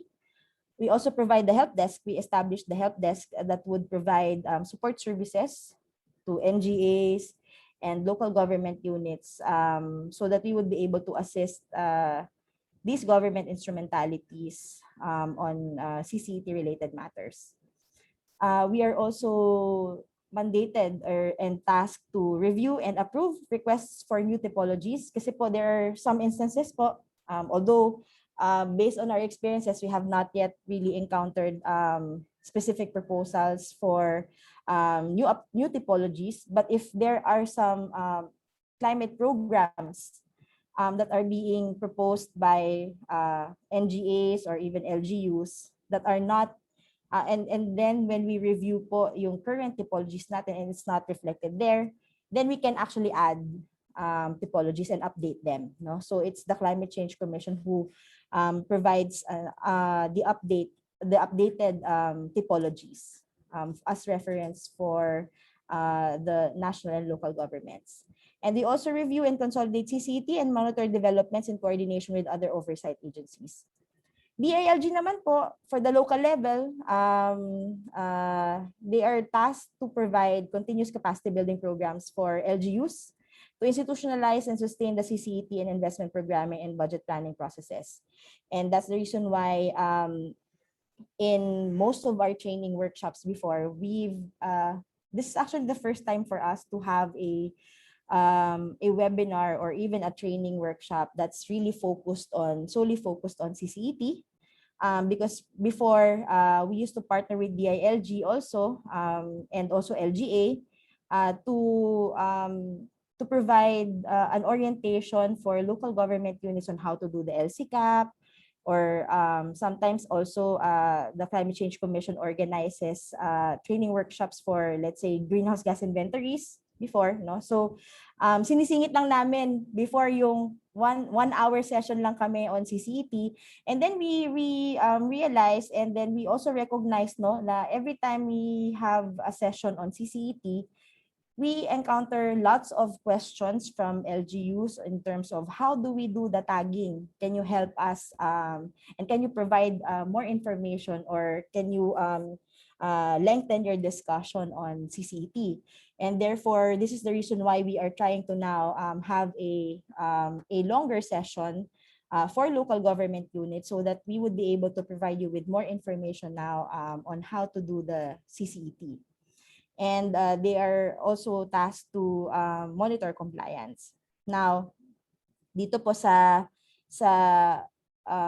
for the last layer po natin, yung second bullet po, this one pertains to the roles and responsibilities for the national CCEP. So ito po yung for NGAs din po yan. For NGAs, at least yung AR, NEP, and GAA, ito po ay para din doon sa mostly for NGAs, GOCCs, and SUCs. But for LGUs po ay for you to identify and tag CCPAPs in your AIP. So doon po kayo papasok, no? So we need to ensure po that climate change is integrated in the budget call issued by the local chief executive and the technical budget hearings. Submit to the CCC, DILG, and DBM your CCPAPs during the annual submission of budget proposals, and submit an e-copy, electronic copy po, to CCC. So actually, this training workshop po is given to prepare also LGUs for your 2022 AIP submission.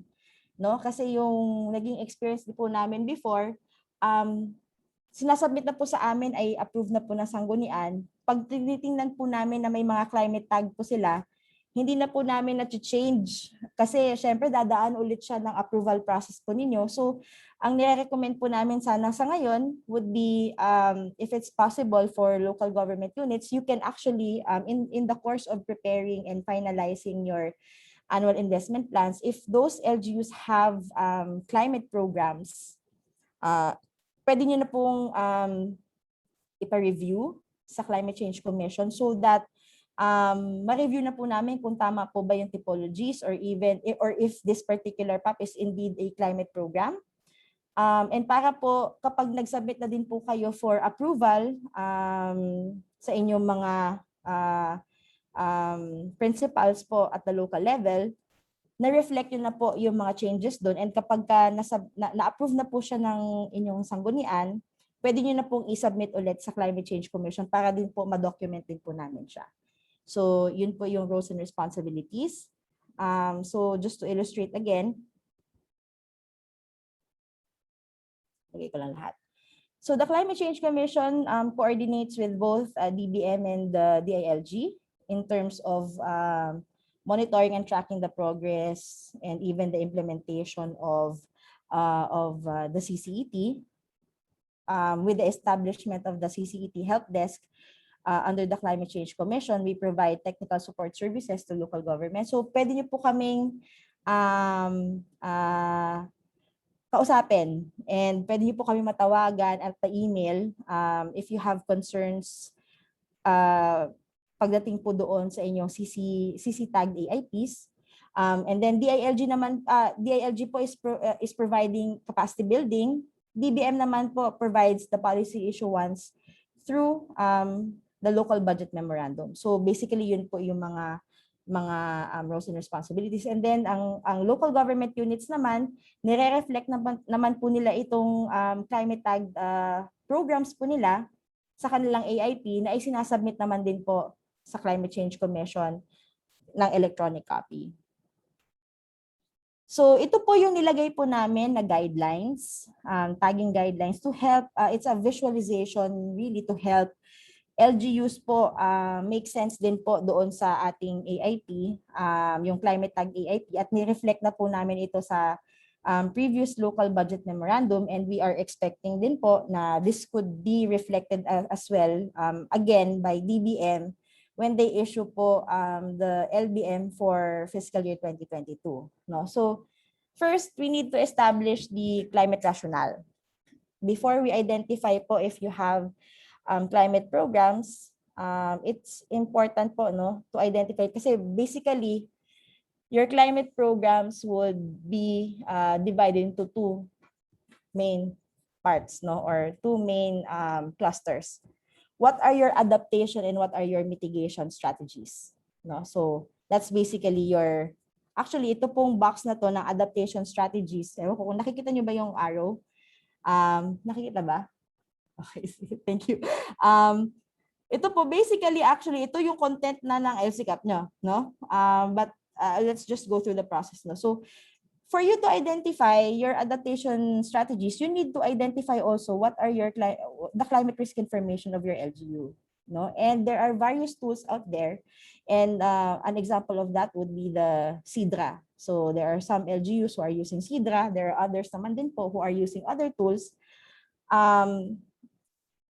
Other tools po that would help you identify what are your climate risks, what are your vulnerabilities, ano po ba yung mga hazards nyo, ano ba yung mga exposure nyo that would let you identify your adaptive capacities to address climate change. So yun po, whatever tool it is, as long as it would help you provide or produce the climate risk information that you would need so that you would be able to identify your adaptation strategies, then you may do so. For mitigation strategies naman po, ito po yung sinasabi nila kanina, and I think this was also mentioned by Arnold in his presentation. You can't manage what you haven't measured, no? So if you have a basis for identifying your mitigation strategy, usually po for you to identify your mitigation strategy, you need to identify where your sources of emissions are, no? And how much are you actually emitting? And that's the basic principle po of conducting the greenhouse gas inventory. It tells you where your sources of emissions are and the corresponding amount. How much are you emitting for that particular year per sector, no? So meron po tayong mga sectors po dyan. Siguro pwede po nating i-summarize na parang awit pa. You have emissions po from agriculture, waste, industry, transport, forestry, and energy, no? Forestry is a special case. Why? Because it can act both as a source of emission, as a sink. Kasi po it absorbs carbon dioxide, so that's a mitigation strategy. But if you burn the tree, whatever carbon that is stored in that tree gets released back to the atmosphere as carbon dioxide. No? So yun din po, no? So identifying mitigation measures din po from the forestry sector is considered mitigation strategy din. So may mga LGU naman po nagsasabi, Miss Sandy, paano po yun? Wala pa kaming greenhouse gas inventory. Pero may mga activities kami na tingin namin, hindi pa namin na-quantify, pero alam namin it's a mitigation strategy. Like for instance, we are installing solar panels in our street lights. So pwede po ba yun? Kahit na hindi kami mag-greenhouse gas inventory? Pwede naman. You can actually include that in your AIP and count that as a mitigation strategy. Mas maganda lang po na you would be able to quantify so that you would be able to identify or assess this is how much we are emitting, and that could actually make help you do a baseline scenario of where your sources of emissions are, so that in terms of planning purposes, you would be able to identify, you would be able to set targets. So like for instance, may LGU na nag-inventory, so sinabi nila, okay, dahil alam namin where our sources of emissions are and how much, we wanted to come up with mitigation strategies that would aim to reduce our emissions by 10% by after 10 years. So may ganun sila. So that actually helped them identify din po yung kanilang targets sa pagpaplano nila. And therefore, these would be the mitigation strategies that we wanted to do. There are some questions a while ago. I was going through the Q&A. May ano ba? Allow me na lang din, Erwin, then to answer na lang din some of the questions pertaining to GHG. Wala pa tayong standard for local governments to determine whether or not we are a high emitting or low emitting LGU. Kasi po iba-iba din po yung mga scenarios din po natin, iba-iba din po yung ating circumstances sa mga LGUs. And then may mga questions din kanina. So ngayon wala pa tayong ganon kasi po we are still in the process of helping LGUs make sense on how to do the inventory. No? And not a lot of LGUs are doing that.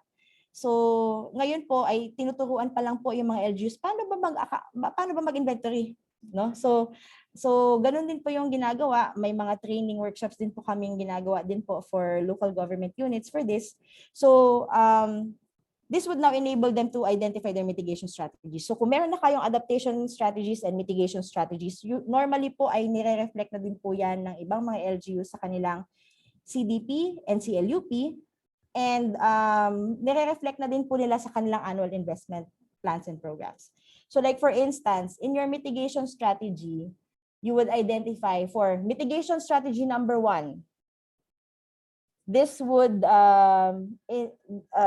be implemented for 4 years, for instance. So sana, based din dun sa plano ninyo, nakikita din natin siya ng 4 na taon sa inyong annual investment plans. Diba? Kasi yun yung nakikita natin na pagdating sa pagpaplano po ng particular adaptation strategy, for instance, we would need 10 years to implement that this particular adaptation strategy.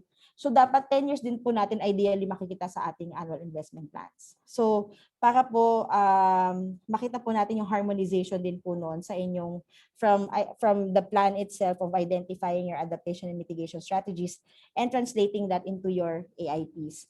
So dapat ganun din po natin siya nakikita. So from establishing your climate change rationale, you need to determine now what would be your adaptation strategies and mitigation strategies. And there are tools out there that would help LGUs to do that. And then now, how do you now reflect those strategies that you've identified? How do you prioritize and tag them and translate them into your PPAs and reflect that into your annual investment plans? No? So ideally, ganun din po natin dapat ginagawa. Yan. So once you reflect po your adaptation and mitigation strategies into your AIPs, you transmit po the soft copy of your AIP to the CCEP help desk. no? So ideally po, hindi na po namin, kasi may mga questions din yesterday, paano po yun, na-approve na po yung aming AIP, no? At least yung 2021. Bigyan niyo pa rin kami ng copy. Hindi na po natin siya mababago, but we wanted to now improve po, at least for 2022, we could help LGUs po see kung talaga nga po bang tama yung pagtatag po ng inyong programs, and we can help you din po identify the appropriate typology for that. And also doon po sa pag-establish po ng climate rationale nyo din po on why you think po this is a climate program, we can also help you in that. So hopefully po before nyo po sana mapa-approve, you have that option din po na pwede nyo pong ipa-check din po sa amin sa Climate Change Commission so that we would be able to help you do that before you have it approved po at the local level. So ito po yung ating AIP, yung inyong Annual Investment Program. So marami po yan. Technically po, ito lang po yung dinagdag.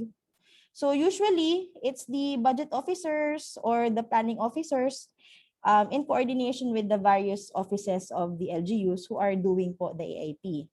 So ito lang po technically yung dinagdag, yung last 3 columns po natin. So isa-isahin lang po natin. Of course, for the second column, you would just identify here your programs, activities, and projects. So you just, the references could be your CDP, your LCCAP, or yung mga project briefs din po ninyo. So ilalagay nyo din po dito. Who will implement? Who will implement this particular PPA? So you need to identify it there. What's the start date and also the end date of the implementation of that particular activity? What are the expected outputs? So pwede niyo pong ilagay po dito. And then the next one po would be the funding source. This could be yung different din po yan, ano? Pwede po yung sa DRR fund nyo po, sa iba-iba pa pong funds po ng LGU. So nilalagay nyo po dun yung funding sources. Ito naman po is depende din po yan kung ang particular activity nyo po is counted under PS, MOOE, or CO. And then this one po, ito po yung limitation po ng ating system sa ngayon. We only tag one top, one typology po tayo. So there are questions po from LGUs na paano po yun, Miss Sandy, for this particular PAP, we have both adaptation and mitigation components. Ang limitation po lang po muna natin sa ngayon is one top, one typology. So ang gagawin po natin is we need to go back to the main objective or to the climate rationale of that particular PAP. Alin po ba yung mas matimbang? If it's kung mas matimbang po ang adaptation, then dito nyo po ilalagay po yung amount. If it's a mitigation program, then you put it here. And then you identify the corresponding typology. So the typology po ay you could see the typology doon po sa Joint Memo Circular 2015-01. May list po doon ng typologies, and this will be included in the materials po that we would be sending to you, including din po may mga questions po kanina regarding po doon sa LCCAP guidebooks. So yung mga guidelines po that were mentioned a while ago, we will be including that in the reference deck po that we will be sending to the participants of this Zoom webinar. So yun. So just to give you a sample, so ito po yung typology code. Ito po yung ilalagay niyo po dun sa last column. Depende po dun sa kung ano po yung typology that would best describe your particular PAP, no? Meron din po kami sa national. Meron din po kami for national, and then meron din po for local government units. So basically, when you do the tagging, this would be your main question, no? How do you determine if your particular PPA is a climate change program? Is a climate change expenditure? So you need to ask yourselves, does the objective or the overall goal of that particular PAP articulate climate adaptation or climate mitigation? Is it a climate change adaptation or a mitigation PPA? If yes, you need to tag the entire PPA budget as a climate change expenditure. If no, you need to go down again for in terms of the components. Are there components that directly address climate change? If no, do not tag. Don't tag the particular activity or PPA. If yes, you just tag the proportion of the expenditure that is climate change related. So babalikan natin po ulit dito, no? Pwede po na yung total amount nyo po dito is more than the amount that is indicated in one of these columns. Kasi ibig sabihin po nun na hindi po yung total component po nun ay climate change, no? Pero hindi po pwede pong mas mataas po ito sa total amount po ng inyong PPA, no? So it could be equal to or less than this nawala yung arrow. So this one po, no? So yun po yung ating na kailangan tandaan din po dito. Now, ito po yung tagging guidelines as I mentioned. This is actually included in the joint memo circular of DBM, CCC, and DILG. So wala pa po kaming latest or updated list of typologies for this. Ito pa rin po yung latest po natin na pagbabasihan. And then, in terms of the code, di ba, makikita nyo po doon, medyo mahaba po, no? A223-03, may mga ganon, di ba? So, paano po ba namin na-arrive yung nomenclature na to? So, the first unit po corresponds to the climate change strategy, no? If it's A, it means it's an adaptation activity. If it's M, it means it's a mitigation activity. This second unit corresponds to the the thematic priorities of the LCCAP. So may number 8 pa tayo dito, finance, no? If it's 1, ibig sabihin it's a food security, it's an adaptation activity under the food security strategic priority. And then may mga sub-priorities pa yan, may mga, like for instance, under EES, meron tayo for solid waste, for air, etc. No? So, meron po tayong sub-priorities. And then this one corresponds to the various measures, instruments po. No? So, is it a policy and governance activity? Is it R&D?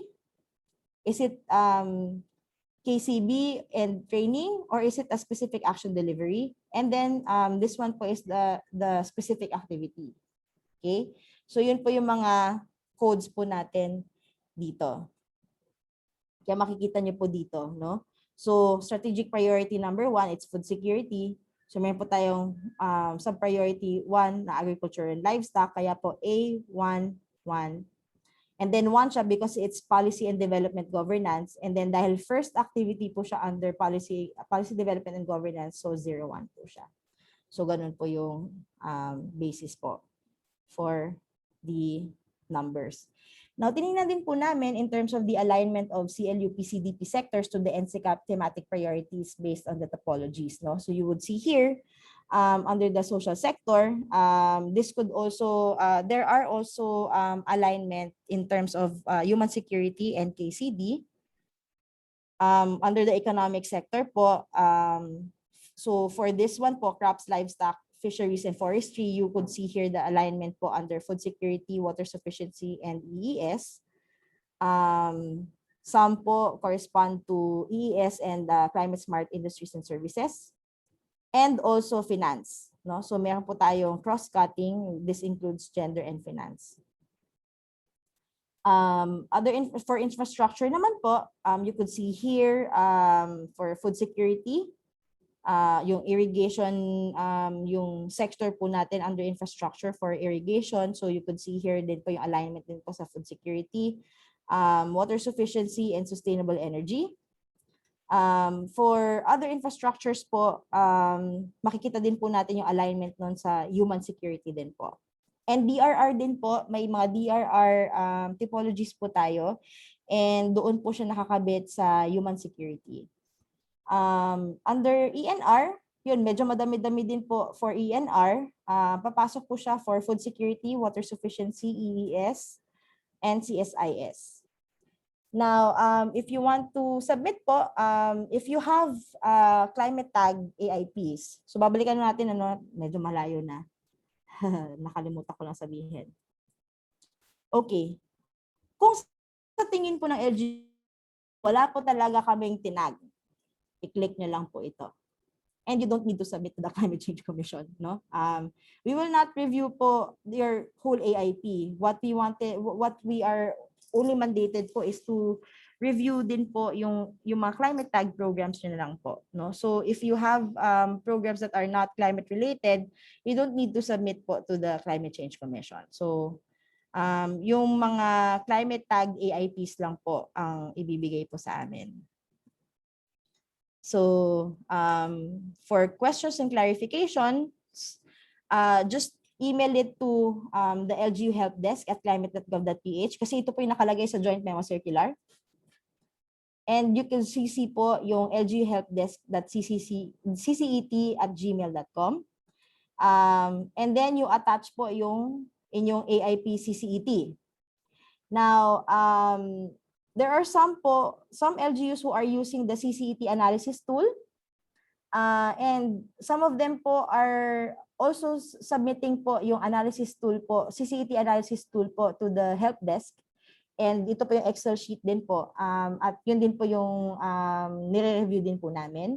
And then your quality assurance and review form, which the next speaker would be presenting. And then po, so yun, if you have questions din po, just contact us at 0282547056. And again, email us at lguhelpdesk@climate.gov.ph. So if you have questions po, I would be happy to answer them during the Q&A session. Thank you very much. Thank you very much, Mr. Kabar. Later po, we will have a panel discussion together with Sandy and other afternoon speakers for addressing yung questions po na niraise nyo sa ating chat box. Reminder din po, yung copies ng presentations, recording, and other relevant CCET relevant documents will be provided to the participants after the webinar to a Google Drive link. Okay, now before we proceed to Module 6, Franz, do we take a break muna or we proceed now with your presentation? Sure, sir. I think we'll have a 5-minute break lang po muna. So I guess we will see you at around 2:43 PM. Okay, we'll have a 5-minute break and see you in a while. Thank you. Thank you.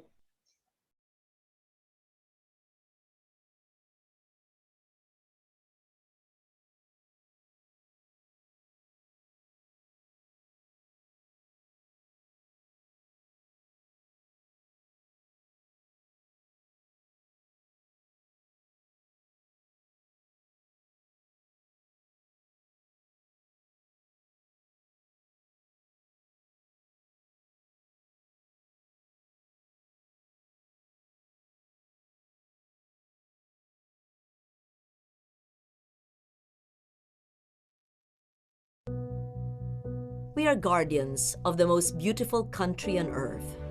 We're creative, hardworking, and proud. We are facing big challenges. The Philippines is a highly vulnerable nation of more than 100 million people. We are visited by more than 20 typhoons in a year.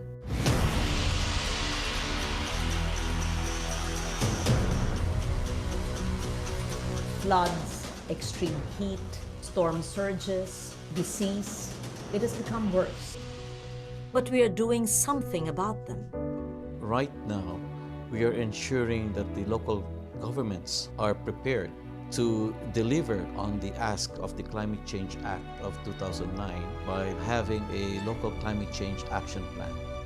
And these plans should be able to articulate their strategies, their measures to adapt well to the impact of climate change. We are investing in renewable energy to give us cleaner air. The shift to renewables is a must, and we would like to see a more aggressive shift towards renewables in our power mix. We are interested in the latest technology for other renewable energy generation, solar, hydro, wind. Rest assured that we in government shall continue to support the development of renewable energy. Aside from helping us achieve energy sufficiency, this is an exciting time as we are making substantial gains in our social and economic reforms. Early warning systems to keep us safe from storms. It's very important that preparedness is mainstreamed in our governmental process. In fact, now, it's the rainy season, would receive orange alert, yellow alert. And the challenge there is to simplify, operationalize, make it proactive and more communicative. And replanting mangroves to protect our land. We must preserve the integrity of ecosystems. Our mangroves are the best buffers against storm surge. This is part of our nationally determined contribution, our plan to create a more climate resilient and adaptive Philippines for everyone. We are engaging with various partnerships to implement our nationally determined contributions. And we hope that these partnerships will result in very fruitful cooperation to really uplift the situation, especially of the poor, who are most vulnerable to the impacts of climate change.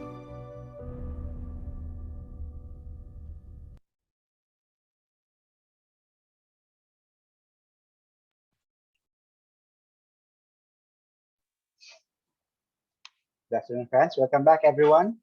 Now, for our next topic, we will discuss the CCEP Quality Assurance and Review Form for Module 6 and the fiscal year 2016-2020 CCEP Monitoring and Investment Recommendations for Module 7. And these topics will be presented by my co-host, Mr. Franz Dacumos. Franz, the floor is yours. Thank you, sir.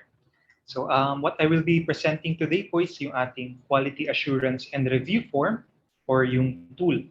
So if you remembered earlier in the presentation on the results of the pre-webinar assessment survey, our cluster participants are at least familiar with the CCEP typologies. However, based po sa kanilang responses, is they have some answer, they have completely no idea about it. So to address this concern, I will be broadly discussing po yung ating tinatawag na QAR. So ayun po, may nabasa lang po kami sa chat, may linog daw po. So yun po ay Bisaya for earthquake. So I hope everyone po is safe no, sa ating kanya-kanyang mga shelters ngayon.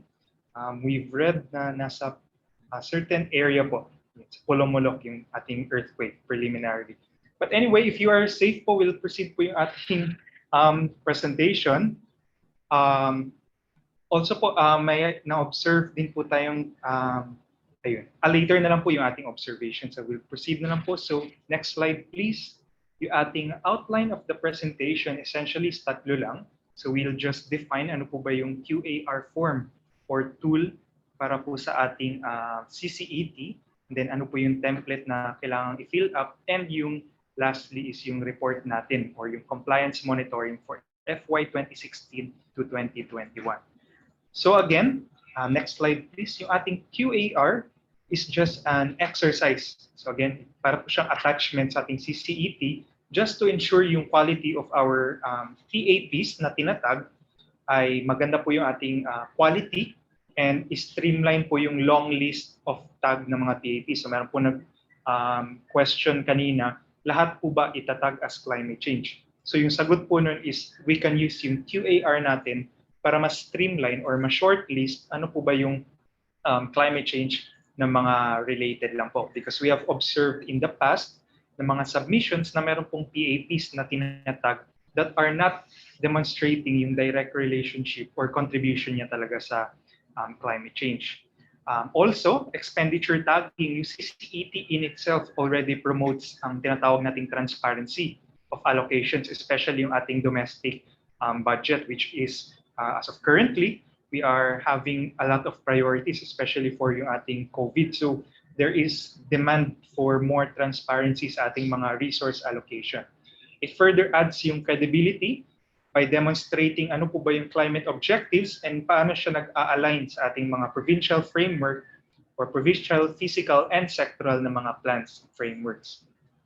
Lastly, yung ating QAR is a basic document lang po which certifies na yung ating PAPs are responsive sa mga local risks and vulnerabilities na ating mga na-compute during yung ating SIDRA or yung ating GHG inventory, because it wants to highlight paano po yung mga objectives ng mga PAPs address yung findings of those assessments or yung inventory.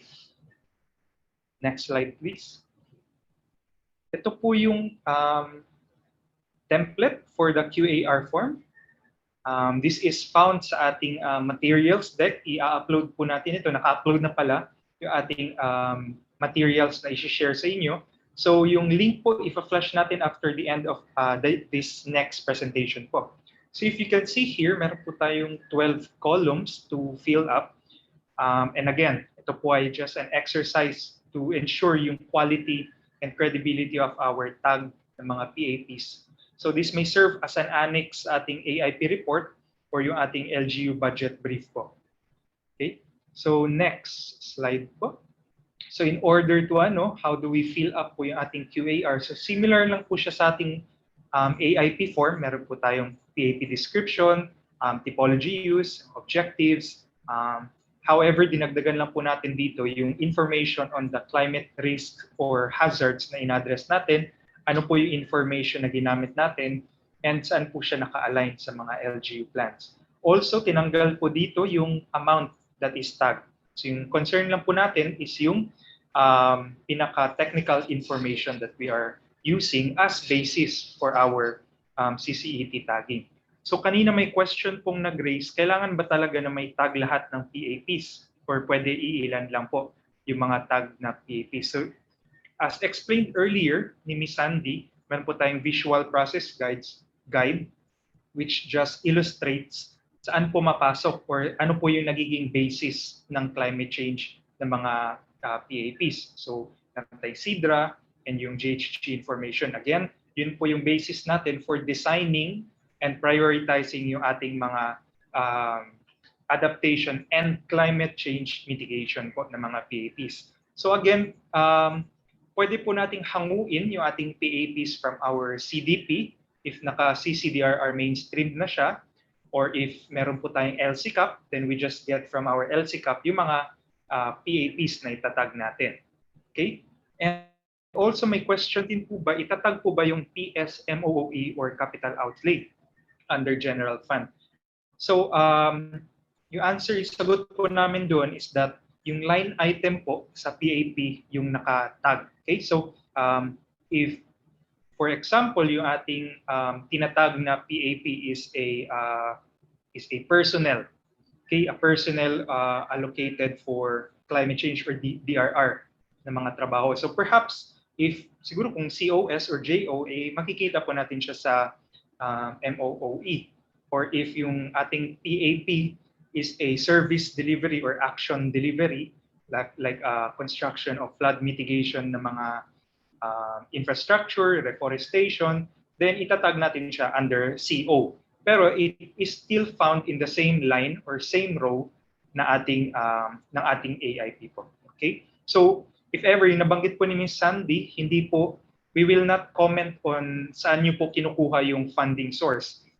Yung aming i-comment lang po is yung typology use and kung tama po ba yung saan nakalagay yung amount. Okay? Next slide, please. Again, yung ating CC typology, dito po natin tinitignan or ito po yung chine-check ng CCET Help Desk if ever. So meron pong nabanggit kanina na hindi daw po sila na-acknowledge. Okay, nagsasubmit daw po sila every year pero wala pong feedback from the Help Desk. Yung ating ginagawa po is ina-archive po natin yung ating mga AIP for later on i-consolidate and then mag-produce po tayo ng report. So siguro at that time hindi lang po siya na-acknowledge because there were no further comments or feedback na need na i-provide sa ating LGU. But we will acknowledge po pag nakapag-submit po kayo, pag dumating po sa help desk, i-acknowledge po natin yung inyong AIP. Okay? Next po is yung ating next slide, main objective. So if the PAP does not have a project profile or brief, we can utilize po yung ating output statements. So kung walang project profile, walang brief, yung ating output, i-transform na lang natin into objective statements.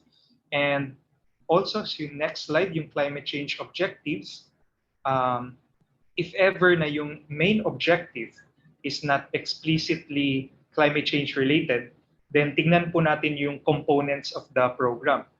Or if meron pong projects beneath or under yung program that are climate change related. Next slide, please. So, ayun. Okay. So if the main objective is not climate change related, then we state na lang po sa ating climate change objective, ano po yung particular adaptation or mitigation objectives that we are addressing.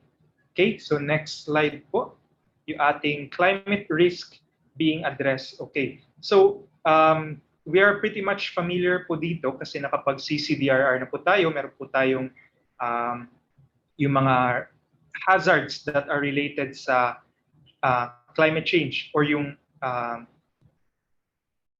triggers na tinitignan natin pag pinag-uusapan po yung climate change. So two things lang po yun, yung rainfall change or precipitation change in precipitation patterns and yung increase in temperature. So anything that is related doon can be counted as climate change related. So meron po tayong tinatawag na yung mga drought. Okay, meron po tayong inter-annual na variability. So from this year to the next, siguro parang mas dry tayo last year than this year. So yun po yung variability of our climate. So meron po extremes doon, meron po tayong years that are extremely dry, meron din po tayong years that are extremely wet. So those are related sa ating climate and climate change po.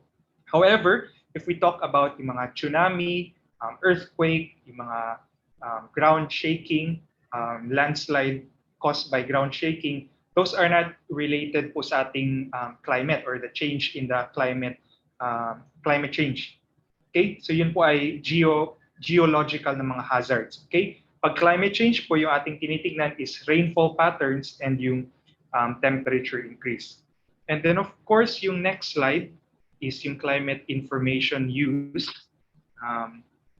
Next slide, please. Dito po is yung ating basis kung saan po natin kinuha yung ating information to inform yung ating pagtag ng CCPAPs. So earlier na-mention po ng ating si Father Jet na meron po tayong mga international reports on climate change. So yung information po doon is very broad. Nakikita po, pine-present po nila yung information at the regional level. So meron po silang mga Americas, the Africas, or the Asian region. But if we zoom down, pwede po nating tignan yung publication ni Pag-asa. Meron po silang 2018 na Observed and Projected Climate Change. So naka-downscale po yun into provincial data sets and information. And then recently, just last year, meron pong report din si Pag-asa on the climate extremes na report. Okay, and the last columns, next slide please, is yung alignment of the PPAs with the LGU plans. So ito lang po is to promote yung ating rationalized planning system and yung vertical alignment of the PAPs. So if meron na pong CCDRR mainstream na provincial land use and sectoral plan, then we can perhaps align to those strategies sa ating PDP-FP or CLUP. And we can, again, if mainstream na po yung ating CDP, pwede na po nating mahango dun yung ating adaptation and mitigation. And then if meron po tayong separate or na-call out na LCCAP and LDRRMP, then we can also find yung ating mga itatag doon na mga PAPs na pwede po nating i-include sa ating AIP. Okay? And yung nabanggit po earlier, yung LDIP, so ideally, na prioritize na po natin in the the 3-year rolling investment program of our local government. So ideally dapat nakikita po natin every year for the 3 years yung tag na CC climate change related na PAP. So that is in an ideal scenario po if wala po tayong other priorities na shifting. Meron din tayong nakitang questions po. Ayun, how many days do you usually provide feedback sa ating LGUs pag nag-submit sila ng CCET, AIP, and yung QAR. So usually, that is within, ina-acknowledge namin siya, and if we have feedback or comment, then that is around 10 working days po, or essentially 2 weeks in the calendar. And if we submit po yung ating AIP sa CCC, we just address it po sa ating CCET help desk with yung through yung ating emails na finlash po ni Ms. Sandy earlier. And now, next slide please. We are looking at yung ating compliance monitoring na po. Okay? So in overall, meron po tayong downward trend po, especially from during yung ating 2020 and 2021. So we just go through yung each of the years. In 2017, meron po tayong total na compliance rate of 28%. So yung malaking may compliance po dito is yung ating mga syudad, cities, which have a 35% compliance rate, while yung ating municipalities have only 25%. Okay? So pag kinompile po natin yun in terms of statistical representativeness, 35% and 25% is actually okay na po siya. Okay? So meron po tayong 25% na minimum for representativeness.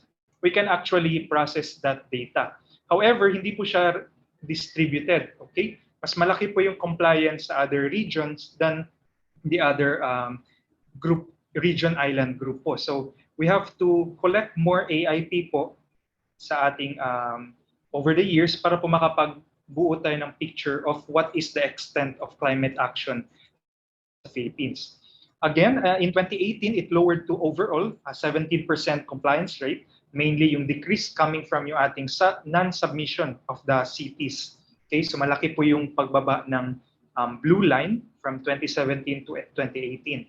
And then in 2019, lumaki po yung overall compliance rate, yung increase coming mainly from our municipality submissions, while yung ating cities increase but unlike po yung levels niya in 2017. So, ganyan po yung trend. And then we can admit in 2020 and 2021, we have shifting priorities and focus to address po yung ating COVID-19 na crisis. Okay? So, third bullet, there is an unknown universe of CCET. So just because ganito lang po yung nakuha ni CCET Help Desk, just because ito lang po yung nag-submit ng CCET, it does not mean na hindi po nagsi-CCDRR yung ating mga LGUs, yung ating mga cities, municipalities, and provinces. Okay, so meron po tayong tinatawag na unknown universe. So meron pong AIP out there is a data and information that we do not know and we do not have. Okay, so whatever is being submitted sa CCC, yun lang po yung aming mapaprocess kasi yun lang po yung dumating sa amin, and that we can infer conclusions. Okay, so i-consolidate namin, i-analyze, then we apply yung ating mga statistical processes, then we can produce a report po. Okay, so what does this compliance monitoring mean? Ano po ibig sabihin ng ating data na mapoproduce? So it just indicates na yung extent of knowledge and information of the local governments on climate change and climate change expenditure tagging, particularly sa pag-design, sa pag-identify, sa pag-prioritize, and eventually pag-tag ng climate adaptation and mitigation and DRR PAPs ay increasing po. Okay, so compared sa ating 2014 pilot testing ng CCET, there is at least momentum at the subnational level of the uptake of mainstreaming CCDRR.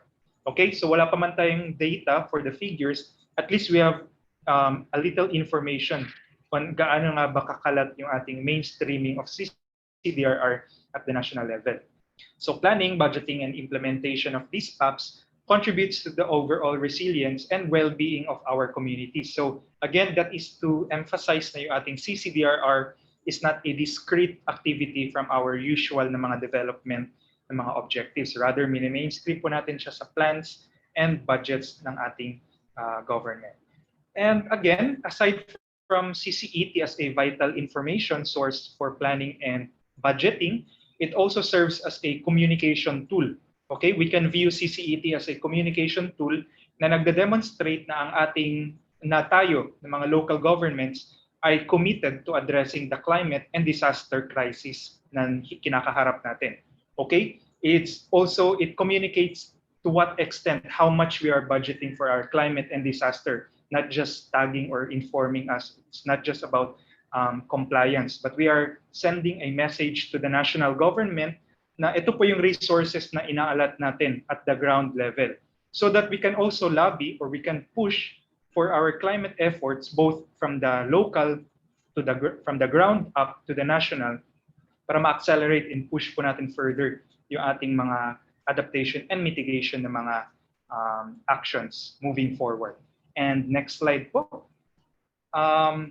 Okay, so meron po tayong, again, yung aking previous slide, later this year, i-consolidate po natin yung 2016 to 2020 data, and then coming soon po yun, mag-produce po tayo ng report, i-endorse natin ng mga oversight agencies, and then we will inform po yung ating public of what is the extent of climate change expenditure, both at the national and the local level po.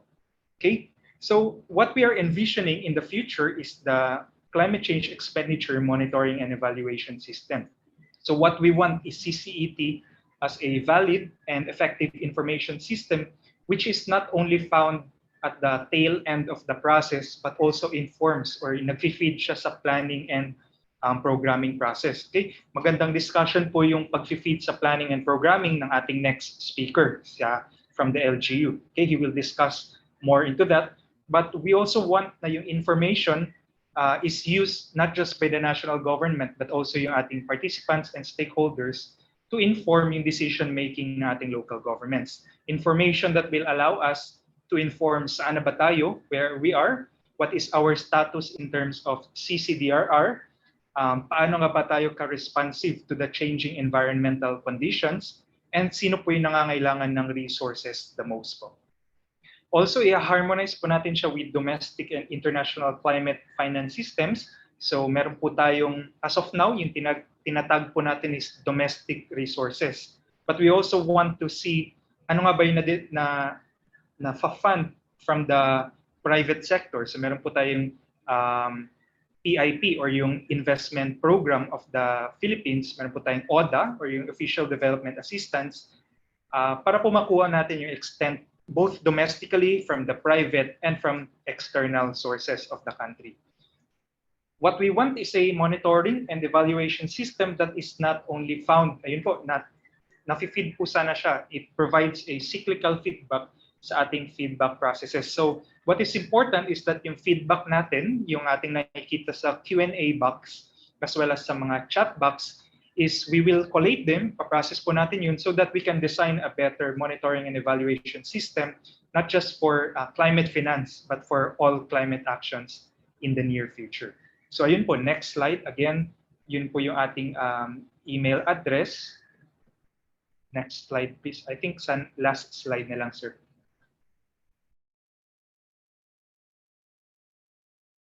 Ayun. And next po. Yun. So if we are submitting po yung ating AIP and QARs, dun po sa LGU Help Desk at climate.gov.ph, and then we can also, if you have related na mga mainstreaming matters as your focal, you can also contact me directly, especially po yung sa ating webinar. Okay, and I think that is the end of my presentation, Sir Erwin. Thank you, Franz. So later po, Franz will be joining our panel discussion after our next speaker. So if you have other questions regarding the CCET monitoring system, kindly submit your questions po sa ating Q&A chat box doon po sa inyong attendee control panel, and we'll collect them and discuss them later sa ating with our panel. Okay, so for our next topic, we will look at the LGU experience on mainstreaming CCADRR in their processes, plans, and budgets. So for this particular topic, let us call in Mr. Nael D. Cruspero. Mr. Cruspero has well served as the head of the City Planning and Development Office of General Santos City since 2003, mainly handling the annual preparation of the investment program according to the local chief executive's priorities and in consultation with stakeholders. He led the unit in updating the city's comprehensive land use plan and handled the climate and disaster risk assessment component of the document. A civil engineer and environmental planner by profession, he handles technical assistance matters with partner agencies and development partners. He graduated cum laude from the Mindanao State University with a degree on civil engineering. To share their LGU experience on mainstreaming CCADRR, please welcome Mr. Nael D. Cuspero. Good afternoon, sir.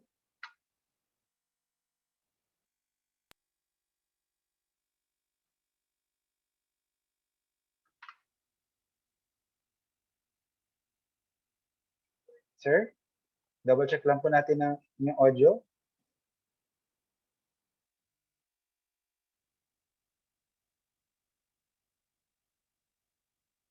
Sir Nael? We can't hear you po, sir.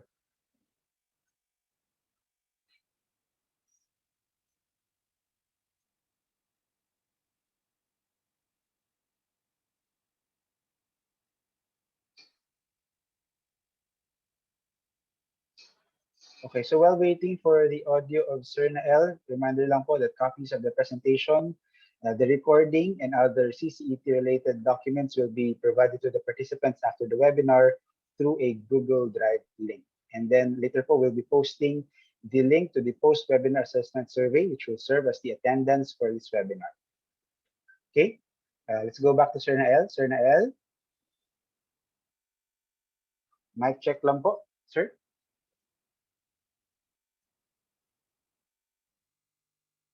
Okay, wala pang audio din, sabi ng ilang participants.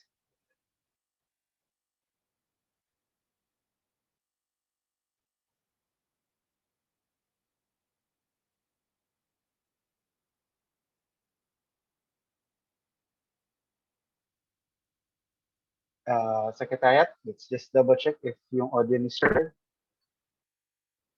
is properly set up. So Nael, can you open your camera for a while, sir?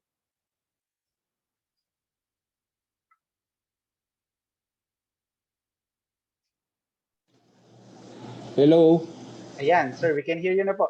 Thank you very much. Okay. Sige. Sige, Thank you, sir. magsimula na tayo. Good afternoon to the officials of the national agencies, particularly the Climate Change Commission and other agencies like the ALG and others. Good afternoon to the many participants from Mindanao. Mayong hapon. What we will do this afternoon is Jensen will share its experience in the climate change mainstreaming into our recently approved CLUP. Next slide, please. Our city is located in the southernmost part of the country. We can see on the slide, we are in Region 12. We are the only highly urbanized city here. There are other cities in the region, but only Jensen is classified as highly urbanized, which means we do not belong to any of the 4 provinces in the area. Now, this particular characteristic of the city has a relevance in our discussions later on how we do our CLUP as against what the provinces are doing in their physical development framework plan, as well as on their municipalities neighboring to General Santos. We have about 53,000 hectares, depending on who you ask. Pero dahil kami nagpapresenta, we are giving you a high figure because there are many boundary conflicts that also are impacting on our land area. Our population is about 594,000 and growing very fast. We are a service industry-led economy here, centered on fishing and its allied industries. Next slide. Next slide, please. Next slide. Hello.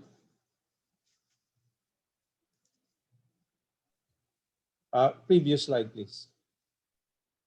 Okay, the General Santos, as you can see, has 26 barangays. There are other LGUs who are smaller than us who have 100. But you can see also the big size of our barangays, that a barangay in General Santos may even be considered a small municipality. Next slide. We have a role to play in the MINDA being the Mindanao Development Authority based in Davao City. They have divided the island of Mindanao into a south-central Mindanao Development Corridor for General Santos. And the other corridors that were named were Northern Mindanao and the Western Mindanao Development Corridors. Next slide.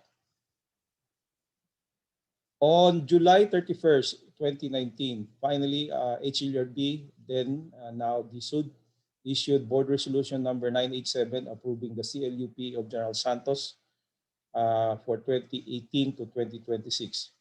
This particular document was a very challenging exercise because it took us about 4 years and lots of data and lots of consultations with different stakeholders in order for us to come up.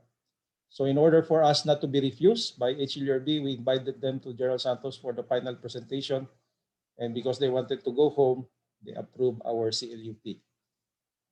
On the next slide, you can see the general land use that is presented. I would like to point out that the map is precisely more than the area coverage of General Santos because there are issues that we have in terms of geographic hazards beyond the borders of General Santos. Next slide. The next slide is also the so-called spatial development strategy.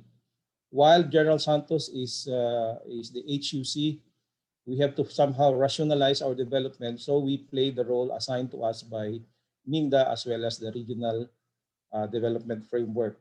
We had some technical assistance from a NEDA project called Sustainable Urban Infrastructure Development Project, which was instrumental also in formulating portions of our plan. And not to forget, USAID Surge, of which we are still participating, was really instrumental in formulating this land use by providing us with the technical assistance on climate projections, digital elevation models of the city, as well as consultants to help us formulate the land use plan. Next slide. These are just some pictures of the activities that we did. These are pictures of non-government organizations and people's organization officers. PIEP, the Institute of Environmental Planners, was also there.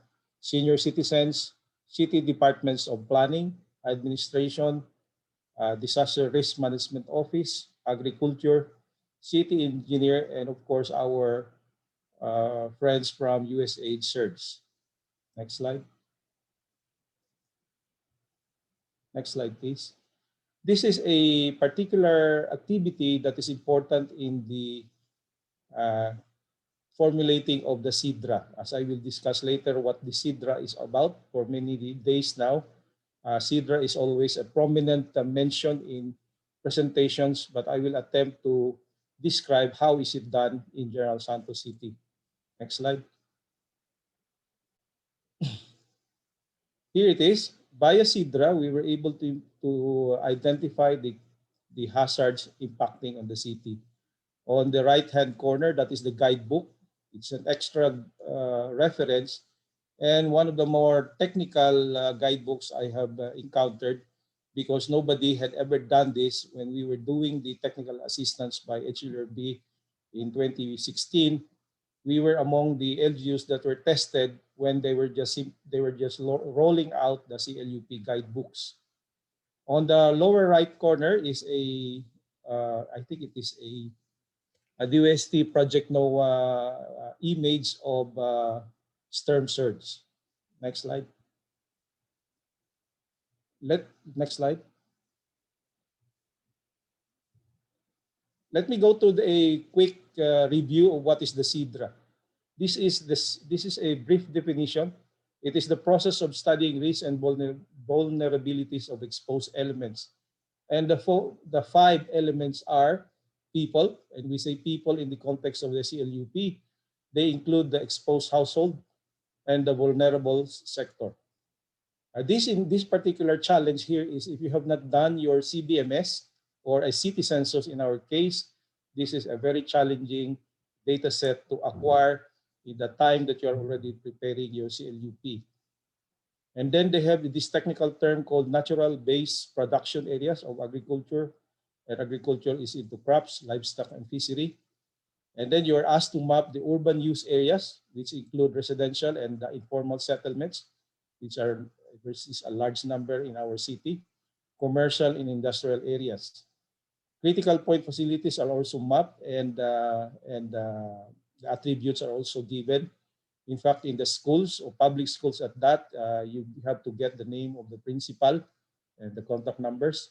City and barangay halls, hospitals, health centers, and protective services for critical point facilities. And then lifeline utilities, you need to map your roads and bridges, irrigation, telecom, power lines, and water systems. So as you can see in the definition of the elements, you're actually doing your baseline information on how exposed, or rather before you're even doing the exposure analysis, you're about to map every bit of information, physical information at that for the city, as against natural hazards and climate change. Next slide, please. As a result of SIDRA, this is just a summary of what we found. So volcanic eruptions, everybody in General Santos will be affected, and I'll explain by and by why is that. Rain-induced landslide, 10 barangays. Flood along rivers. We don't have floods like they have in Manila or even Cebu, but our rivers do flood because of heavy rains in the hills or in areas beyond us. Liquefaction is also apparent thanks to the data of Philbox. Drought, and I know drought affects everybody, but we wanted to emphasize in our analysis that it is actually the agricultural barangays in terms of food security that would be severely affected. Storm surge, we are not really hit by typhoons, but since typhoons are getting larger in their area of coverage, the 9 barangays along the coast may be affected by storm surge. And of course, the real effect of climate change, sea level rise, also affecting the 9 barangays. Next slide. The next slide is a snapshot of the GIS that we created or populated so that we can visualize faster what we have in our city. As you can see on the upper right corner, we have Mount Matuto, which is an active volcano, and on the western part, on the left, there's a kind of circle there is Mount Parker. So you can see this is just a very basic information, and you can see the legend on the left side that there is storm surge on the shoreline, but there is severe flooding in the rivers, and of course the volcanic eruption will affect the entire city if and when again the two volcanoes might erupt in the future. Heaven forbid that they will erupt together at the same time. Next slide. Next slide, please. Okay, here is another summary of what we found out from our SIDRA exercise. In 2018, we were able to summarize that drought will affect the barangays with agriculture and fishery and livestock industry, and we can name them already. So this is what you will get when you do your SIDRA. You can be more site specific as to what kind of hazard or climate change is impacting the area. Storm surge is prominent, all coastal barangays, and the lifeline utilities, if indeed there is a storm surge, for all barangays, all the lifeline utilities such as roads and bridges and even the critical point facilities like police stations will all be affected. Sea level rise is also prominent. All coastal barangays again, but there is the difference between storm surge and sea level rise is storm surge is fast, and while the sea level rise is a creeping threat to our city. And floods along coastal rivers are also mapped. Next slide. The next slide further enumerates the different hazards, and the same manner we are able to identify the following barangays that are generally affected. And all of us will be impacted by volcanic eruption, as I mentioned earlier. Next slide.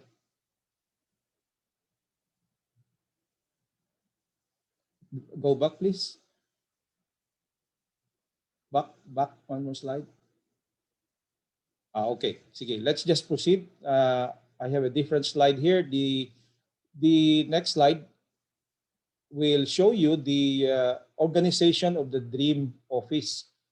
What we are doing in General Santos is we have activated the TWG, which is really the different or rather pattern to the themes of disaster risk reduction and management. So there's a disaster and prevention mitigation committee, which the CPDO leads. There is a disaster preparedness committee. In this case, DALG has accepted the leadership role. There is the disaster response committee, relief committee, of course, definitely headed by our social welfare development office, and disaster recovery rehabilitation committee headed by our city engineer's office. In this particular case, this is an old slide. We have the DREAM-O as a division under the mayor's office. But the next slide will show you, next slide please. Our city has evolved, and now the DREAM Disaster Risk Reduction Office is now a division under the Public Safety Office recently created. But there are other divisions in this office that also are responding to public safety. Next slide. Just to highlight the different documents that, or rather the technical assistance provided to us by USAID, and of course the national agencies were also helping, Pillbox, MGB, NAMRIA, and others. In this case now, PAG-ASA.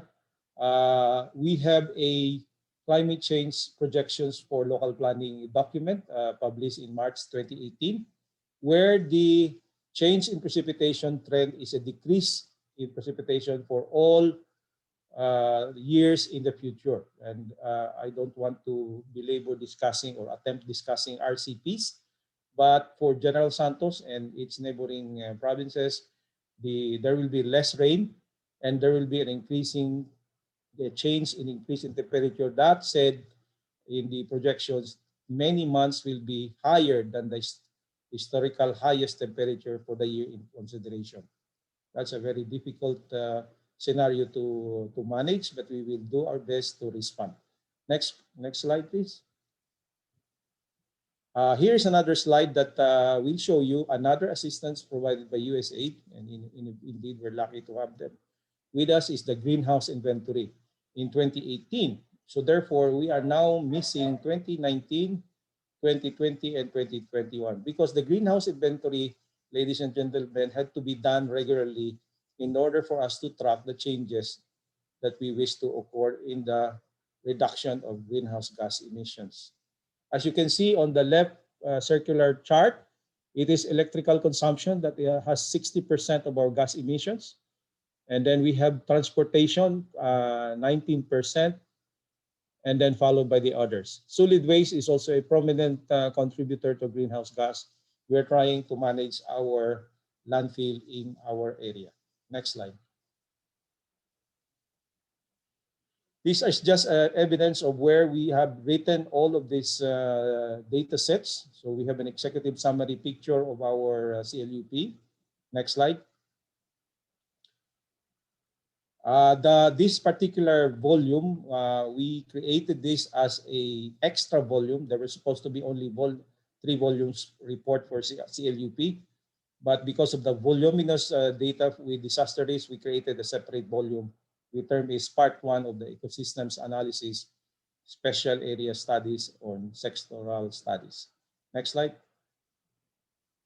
We also were able to do the local disaster risk reduction management plan for 2019 to 2022. So it's almost time to redo this. Next slide. This particular slide, I wanted to show this again because this is a entry point where when we do revise the local dream plan, we should now find these intermediate outcomes as something that we should work on and should end up with a better CCET exercise for General Santos City. Next slide. We also have done a local climate change adaptation plan. And this is where, and the next slide will show you a particular, next slide please. This is a, next slide. Anyway, oh, there you are. So this is a particular project that partly CPDO and CENRO are collaborating. We have a I3 data tool wherein we are able to tag each tree because in the training that we received, one of our staff went to the States for this. A tree has an equivalent greenhouse gas absorption as well as value. So in effect, we're trying to make this a prominent tool for CENRO so that we are able to value our natural resources in concrete terms. Next slide. Now we are now into the heart of this particular webinar, tagging the climate change adaptation mitigation and DRR PAPs or PPAs in our AAP. We have done this particular exercise since 2016 and we are now doing 2021. But like the comment of Ma'am Shandy before this, we are not sure if we have been tagging and correctly attributing mitigation and adaptation measures. Next slide. I tried to summarize, and the more interesting part of this slide is the total amount of the projects in the PAP. There were 25 PPAs that were tagged as adaptation with a value of 402 million, more than 402 million in the AIP of 2020. Next slide. We also have a mitigation, and there are now only 6 projects tagged as mitigation with the aggregate value of 87,465,000. And therefore, for both adaptation and mitigation, 31 projects were tagged with a total value of almost 490 million pesos. The next slide. Now, the next slide now tries to summarize overall how many have we tagged and how versus those that we did not tag. And then how much what is the percentage of the total value of those that we tagged for mitigation and adaptation. And you have there in our figure. So untagged projects is about 93%. Those with mitigation is about 1.3%. And the adaptation will have about 5.4%. In the percentage of funding requirements for adaptation, 2020 AP, about 10.6%, and the mitigation is 2.3% of untagged PPAs, which we suspect there are still opportunities there to tag them as part of our climate change adaptation or mitigation, 87%. Next slide. We are now on my last leg of my presentation, insights, issues, insights, and thoughts from the experience of General Santos City. If you will recall the tagging guidelines or even the way we should develop our annual investment program, it always starts with climate disaster risk, having a database on climate information, and then you have your greenhouse gas accounting, and so forth. So mahaba na, shall we say, it's a long journey actually for the planning office. But on the next slide, let me show you some kind of a quick review of what we are always told by DNR, for example, or other national agencies. In fact, this was prominent in some of the presentations this morning. We have to do a ridge to reef approach. Next slide. And for General Santos has all of these elements. Meron kaming mountain, meron kaming upland, may lowland, may coastal, and marine din kami. Next slide, please. This one just simply, I borrowed this again from the volume 1 of the CLUP guidebook. This tries to outline what kind of plan do you do in the different ecosystems. And like I mentioned before, yung apat na ecosystem na yan, meron kami. So it is not an easy task to coordinate all of this need. But what is foremost in our CLUP this time, we have made sure that our forest land use is integrated into the urban land use. Next slide. Next slide. Okay, here is again something that I took from a reference. These are, shall we say, indicative policy options and zoning regulations. So very relevant to us dahil kailangan gawin dahil nga apat na ecosystems meron kami. Yung ating ibang neighbors, dalawa lang or minsan buong LGU, isa lang. Next slide. So what am I trying to drive at when I showed you those figures before? This is a simple representation from our GIS map that shows you the watershed surrounding General Santos. So you can see all of our watersheds started elsewhere, or most of it anyway.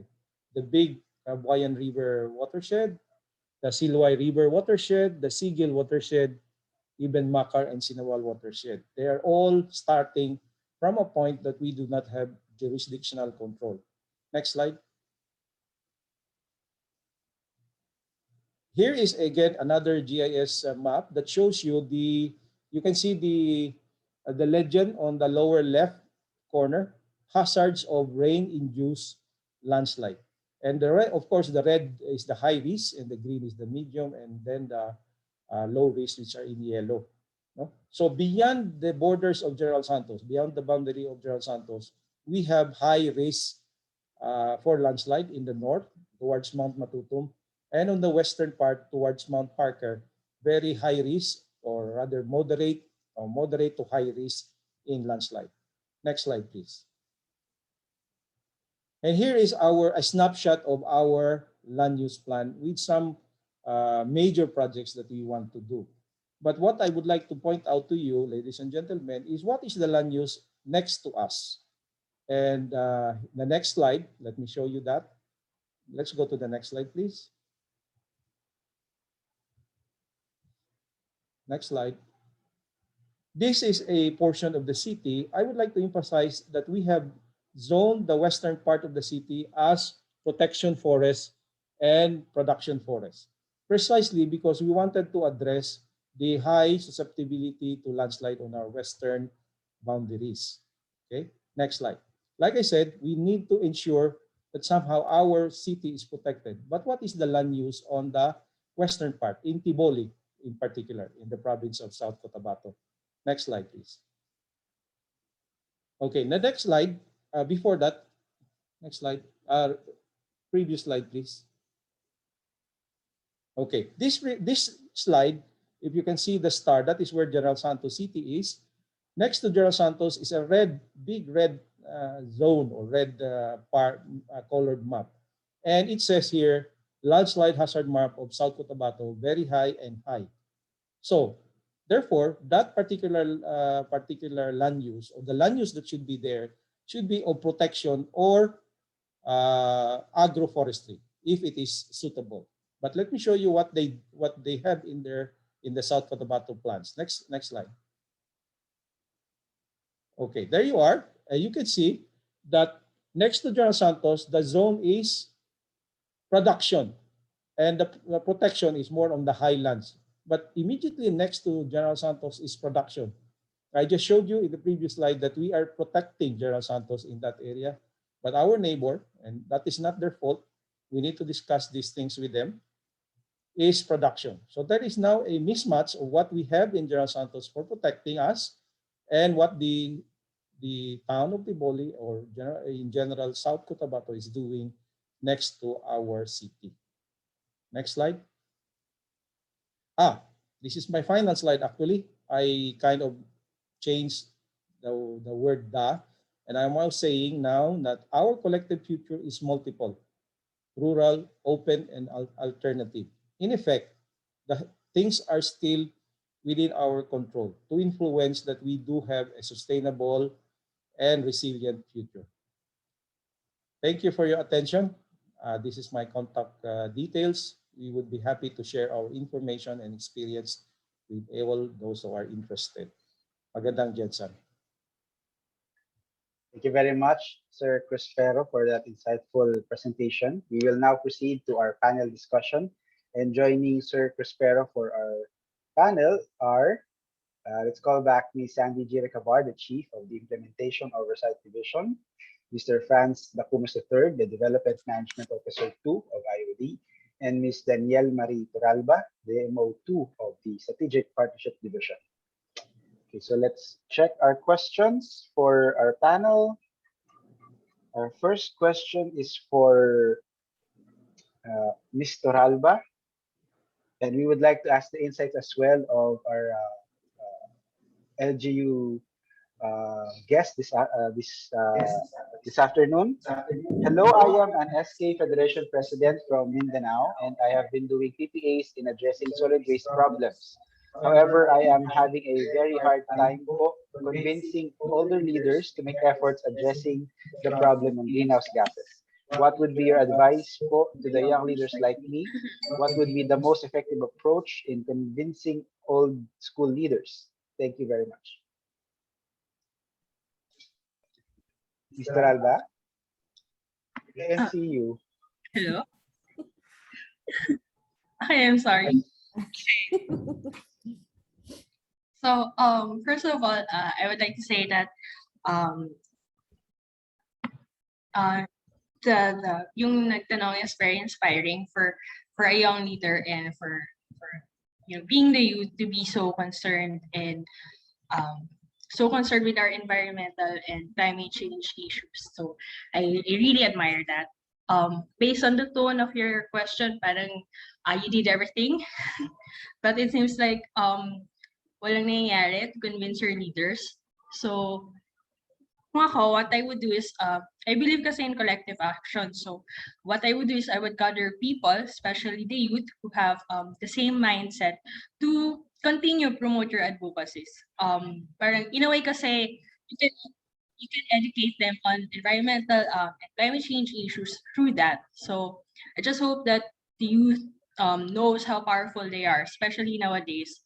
So I think you need your voices to be heard since kayo naman yung maapektahan nito in the future. So I believe you just have, you own it. You own your advocacy and just do what you think is best for the environment and the community. So I think yun po yung kaya ko mabigay na advice. Thank you, Danny. We'd like to hear the insights from Sir Cruspero regarding the engagement of the youth sector. Perhaps they have similar experiences in engaging the youth pagdating sa pag-mainstream ng climate change and DRR concerns sa kanilang development plans. Sir? Well, for one, you might want to follow the lead of that girl from Sweden and not go to school. Well, I'm just joking. We all have to go to school. Well, for one, under the City Development Council, kasi makarelate ako doon, kasama ang youth doon sa NGOs. So one thing for sure, the youth, which I don't know what's the definition, is 25 still a youth? They should be in that 30. Wow. I think so. Sa NYC definition. 35, so, ano? 35, yeah. Di ba nag-asawa na yan? May anak na. Anyway, ang punto ko lang is, yes, collective action, but you use the prevailing forum, formal forum and informal forum, and one of that is the City Development Council, to get your issues across. You build allies. There are like-minded, not so young businessmen who are concern of their success as well. But mind you, when we say growth for the sake of growth is wrong, we need sustainability, and the youth will be the one to be able to create that synergy or energy, because like you said, kung medyo matanda na, hard to teach new things. But again, if you reflect, these are not new things. We learned this when we were in elementary, that climate change wasn't called that way. It was called water cycle. And if you don't put trees in the mountains, it will become flooded downstream. So we just need to be reminded that this earth is a borrowed resource from our children. That, I think, will appeal to many of the older ones, because they think they are in the finishing line. It is still our duty to build a better future for everyone. Intergenerational responsibility nga po. Thank you, sir, for your insight on that matter. Our next question, we've been from Mr. Renante Ponce. We've been into many discussions on climate change, but we don't have a gauge to refer to say as an LGU has low emission. What is low to a number? That gas emission standard as our yardstick is actually long overdue to objectively assess LGU's action on the matter. How long is the yet on our timeline? Thanks. So I think referring to greenhouse gas inventory. So perhaps Sandy could give feedback on this question. Yes, thank you, Erwin. I think this pertains also to yung question din during the presentation din ni Arnold kanina, no? When he presented something or policies of the government with respect to the NDC and yung direction din natin doon. No? But at the local level, as I mentioned a while ago, hindi pa tayo kasi nag-set ng standards for that. Because again, babalikan din natin in terms of the priorities of the Philippines. We are not really a significant emitter. We contribute in terms of the total global emissions natin. We are less than 1%. Ipapakita ko sa inyo mamaya yung global share. And despite the fact that we are less than 1%, pagdating naman doon sa vulnerability natin to climate impacts, we're always in the top 5, no?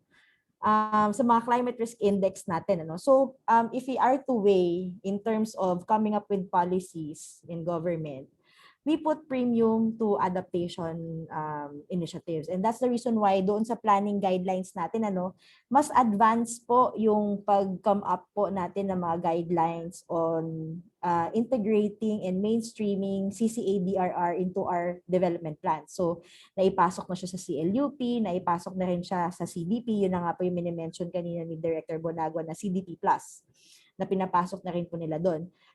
For the inventory po, for mitigation, we are still in the process of sensitizing also the LGUs on how to do or how to estimate or how to account for their current sources of emissions, no? And it's difficult for us to do or come up with a standard that's uniform for all LGUs because we have different circumstances din, iba-iba din po yung levels din po or classes din po ng LGU. So we can't really say na dapat do you limit this LGU na hanggang dito ka lang dapat mag-emit, etc. And based din po doon sa aming calculations, then when we are working closely with some of the LGUs in doing their inventory, most of them are even sinks. Because of the forest lands that they have within their boundaries. So nakakain din yung emissions din ng kanilang agriculture sector and energy sector kasi nga po may forest lands din sila. So sink din sila, no? So sa ngayon, there are no standards at the moment. But what we are doing so far is come up with strategies or training modules to orient also or to build the capacities of local governments in doing their greenhouse gas inventories, no? At least they would be able to know how much they are emitting And if they already have that baseline information, they would be able to come up with strategies, no? Kasi may mga iba naman din po, mahirap po magbigay ng target na we would reduce this much. Pero hindi niya alam kung ilan po ba talaga ang emissions nyo in the first place para masabi mo na makakapag-reduce ka ng this much, no? By implementing these particular activities, challenge din po yung quantification.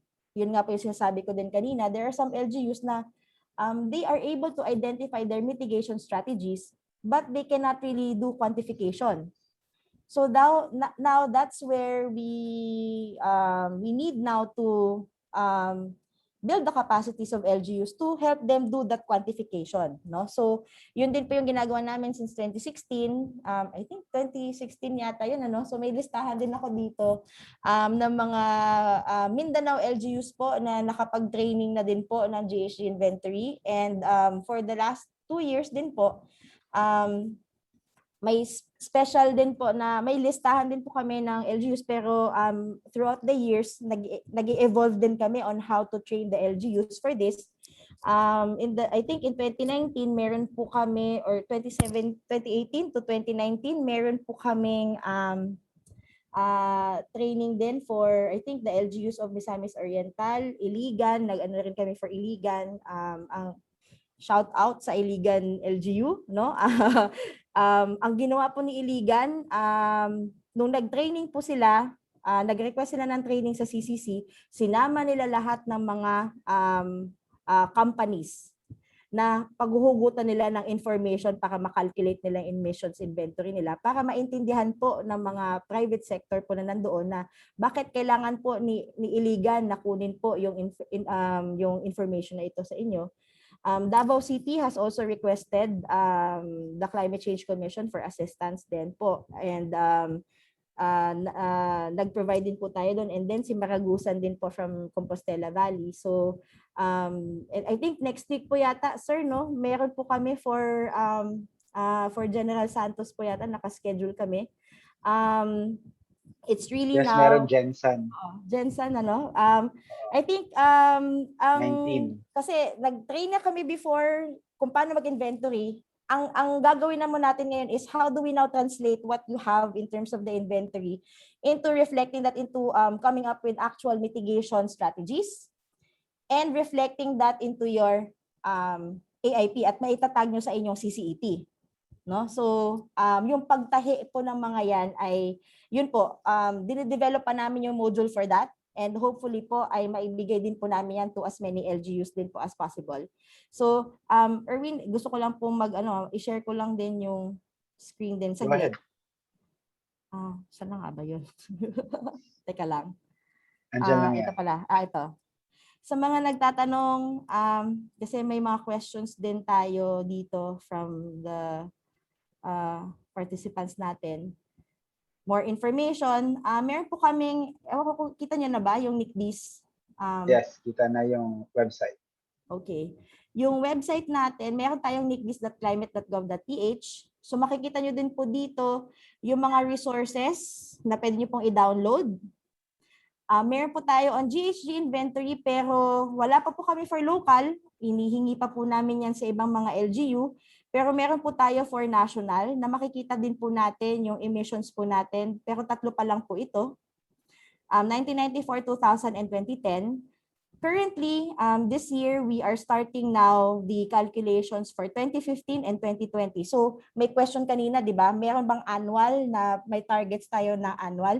Hindi pa po natin kaya mag-target ng annual, pero meron na tayong target na at least for the NDC na sana makapag-reduce tayo or makapag-peak tayo ng emissions aspirational by 2030. And ang target po natin na sana makapag-avoid tayo ng emissions ng 75%, of which 2.721 is manggagaling po sa mga actions po natin. So makikita lang po natin dito examples or energy and transport. So makikita nyo po dito yung mga figures po natin sa national. So balak din po namin gawin po yan sana for the local. And then meron po for climate finance. Kaya po yung mga nagtatanong po, pwede pa po ba kami mag-submit sa inyo?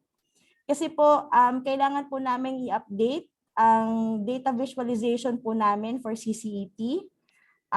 for local level kasi yung data visualization po namin at the local level po dahil kulang-kulang pa po yung information na meron kami, hindi pa po namin mapunuan itong information na meron dito para po may makita din po yung mga LGUs. How much are we really allocating din po at ilan po ba, magkano po ba yung nakalagay po sa mga AIP? So kino-consolidate din po namin yan. So hopefully po maisubmit nyo din po sa amin yung inyong mga previous CCET,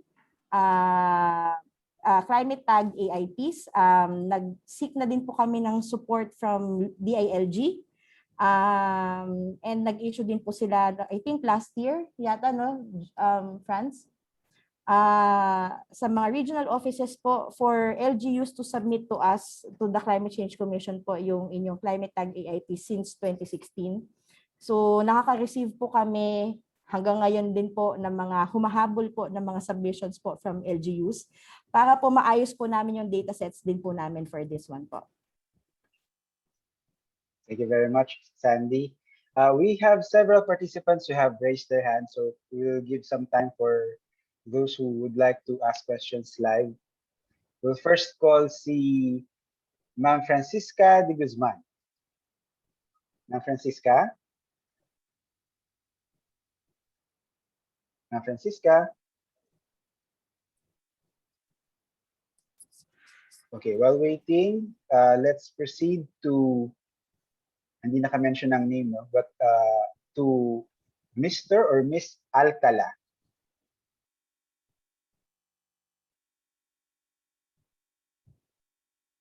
Hello, Miss or Mr. Alcala? Okay, wala pa.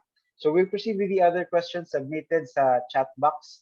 Next question that we have is from Eduardo Bisquera.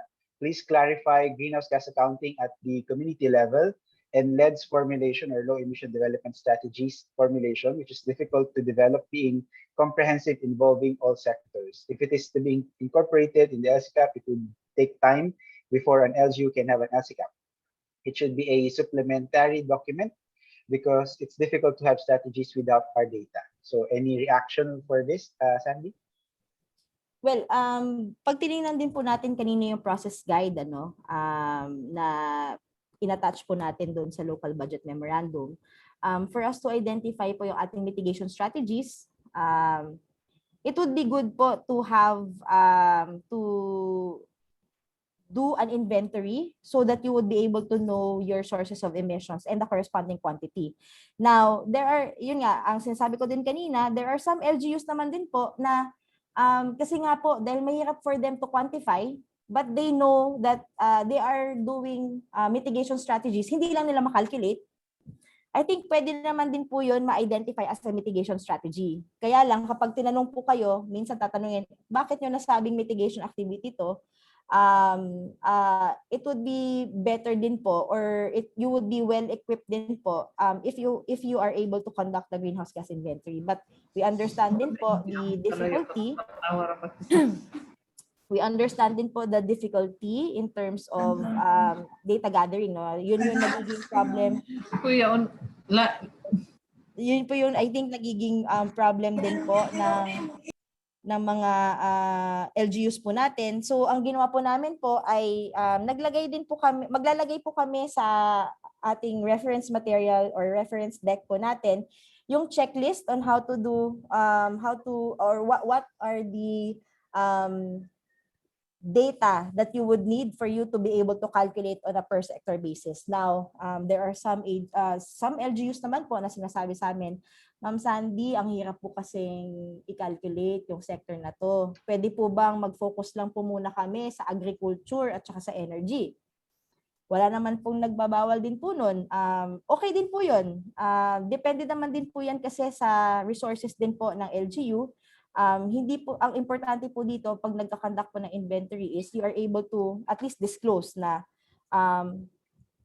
ito lang yung limitation ng aming inventory, ito lang po muna ang na-calculate natin, at ito lang po yung pinagbasihan namin for identifying our mitigation strategies. And I think that would really suffice. Kasi again, babalikan natin in terms of the priority of the LGU.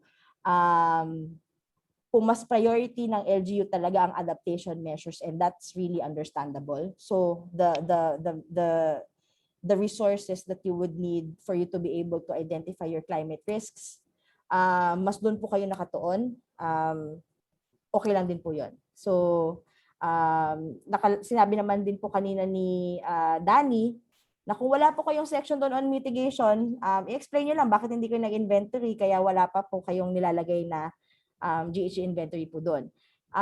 May nakalimutan pa akong sasabihin eh. Sorry, Erwin, matagal. Go ahead lang.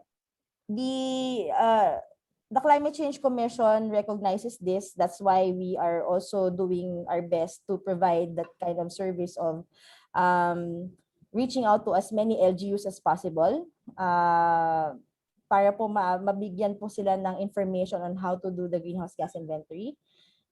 Kasi po marami na pong tools out there for adaptation, pero wala pa po masyado din, at marami din pong agencies that are providing support to local governments, like for instance DILG and HLURB before, no, nagsisidra na. So ang kulang po is really the GHG inventory, kaya doon naman po yung gap na yun ay pinupunan din po ng Climate Change Commission. So yun, and yung community level is basically what are the emissions that are owned and that are being emitted po within the jurisdiction po of that LGU. So may mga sectors po yan. Bibigay na lang po namin sa inyo yung toolkit and the checklist for this. Okay, thank you very much, Sandy. Perhaps si Sir Nel could also share their experience and how they identified yung kanilang low emission development strategies, since yung ating next training for them is yung kanila ng management plan after the inventory. So, Sir Nael, can you share with us po yung experience on yes, climate change mitigation? Sa climate change mitigation, siyempre yun talaga ang to prevent further release of greenhouse gas. Okay, one of the things that we are doing in General Santos, kami ay pilot site ng Local Public Transport Route Plan. This is part of the PUB modernization thing of the OTR. So one of the things that we are initiating is to encourage the shifting from two-stroke to four-stroke engines of tricycles. Maraming tricycles dito. But the more interesting aspect of this development is we are encouraging the return of mass transportation into the city. Our city used to have a lot of jeepneys. Ngayon, there was a time na nawala lahat yung jeepneys, everybody was on tricycles. But now because of our LPTRP initiatives, we have now electric mini buses and jeepneys that use solar power. No? I think that's the trend. But the more interesting is how do you transition? And on the practical side, the city has written in its annual investment plan an intention to invest in the order of, I'm not sure, 18 million for the next 3 years to be given a subsidy in the acquisition of batteries for those jeepneys. Ang isang mahirap na aspeto nitong shift to mass transport and alternative fuel usage is yung battery, mahal yon. So pinapaforma sila ng co-op or grupo ng mga jeepneys pero wala silang pambili. Inutang pa nila itong kanilang mga equipment. So by way of putting that as a investment plan in the Dream Fund, with some sectors are saying, pwede ba yan i-gawin? What we're saying na paano mo i-mitigate kung wala kang pagkukunan? I think the logic there is the Dream Fund. So ngayon, medyo may kahirapan lang dahil sa pandemya, pero nailagay na yon investment plan na project na yon na bigyan nga ng subsidy itong mga transport co-op ng jeepneys. So you can see na kung pag-isipan lang talaga at kung saang ang pangangailangan ng isang sektor, the LGU can in its own way help. No? Pero ang exchange naman doon sundin sa hangga't makakaya ng mga co-op ng jeepneys yung provisions ng modernization plan. Because some of them are saying na napakalaki naman ng interest and so forth, but with their collective action, if they organize themselves, say, into a co-op, nagagawa naman. Pero kailangan nga ng konting kapital doon sa mga baterya ng kanilang mga sasakyan. Salamat po. Thank you, sir. How about, sir, sa data collection? Ano po yung naging strategies ng inyong LGU para po meron kayong sapat na data in developing your mitigation strategies? Okay. Yung pagkuha ng data, challenge talaga yun. Hindi yun biro. No? Pero ang ginawa namin, we partnered with the graduating students of the College of Agriculture, yung mga agriculture engineering students namin. Okay, and we, of course, we gave them a little incentive to do the data gathering. Siyempre, the usual, sinulatan yung mga company at interaction. No? Magdadala ng sulat yung estudyante, binigay namin yung mga contact numbers, kunyari sa akin or sa ibang mga responsible officers kasi magtatanong talaga yung business sector kung paano at anuhin yung data na yun. No? Ang isang angle ng kanilang concern is baka ibigay ninyo sa BIR at mabisita kami. No? Normal yun sa mga negosyante dahil hindi basta-bastang magbigay ng data sila dahil kung kanino-kanino napunta daw. No? Pero ang importante dito, unti-unti, hindi kaya ipaliwanag ito sa isang workshop or lalo na ngayon webinar, ipakita talaga na it is a good investment decision to invest in green technology, cooperate with the authorities. Meron naman tayong mga batas like the Data Privacy Act na sometimes hindi masyadong naipaliwanag sa business na seryoso itong batas na to at kami sa city planning hindi namin binibigay yung mga detalye. So it's about an exercise of building trust among the stakeholders. Hindi ito madaling gawin pero kung makikita naman nila na hindi naman ito makasarili and they are part of the decision process, they will also provide the data. Ang challenge lagi, yung binanggit na paano binili ang crudo dito sa Gensan pero gagamitin sa kabilang bayan dahil medyo mura dito at mas maraming supply. May mga paraan naman nun. No? I-interview mo lang talaga. Some of the data, by the way, are already implied data. Gaya ng kung ayaw magbigay ng water consumption, di tanungin mo kung may sariling water pump yon. Kung sabihin lang nila yung capacity, alam na kaagad natin sa technical kung approximately magkano yung volume ng tubig na ginamit at magkano kaya yung kanyang wastewater. So may mga paraan naman, hindi naman kailangan kunin mo lahat at ayaw ibigay. Siyempre yung EMB din na malaki ang ginagampan ng pag-monitor, meron din silang data set na kung maaari nilang i-share, ganun din, interagency na nga, minsan mahirap din kumuha ng datos sa kanila. Pero pag napailiwanag mo na meron lang tayong paggagamitan, nasa common interest naman natin na ma-define yung greenhouse gas emission. So sama-sama, kailangan lang ng pasensya at siyempre maging totoo tayo sa sinabi natin na we will safeguard the data set and we will show the trends that our little LGU is contributing. Kasi hindi naman natin kailangang tingnan yung malaking picture. Ang global climate change, global nga ang unang word, may contribution pa rin tayo kahit paano sa pagsira o pagsaayos ng ating environment. Thank you, sir. Crucial talaga yung trust ng stakeholders when collecting data. Go ahead, Sandy. Gusto ko lang din i-distinguish din between the greenhouse gas inventory and LEDs. When you talk about GHG inventory, it's just an accounting of your source of emissions and the corresponding amount. Accounting lang siya na ito po for energy, ito po yung emissions natin, for agri, ito po yung emissions natin, at may corresponding data sets din po yan. When you talk about LEDs or yung low emission development strategy, by identifying your sources of emissions, you're able to identify your mitigation strategies. Bakit po ba natin kailangan gawin yun? Kapag sinasabi nating LEDs kasi, yung conventional way of our development pathway is that for us to develop, you need to emit. So kumbaga, in the course of development, nag-i-emit ka. So minsan, pag higher yung emissions mo, higher din yung development track mo. The LEDs po would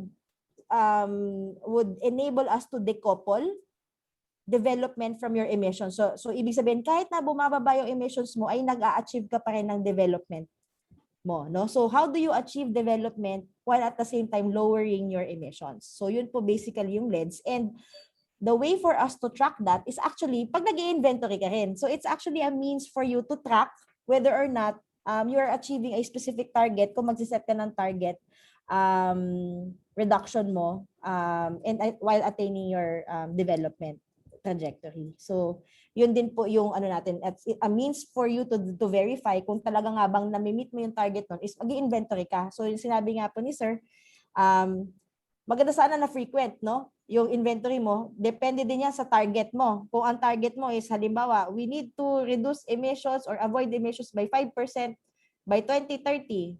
So the way for you to track that is mag-i-inventory ka.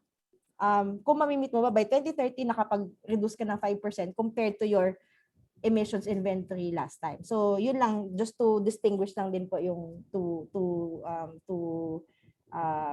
terms po. Thank you. Thank you, Sandy. We'll open the floor again for those who raised their hands. Now we'll call in Mr. Amer Hussein Basher. Sir, can we hear your question po?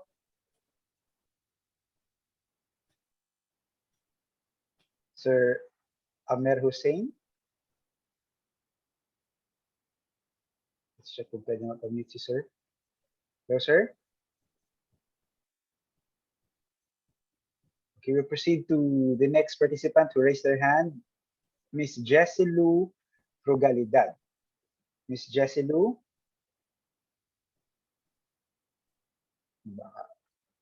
Ayun.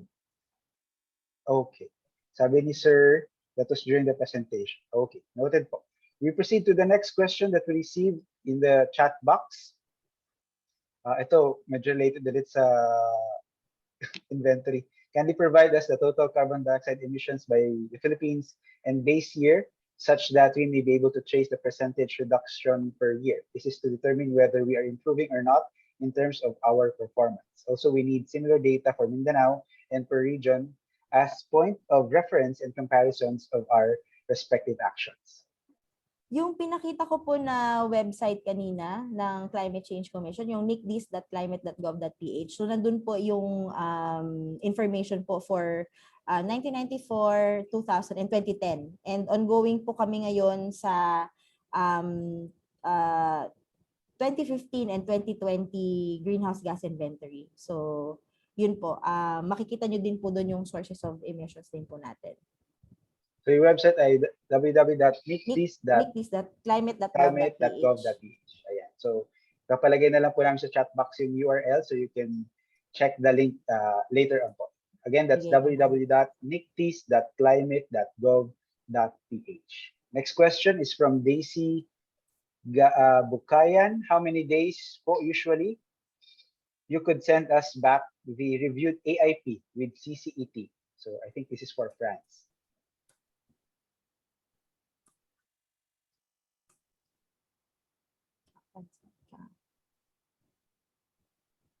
Question, how many days? Yeah, go ahead.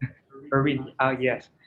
We will be, okay, let me get this straight. So, the CCET Help Desk will acknowledge po yung receipt of your AIP and other attachments. So, minsan po meron pong QAR na naka-attach or AIP brief or LCCAP even. We will provide po yung, we will acknowledge po yung receipt, but if we also have comments or feedback, that is within a span of 10 working days po, sir. That's the amount of working days. Iba yung minimum, maximum, average? Is a maximum na po, yes, sir. Maximum, ayan. Thank you, thank you. So next question is from Jethel Wolda Lahora from LGU Caraga. Ma'am, may mga PPAs po na pwede matag into two typologies. Ano po ang gagawin namin?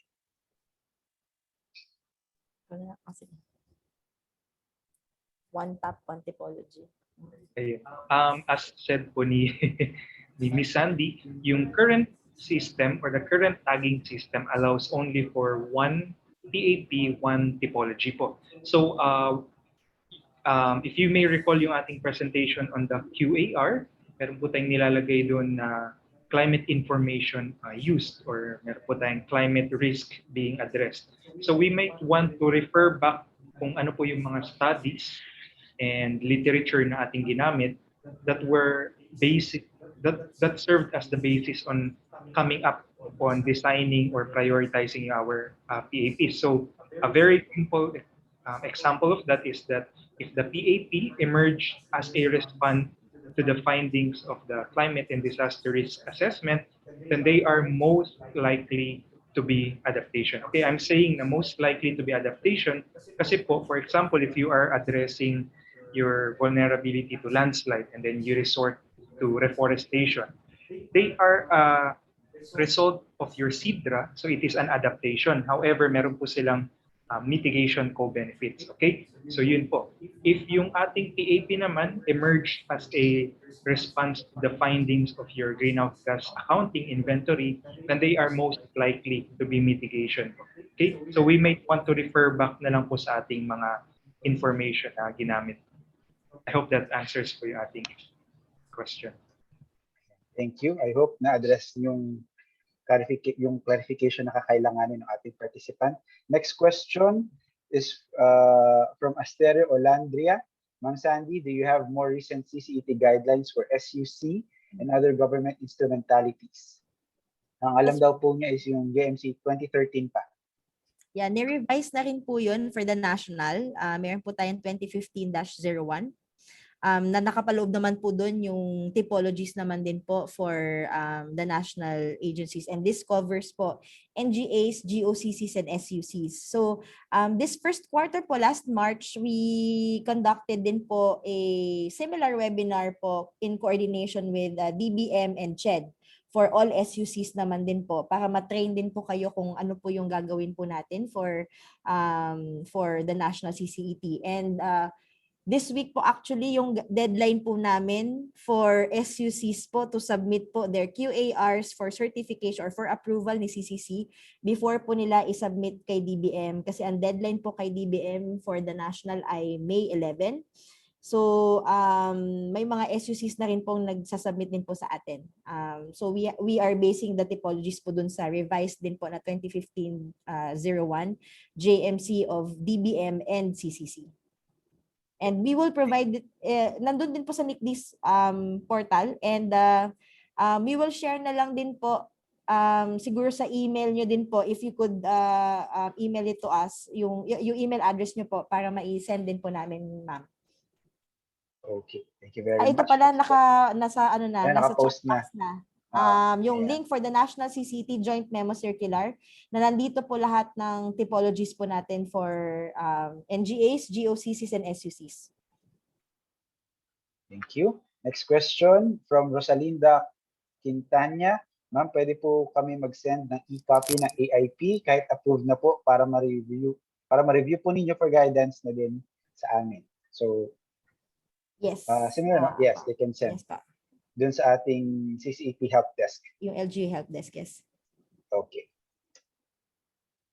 Next question from Jeanette Sumatra. We did the climate change tagging since 2019, kaya lang we are not sure kung tama po ba. Kung ano po yung total amount ng per PPA, yun din po amount na nilagay namin. So perhaps you can provide guidance regarding this.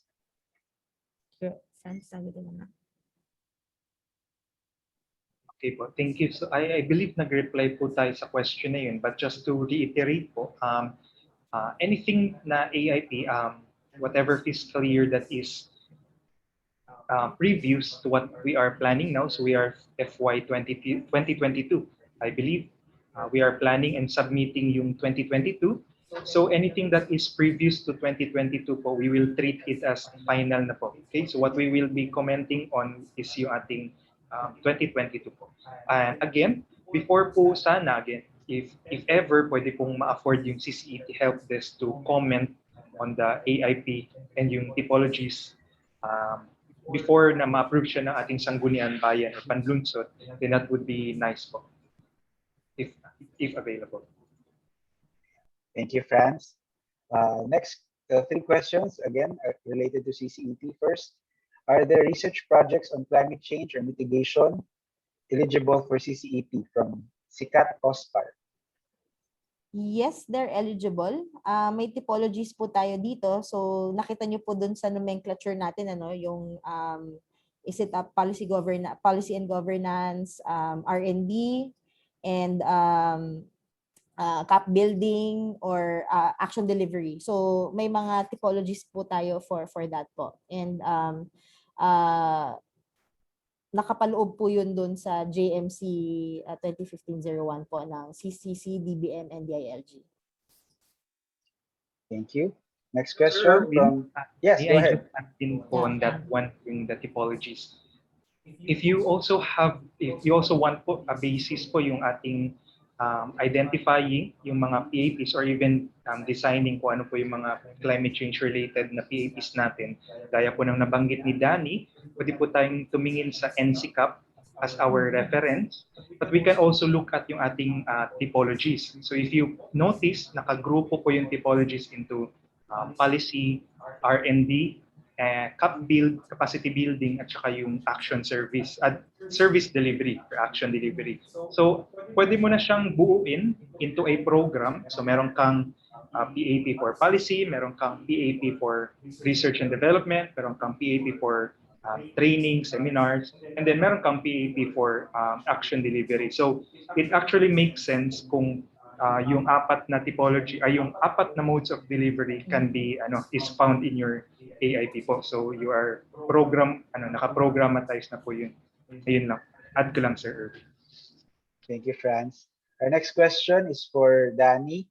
The DSUD is introducing an enhanced SIDRA tool in effect of the IPCC AR number 5. Can we use the same tool for LCCAP instead of the one introduced in the LCCAP guidebook?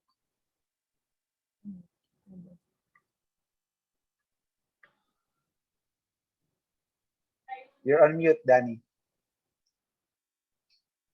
Nakamute ka pa.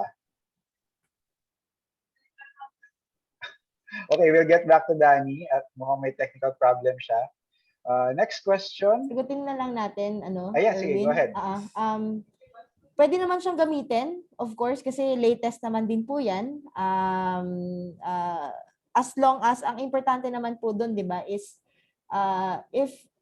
if the tool would help the LGU identify their climate risk information, that would help them also identify their adaptation measures, then you can also use that po. Okay. So pwede yung ilalabas na enhanced SIDRA tool.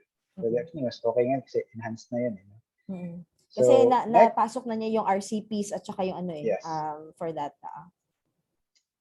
Next question, may CCET po ba rin for supplemental AIPs and supplemental MBIP? Okay, actually that is a it's a challenging question po, but ayun po. So what we will be considering din po yung ating So yung una po nating natatanggap, we have actually encountered that po na thrice po sila nag-submit ng AIP in 1 year. So we will consider those po. We will just, in the consolidation na process, we will just look kung ano po yung mga unique na PAPs so that in the final AIP of that LGU, yun na lang po yung matitira na PAPs budget and amount. Okay. Thank you very much. Last two questions, second to the last. Do you have plan of having a webinar workshop on IPCC inventory software for LGUs? Ayan, nakita daw nila sa NICD, so may bumisita na sa website. Okay, the IPCC software po ay ito po yata yung, di ko lang po alam sir kung ito ba yung tinutukoy niya na 2006 IPCC software. Ginagamit lang po siya for the national inventory. So, ang mga national government agencies po ang gumagamit po nun para makalculate yung total national. Ang toolkit po natin ngayon currently for local governments, ay madami po yun, may ICLAY, merong sa WRI, meron din po from USAID na toolkit. Ang ginagamit po namin usually ay yung dun sa toolkit po na ginawa po ng USAID kasi yun po ay dumaan din po sa review din po namin sa technical team din po ng Climate Change Commission before po siya finalize. But we also recognize din may mga kailangan pa kaming i-enhance pa ulit doon sa tool na yan. Hopefully po ay magawa din po namin yan kung hindi this year, next year, kasi medyo may kailangan pang ayusin dun sa toolkit na yon. And iniisip na din po namin with the team din po ni na Erwin, kasi sila din po yung division po in charge of the training for LGUs. Baka po mag-organize din po kami, pero hindi pa yan final, ano. We will see how we would be able to schedule din po a training workshop po for the greenhouse gas inventory for local government units. Meron po kaming dinidevelop na ngayon din na module na e-learning course for local governments. And kung hindi po, baka mga video tutorials din po. So tinitingnan pa namin, hopefully within the year po ay matapos din po namin siya para po makapag-start na din po kami ng training workshops din po for local governments who are interested to know more about the greenhouse gas inventory po. Thank you. For our last question, all of the panelists may provide their insights po, ano? What are the gaps in the policy/focus of the national government in addressing the impacts of climate change, and how can the LGUs address these gaps without making much dent to our already small finances? Ayan. So perhaps we could get insights from Sir Nael kung paano nila na-overcome yung challenges when it comes to finances and budget as an LGU. Sir? Laging challenge yan ng isang LGU to find finances. So kahit pa may inaasahang increase in the Mandana's ruling era, the government resources will never be enough. So while we are sa lahat, maraming tanong kung paano itag, lahat yan, let us not forget that it is really looking for the critical need of a community na yun ang unahin. You can tag all you want, pero pag monitor natin sa outcome, which was given by Sir Franz kanina, may epekto ba yun? No? Lalo na kung palisiya ang pag-uusapan. So ang una kong gustong isabihin, the biggest challenge really is, as I have shown in my presentations, kung puro lang bounded by political boundaries ang pag-uusapan, relative to the question, nag-i-improve ba yung greenhouse gas emission reduction, parang malabo yun. No? And like I said, DNR keeps championing watershed development or watershed management. I think what is important here is the synergy between neighboring communities.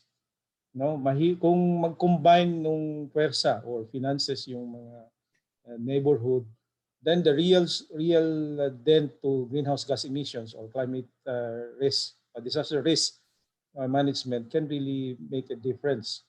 No, and one of the biggest challenge in shared watersheds is land tenure. Again, sabihin ng DNR, konti lang budget, pero again, sino ba ang nakikinabang una? The LGU. So kung mag-combine yung dalawa, malaki-laking bagay na rin yun. Of course, we do not discount na kaibigan natin yung mga ODA. What you need to do is really link with them. No? Mahirap yung tayo-tayo lang, yun na nga, hindi na nga natin kaya na, dahil there's a science to this, by the way. And we always go back to that na data, science, these are the prominent building blocks of our plans and programs because there is a vision. O ngayong magbabago yung ating mga mayor, magagawa naman uli ng vision yan. Bakit hindi pwedeng i-permanente lang, gaya nung CLUP, hanggang 2025 or more pa yun. Baka naman gustong baguhin ng ating mga kwan. So, mga energy natin, yung ating pwersa, nauubos sa kakadada, hindi naman natin nagagawa yung ating sinabing gawin na. So, it is a continuing challenge. Hindi, even if you talk about, and sila, Ma'am Shandy, alam nila ito, 75% ka ang kinumit natin. Ang kaya lang natin, 2%. Yung iba, hihingiin pa natin or mag-ano pa tayo, makipag-usap pa. Yun ang 2%, hirap na hirap tayo. Pero kung i-combine mo yun, that's why I'm saying na dito sa CCEP exercise, perhaps one path that the Climate Change Commission can start looking is to look at the watersheds of the Philippines and get a CSET accounting of what projects are being done inside a watershed that leads to greenhouse gas emission reduction.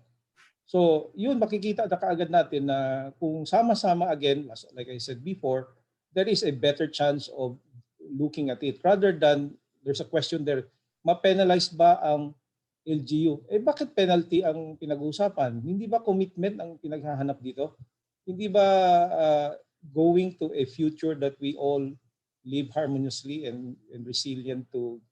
So I think the punitive comes afterwards kung talagang we're not respecting our laws, for example. Pero itong CCET exercise should be an inspiration because this is where you find the gaps of your thinking or of the finance that you need. Kasi dito sa mga definition na to, ito na lang ang kinaya natin. Hindi pa natin naintindihan kung paano tayo, saan tayo patutungo. So ganun ho ang aking pananaw dyan. Funding will always be a challenge. Pero kung hanapin mo yung partner mo sa mga NGO, sa youth, sa business sector, and always try to answer what's in it for us. And what's the answer?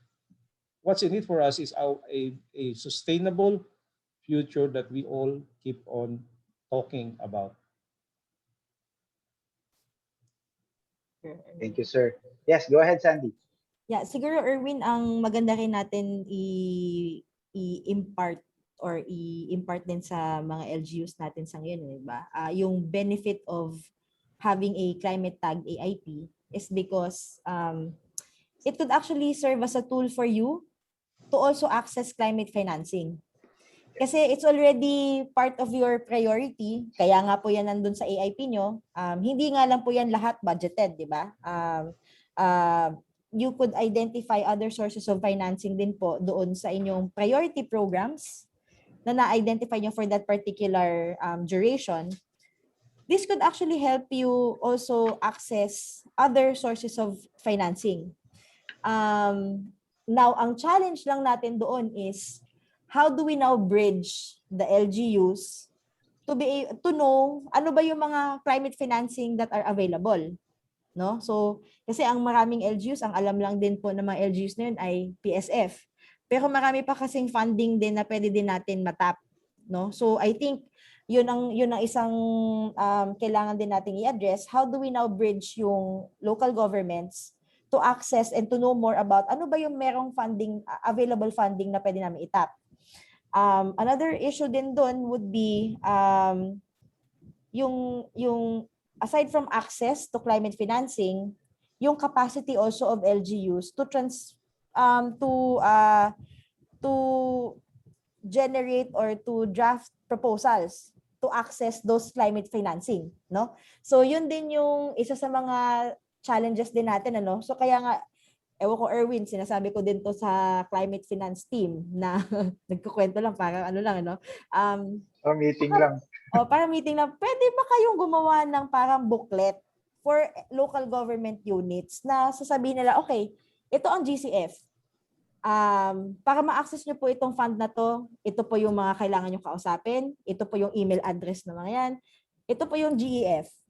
Ito po yung priority for GEF, ito po yung ito po ang PSF, ito po yung mga ifa-fund nila ng mga klase ng project, pwede nyo po bang, paano ba natin i-access yan? Yung may booklet lang sana din for local governments para din po alam din po nila kung ano po yung mga sources of financing po na pwede po nilang ma-access na sa mga climate tag programs nila, no? And yung isa pa kasing emerging trends din po sa ngayon na napapansin ko din po is before po kasi yung mga international community din po who are providing support for climate actions. Before po kasi naka-focus lang siya sa national level. But they're now opening po yung mga funding facilities for subnational actors to access. So it's really a matter of directing the local governments. Saan po ba yung pwedeng namin, ano po ba yung mga climate financing na pwede natin ma-access para po ma-address po namin yung mga concerns na nakalagay po sa aming AIP na naka-climate tag po, pero hindi po namin nababudgetan. So, I think those are some of the things din po na dapat pa nating pag-isipan, and how the national government can also provide that kind of support to local government units. Pero isa nga sa nakikita ko doon, baka dapat may booklet na share sa local government na ito po ay parang menu ng mga climate financing facilities. And then how do we build the capacities of local governments to access those climate financing? Pero ang maganda din po doon is, maganda sana kung meron na po kayong climate programs na na-identify na priorities, at yun po yung tool po niyan ay yung CCET climate tag AIPs nyo po. Para may basis po kayo na kaya po namin hinihingi ito kasi ni-reflect po namin na priority po namin for this particular time period. So, yun. Thank you. And si Sir Nael nag-raise ng hand. Yes, sir. Dagdagan ko lang, tama yung sinabi ni Ma'am Shandy na kung meron ka ng menu at i-develop mo into a project description form, mas madaling ibenta or ihanap ng tutulong, no? Pero let me go back also to the presentation that I made. It is heavy on data. So kung wala kayong CLUP na ginawaan ng tama or at least yung makabagong guidelines ng SIDRA, medyo ano yon, parang generalized masyado. Yun ho ang trend ng mga funding donors. Maraming lumalapit sa mga LGU pero pag hiningian ng bagong data, wala, no? Or general dahil galing sa national. So ganun lang ang technique, no? And it is not an overnight exercise. Mabagal, mahaba, pasensya, at commitment talaga ng, well, for one, ng lead agency, usually yung municipal planning officer, at ng mga champion natin sa political leadership. Kasi kung tingnan mo talaga, data-driven ho itong CCET. So kahit na magandang pagkasulat, kung ang mapa 1950s, hindi yan kukunin, no? So mag-ano tayo talaga, and it is a never-ending exercise by the planning team na i-update lagi, no? Another one, yung ating SIDRA, besides the SIDRA, yung sinabi ko kanina na CBMS ng DILG. Batas na ho 'yun. Pero mag-ingat tayo dahil yung CBMS medyo nasa national din gaya ng CCET. Doon natin binibigay ang data. Ang ginawa namin sa General Santos, kinuha namin yung CBMS required information pero nag-rider questions kami at mas marami pang local questions kaming hinanap kaysa CBMS lang. So di lalong mas klaro kung saan ba talaga nangangailangan ng tulong. Gaya nitong emission na to, talagang tatanungin ka saan ba ang mga kabahayan na nagpo-produce ng waste or nangangailangan ng tubig. Kailangan ang LGU alam niya, hindi estimate, kundi alam niya yung address ng nangangailangan. Ganun lang. Salamat. Thank you very much, sir, for your tips and insights. And thank you to our panelists for sharing their expertise. That's the end of our afternoon panel discussion. Again, we'd like to thank Sir Nael D. Prospero from General Santos City, Ms. Sandy Ricabar, the Chief of the Implementation Oversight Division, Franz Lacumos, Development Management Officer 2 from IOD, and Ms. Danielle Marie Toralba from SPD, DMO 2. Thank you po for sharing your expertise and insights, lalo sa mga queries ng mga participants natin for this webinar. And reminder po for our attendance sheet, we will post later in the chat box yung pong link for the post-webinar assessment survey that you need to accomplish, and that will serve as your attendance to this webinar. Copies of the presentations, recording, and other CCET relevant documents and other references mentioned in our discussions will be provided to the participants after the webinar through a Google Drive link. Now, to give us a summary of today's discussion, please welcome once again the Chief of the Implementation Oversight Division of CCC, Ms. Sandy G. Ricabar. Yes, thank you, Erwin. It's really been a long day for us. So I'll try to shorten the synthesis and also my closing remarks for this. We've seen in the presentation of Father Jet this morning that that climate is indeed changing, and we are experiencing higher temperatures now because of increasing concentrations of GHG emissions that are both caused by natural events and human activities. But emphasis is given to human imprint because human carbon, as presented ni Father Jet, no, is now becoming more and more significant, and its impact could now be felt. And as he said a while ago, climate risks are not small. And although climate is changing, we can do something about it by identifying and implementing climate change adaptation and mitigation measures. So we already identified yung difference between adaptation and mitigation in the context of climate change. And climate change is a global issue. It does not really recognize boundaries, not just boundaries within the Philippines, but also globally. That's why climate change is a global issue that needs to be addressed at the global level.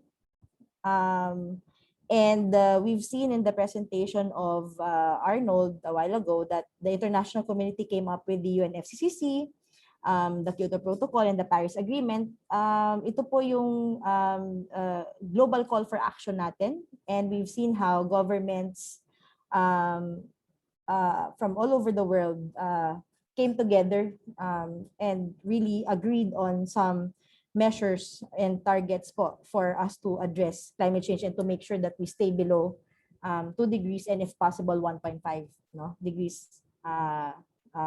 centigrade increase. And for the Philippines, despite the fact that we emit less than 1% contribution to the total global emissions, we still remain to be one of the most vulnerable countries to climate impacts. And this is the reason why we remain to be one of the most active countries in coming up with climate policies. No? So nakita na natin yung timeline na pinakita ni Arnold kanina, napakahaba. Even a year before the countries signed to the UN Framework Convention on Climate Change, 1 year before noon, we already have we already established an interagency committee on climate change. And titingnan po natin, interestingly, just a trivia, if you would look into the local government code, 1991 din yun. 1991 ba yun, France, no? Local government code. Nakalagay na doon, may reference na doon on climate change. So even before nag-usap-usap na ang mga countries sa UNFCCC, meron na din po tayong referencing on the need to address climate change, and it's even reflected in the local government code. No? So local governments really are recognized as frontline actors in climate change. So the national government has issued guidelines aimed to aid the local government units in mainstreaming climate change in their national plans and programs. And the implementation of these climate change adaptation and mitigation measures really necessitates the allocation of domestic resources to bridge plans into outputs and eventually outcomes. So as a means to track the extent, the adequacy, and the distribution of climate action, the Department of Budget and Management, the Climate Change Commission, and the DILG has initiated the issuance of the guidelines for the climate change expenditure tagging in the AIPs of local government units. So the data and information from the CCET informs the alignment of subnational actions to the national climate change agenda. That's why we see there the thematic priorities of the National Climate Change Action Plan in the nomenclature din po natin. And these data sets and information help us identify gaps and issues in the distribution of climate action, demonstrate responsiveness with localized vulnerabilities, and initiate policy discussions among policymaking bodies. So currently, we are actually in the process of doing an assessment of the current structure, process, and institutional arrangements of the CCET to guide us in addressing the implementation issues and help us work on the enhancement. So we're currently doing some assessments so that we would be able to enhance the system and to expand perhaps the coverage of what we are doing right now in terms of local climate change expenditure tagging. Because what we view here is that at the end of the day, the planned programs, plans, and activities should enable our communities to be more climate resilient, and at the same time lead to the development pathway that is climate friendly or low carbon. So actually, this will enable also the future generations to thrive and survive. No? So yun din po yung sinasabi din kanina ni Sec Manny, and to reiterate po what Sec De Guzman mentioned this morning, our goal is really to protect our people and their livelihoods. And our goal is also planetary survival. And LGUs play an integral part in achieving this goal. And we've seen and we recognize po the efforts done by local government units. And we really thank Sir Nael, who presented also the climate actions that were done by General Santos. No? And the Climate Change Commission has established the Climate Change Expenditure Tagging Help Desk, which aims to provide technical support services for local government units in accomplishing their climate tag AIPs. So please, if you have questions and if you wanted to know more about AIPs, the climate tag AIPs, please don't hesitate to reach out to us kasi may CCT help desk po na pwede pong puntahan ng mga LGUs po para po matulungan din po namin kayo doon sa pag-accomplish din yun po ng inyong mga climate tag AIPs. So on behalf of the Climate Change Commission, I would like to sincerely thank and extend our appreciation po to first and foremost the ALG for their assistance in inviting the LGUs to participate in this training. Hindi po namin we are actually not expecting this large crowd since day one din po, and we are really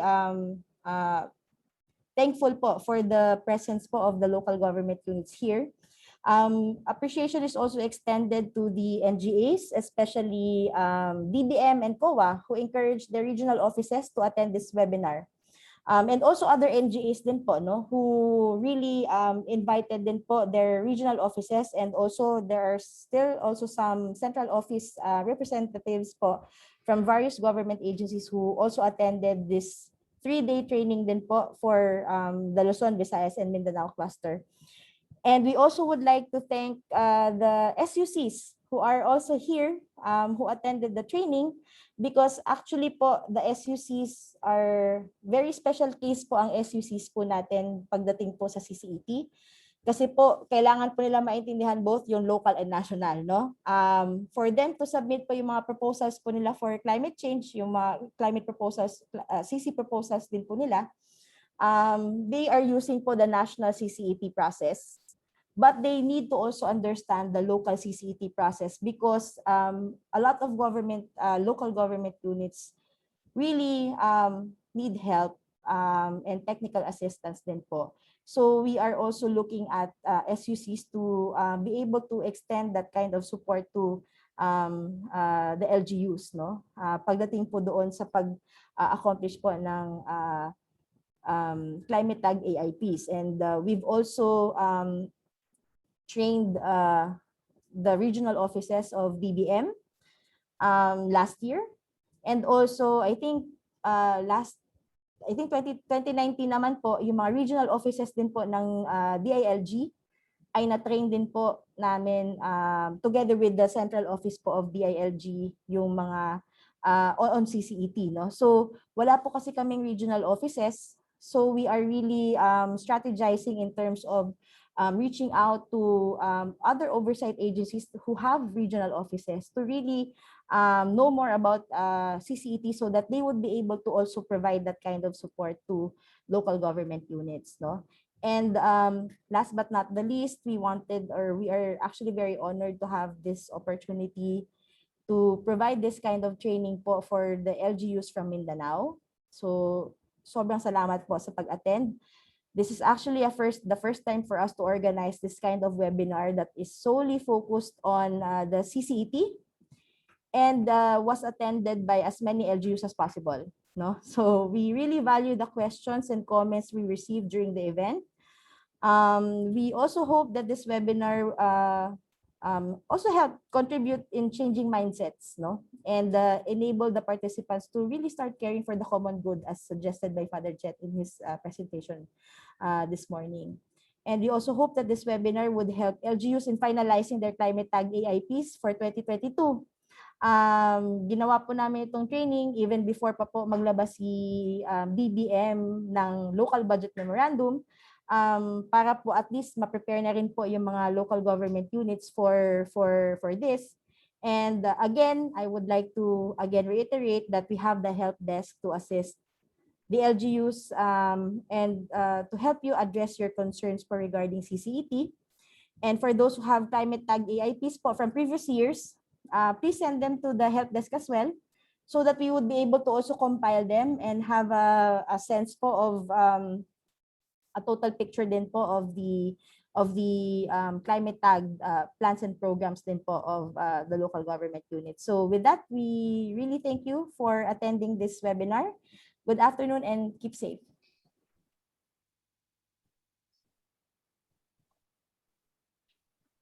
Thank you, Ms. Recabar. And that, my friends, ends today's webinar on local climate change expenditure tagging.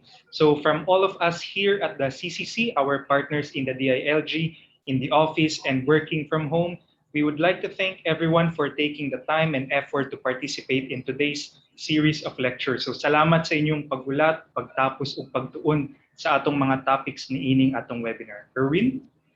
Please don't forget to answer the post-webinar assessment survey, which will be our basis for issuing your training certificate. You can find the presentation materials, recording of this webinar, and other related knowledge materials in the link provided in the chat box po ng ating secretariat. And also, we shall be sharing the documentation and information report along with your training certification. For questions, clarifications, or assistance, please contact the CCEP Help Desk through LGU Help Desk at climate.gov.ph or telephone number 0282547056. I'm Erwin Malaga, Partnerships Focal from the Strategic Partnership Division. And I am Francisco Dacumos, your focal for the local climate change expenditure tagging. So thank you on behalf of CCC and DILG for joining our local CCET tagging webinar for LGUs. Maraming salamat po. Enjoy the rest of your day.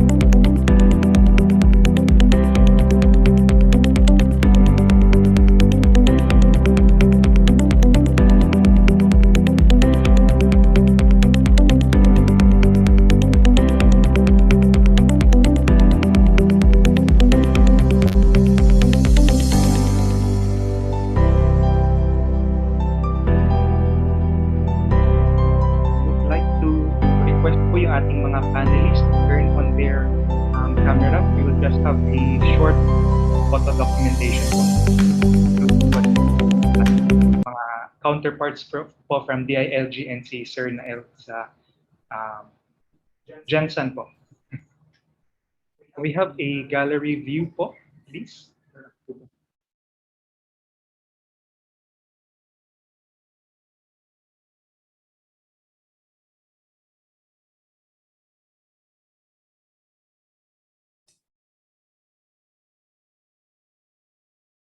Help me gallery view. Pipindutin mo doon sa gallery. Yan, okay.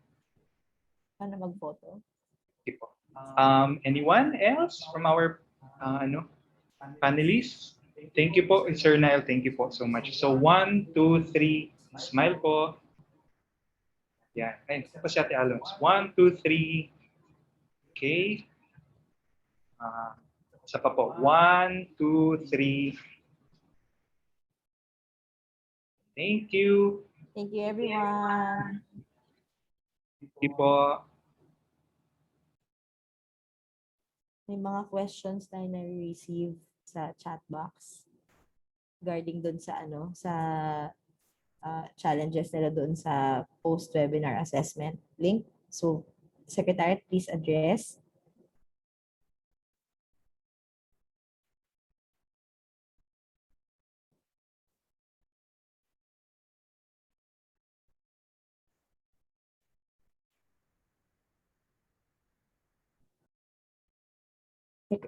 Secretary at Help Desk, gawin ulit natin yung we compile again the questions and then yung answers nun so that we could send them also to the participants. Yung Q&A, kahit na later date na lang siya. Thank you.